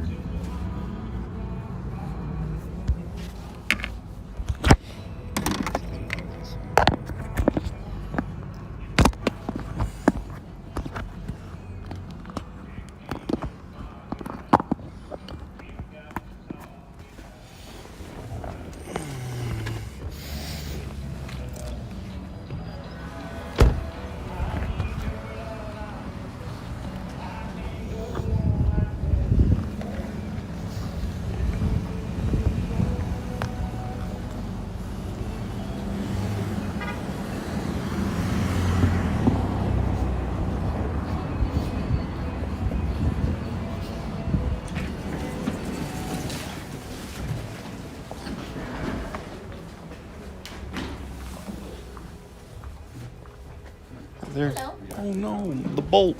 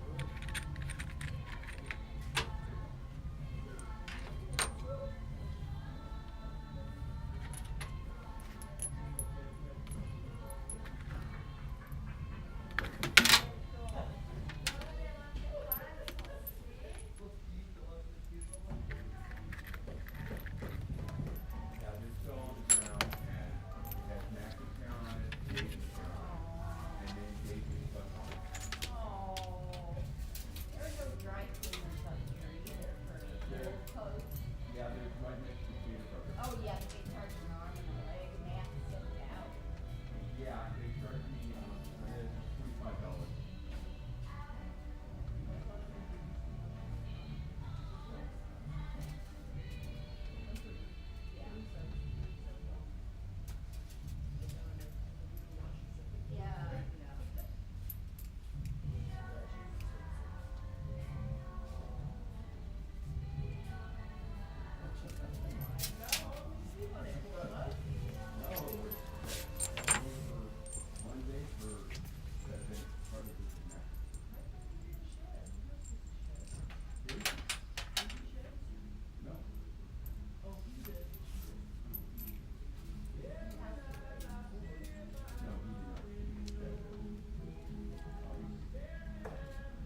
Well, it's like, kind of like magnetic when it comes to temper.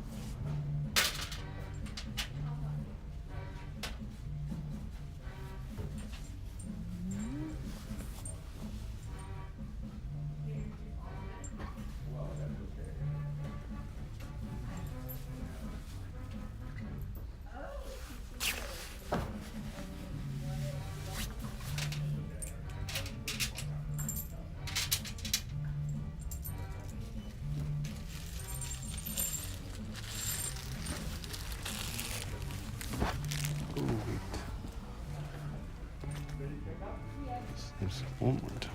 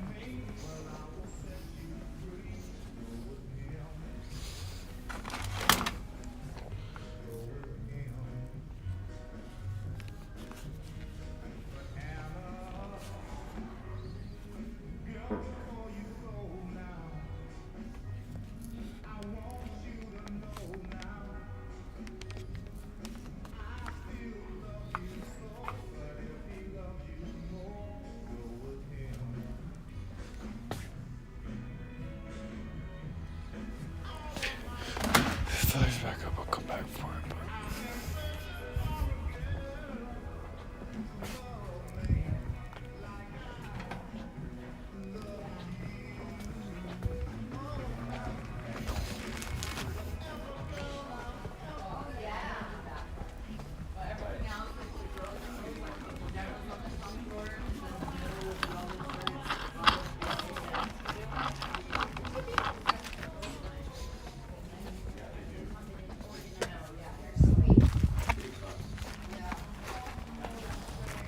It's funny because I have one friend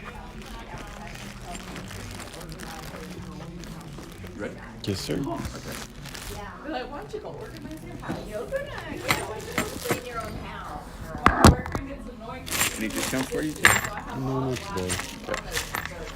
Yeah. You ready, miss? Yeah. Right up front. Oh yeah, Bob doesn't care. He doesn't even put it away. He just leaves it on the counter when he knows where it goes. Okay, so we will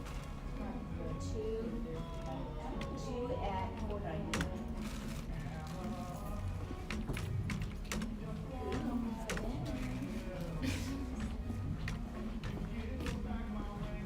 I'm just kidding. Whenever you're done, if you want to.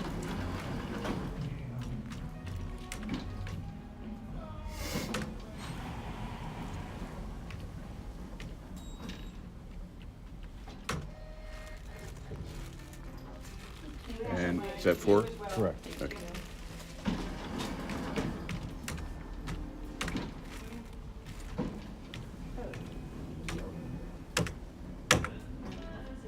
$34.94.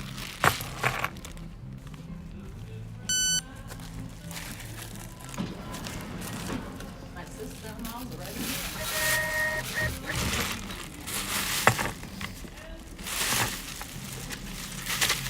There you go. Thank you very much. Oh, Have a wonderful night. You too.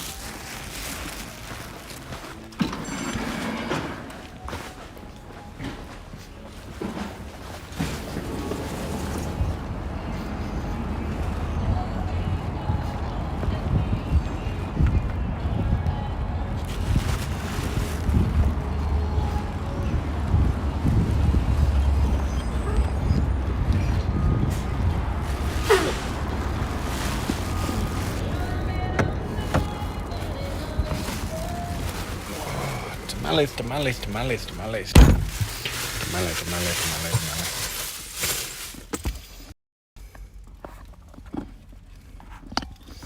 I wonder if I can do this.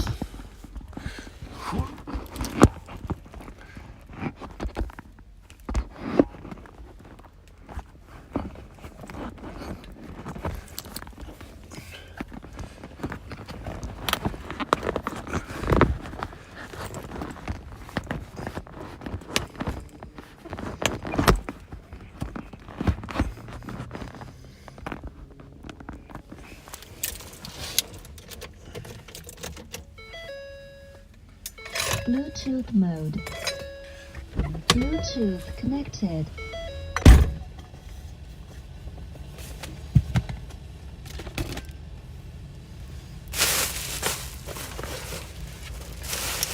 Cable tie.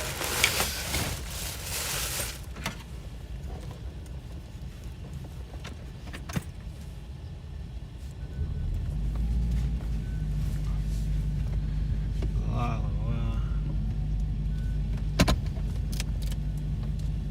La la la la. Hello world.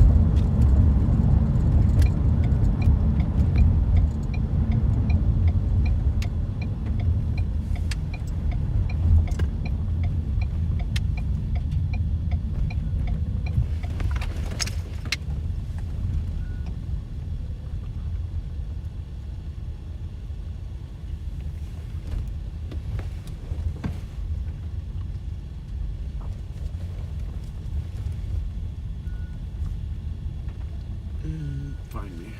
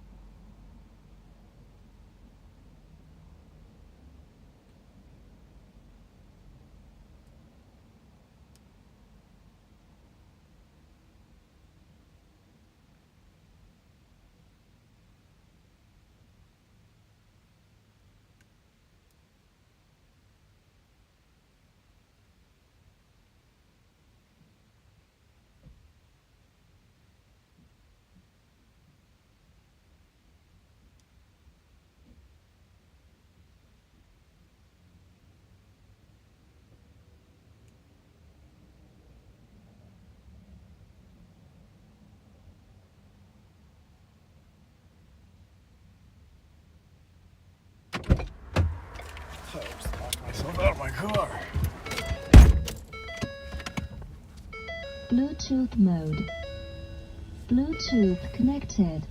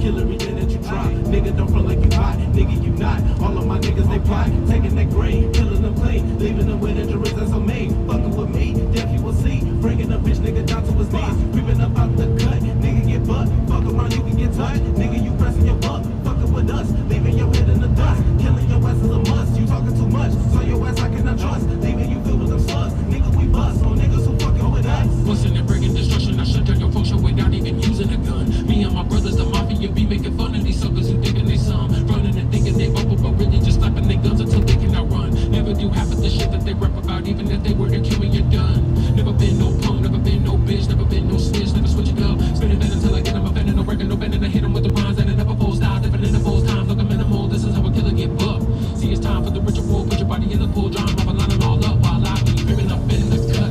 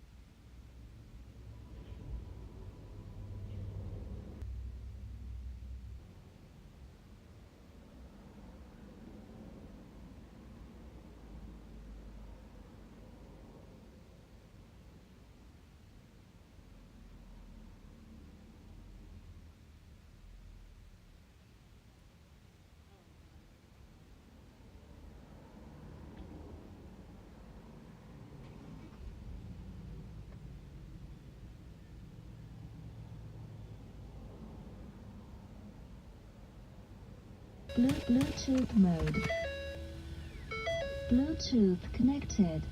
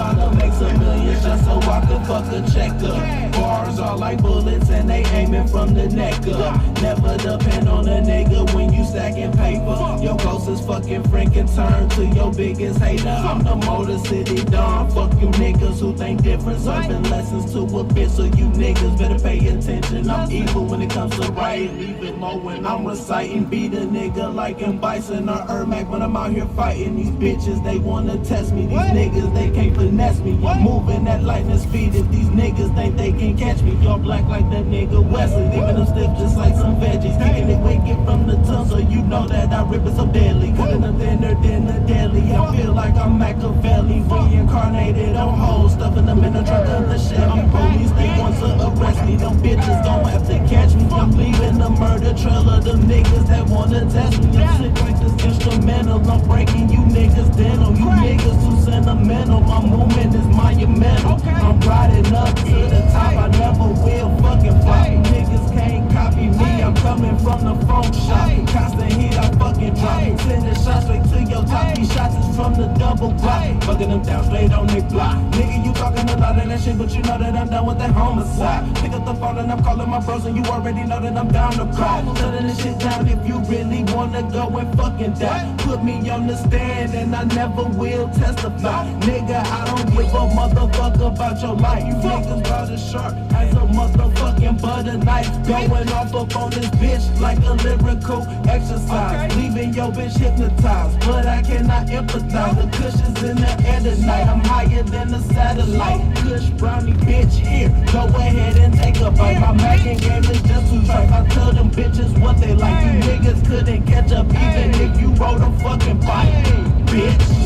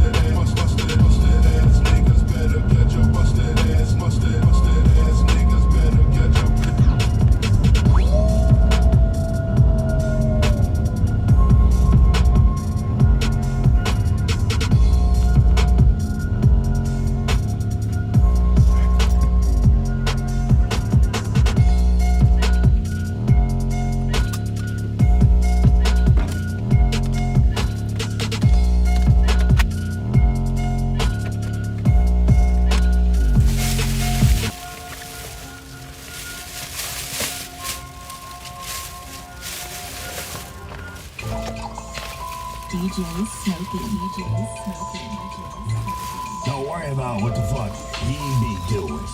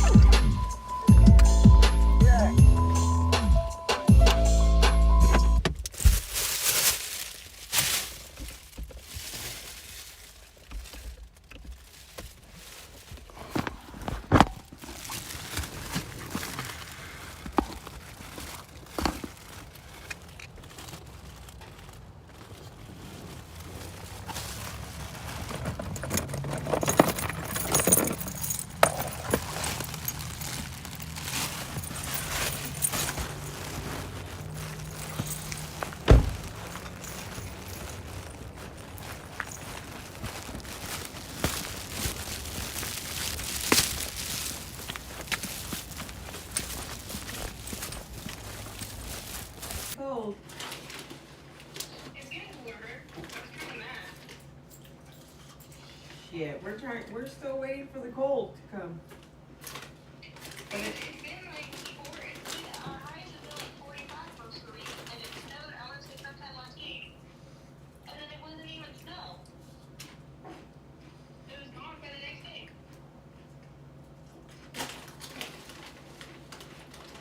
it's all like coming this way. Because all of Texas is under snow and all that shit. In that area. So it's like missing us. Yeah, Big Bear's suffering right now. This is not our norm. You know what I mean? Yeah. So 75 pounds of good. what are you gonna hang with that? My TV. $2. Another $3 right here. And how much TV mount costs? $40. Yeah, I know. Cost me $5 to hang my TV. Okay, well we're gonna try it. Are you really gonna put it in the roof? No, not in the ceiling. Put it in stud in the wall. And then patch it after. Okay. When I take it down, obviously. Okay. Okay. Yeah, 'cause I gotta go to Grandma's house and do that. Yay! Oh yay. You have a Sharpie? Actually, I do. Oh, I like your flyers. All my flyers for my feet and great.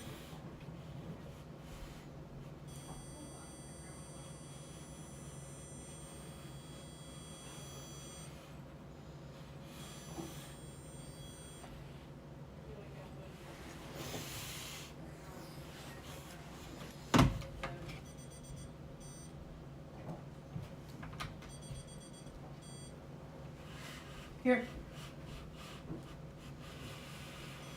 So yeah, your brother, oh, he found the stud? I think I found a stud. I don't know what you're gonna find in these walls, sweetheart. I don't know either. But I know for a fact the stud's not that big. You don't know how old this house is.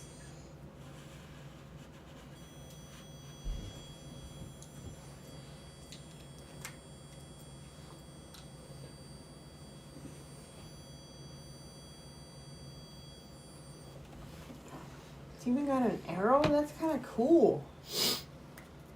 Bucky's, huh? Your brother's got a Bucky sticker on his phone. Better redneckinize or what? You better recognize. Because he's No. a redneck. It's redneckinize, not recognize. Did you hear all that? Barely. Barely? What's he yapping about? What'd you say? How'd you say?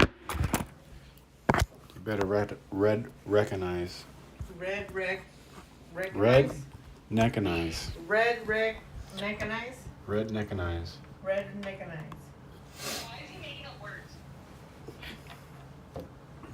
It's the same reason why he got howdy on his stomach. Because he can. You heard? He can. He will. Because he wants to.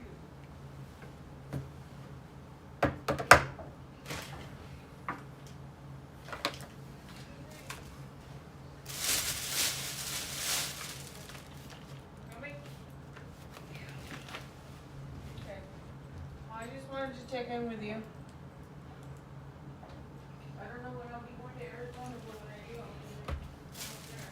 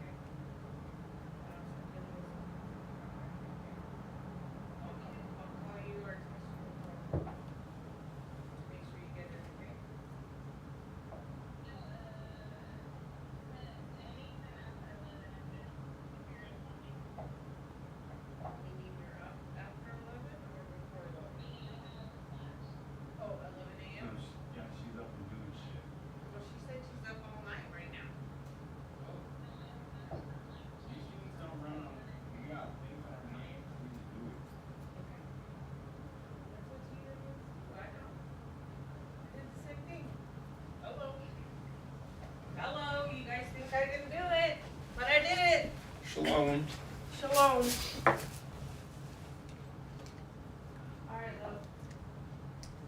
I love you. Miss you. I'll talk to you later.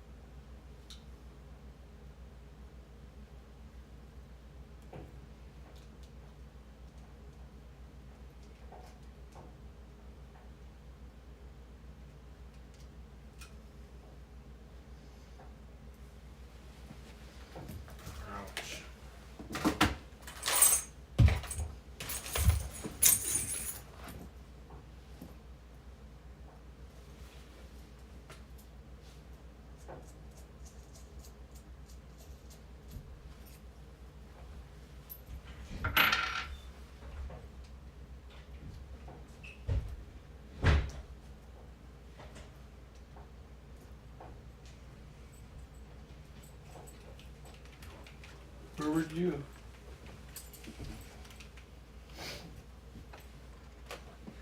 Have you ever tried these? Is that how you just came over?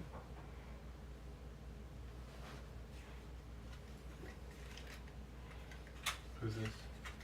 Delivery service? Mr. Nice Guy? No. He's a new guy. Rocky. So, Mr. Nice Guy came into the shop just coincidentally the other day. He was like, yeah, bro. He called the shop. He was like, yeah, bro. I got one of your guys' packages, so I thought I'd just call the shop. Like, I started to open it because I get a lot of packages, XYZ. I was like, oh, yeah, no worries, just bring it by. He's like, I'll send you a picture just to show you. Like, I don't want your shit. I was like, I get packages too. I was like, no, I get it. The fucking post office up here Fucks sucks. up. They suck ass. He comes in, I was like, I look at him, I was like, you used to bring me weed. I went to him once or twice. Have you ever had these ones? This brand? He says you have to be careful with it because if you drop it, that's glass. But here's a pre-roll for you. I went and bought something for my rig right now. From who? The smoke shop? From Ray Ray, is that what you said? No. I went and bought something for my rig. My glass. Oh. My dab rig. Yeah, I know you don't like that word. Your rig? Yeah.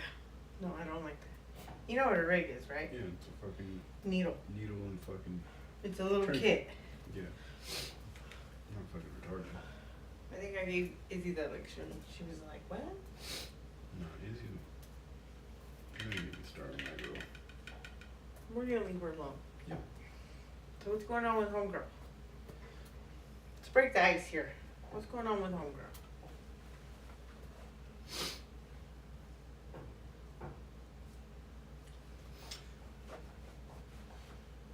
How old is she? 26, 27. You're older than me. She's older than you? Yeah. Really? Yeah. When's her birthday? September 18th.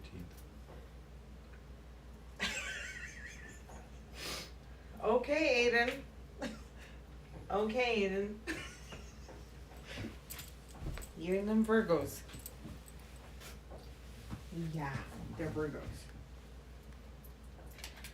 Okay. Is she tripping on you because you're up here? She's tripping on herself, in my opinion. Does she live with mom and dad? No. She lives by herself? Mm-hmm. In a house? Mm-hmm. She has her own house? Or roommates? Mm-hmm. Like what kind of situation it's is her stepdad's house. Okay, so she has a room at her stepdad's house. House. That's Yeah. her stepdad's house. She has her stepdad's house. Oh, she lives there by herself? Pays the rent. How much? I think she pays like $2,100 a month. Okay. But the house is paid off, so Okay. it's not. She's moving because they're moving back in there. She is moving? Yeah. When is she moving? Don't know. I showed her Grandpa Bob's house. Well, what kind of house does she have, Aiden? Is it like cookie cutter house, like Chino Hills? No. She ain't gonna like anything up here unless you take her to Eagle Estate. If that's what she's used to. Is she bougie like that? Be honest. No? No. Okay. She's literally looking at trailer homes in Arizona. What? Not in Arizona. What part? Phoenix.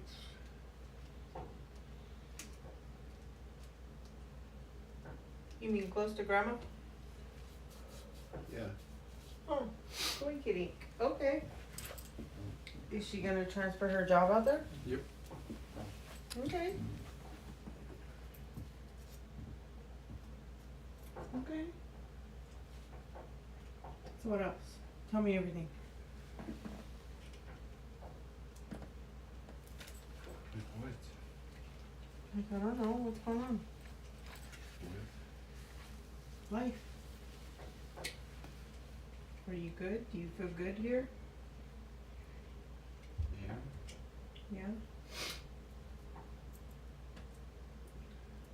Do you feel okay with the decision you made? Yeah. Kinda? I don't really have any other options either. Can't really afford to go anywhere either. And I didn't want to go to my dad's because we all know how that is. And what's going on with your dad? Did he sell the house? Mm-hmm. Is she still there? Mm-hmm. Your dad's there by himself? And he's living in a van? Yep. Why? Because he's trying to keep it all pretty? Is he trying to sell it, or he just doesn't want to be in there? He's being weird. He just wants to travel. Oh. Wants to be all over, I guess. Okay.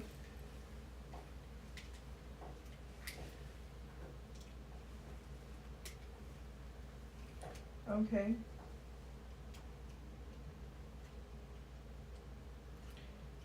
You said you needed to use my car? When would that be? I don't know. Well, They're gonna be gone for a week, so probably then. okay, well, I need to get my check engine light checked. It keeps going off and on. And the traction light, you know, when you push the button, that little light, Mm-hmm. keeps going on and off. Been doing that since I've had the car, but now it's doing it more often. So, as my son that deals with cars, is that something you can look into, or should I just take it to a mechanic? Yeah, you can look into it. Okay. Can you do that while I'm gone, and then you can use my car? I'm not gonna fix it. I can figure out the problem. Okay, well, that's the time I'll probably have time to get it fixed. Or get it diagnosed. What do you or- mean? Lady, where do you gotta go? Your work is here, you live here. Yeah, but I wanna be able to have my car efficient enough so that if I Right. needed to go to Flagstaff, Arizona right now, I could go. To go Right. pick up my daughter. Right. So it might take a couple days to 2 weeks to 3 weeks if there's something seriously wrong with your car. Yeah, and I know that I can't do that right now, but I wanna get it fixed. Or get it looked into before I ignore it more and more and more, like I always do. We don't ignore things like that. That's why I'm asking my son for help. So. I hear you. I hear what you're saying. Why you gotta be so fucking sarcastic all the fucking time? I'm not being sarcastic, I'm being brutally honest. I don't like it. Sorry. I approach things differently than other people. Because if I don't approach it that way, then I don't know if people are actually listening to the things I say, because they're really paying attention to the way I present it to them.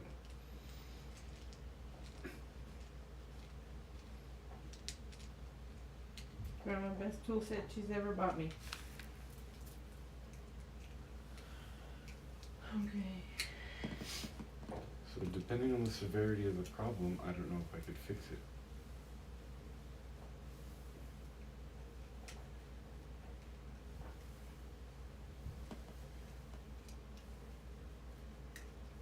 Okay, what's the TV in the living room? It's going in here. Huh? It's going in here. Where? Where are you gonna put it? Right above this one. Why do you think I have this stuff? Oh, that's where that one's going?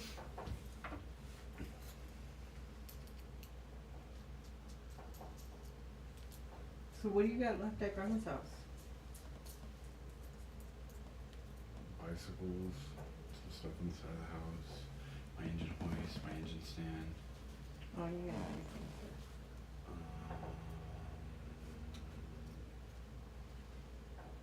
What do you eat for dinner?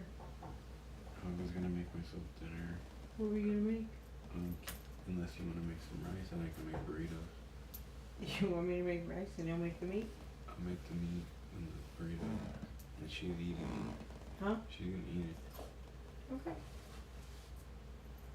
Okay. Cause it's healthy. You gonna make her eat it? Mm-hmm. Yeah, you don't know how heartbreaking it was to hear her at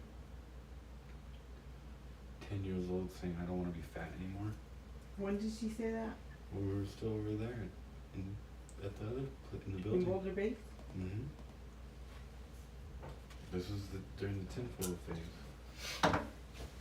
Remember that? Oh, we still do that. Yep. We take it away when she can't cry. Or we get rid of it before she gets to it. And she told me that, or I called, I went down, I was making her chicken, and then I went downstairs, cause I think the doorbell rang, and then they left, and so I came back upstairs, and she was in the trash can, and I told her, I said, no, we don't do that, that's nasty. And she got all mad and she She got cried mad. and she said, Mommy, Aiden threw away my royal. Like a fucking crackhead.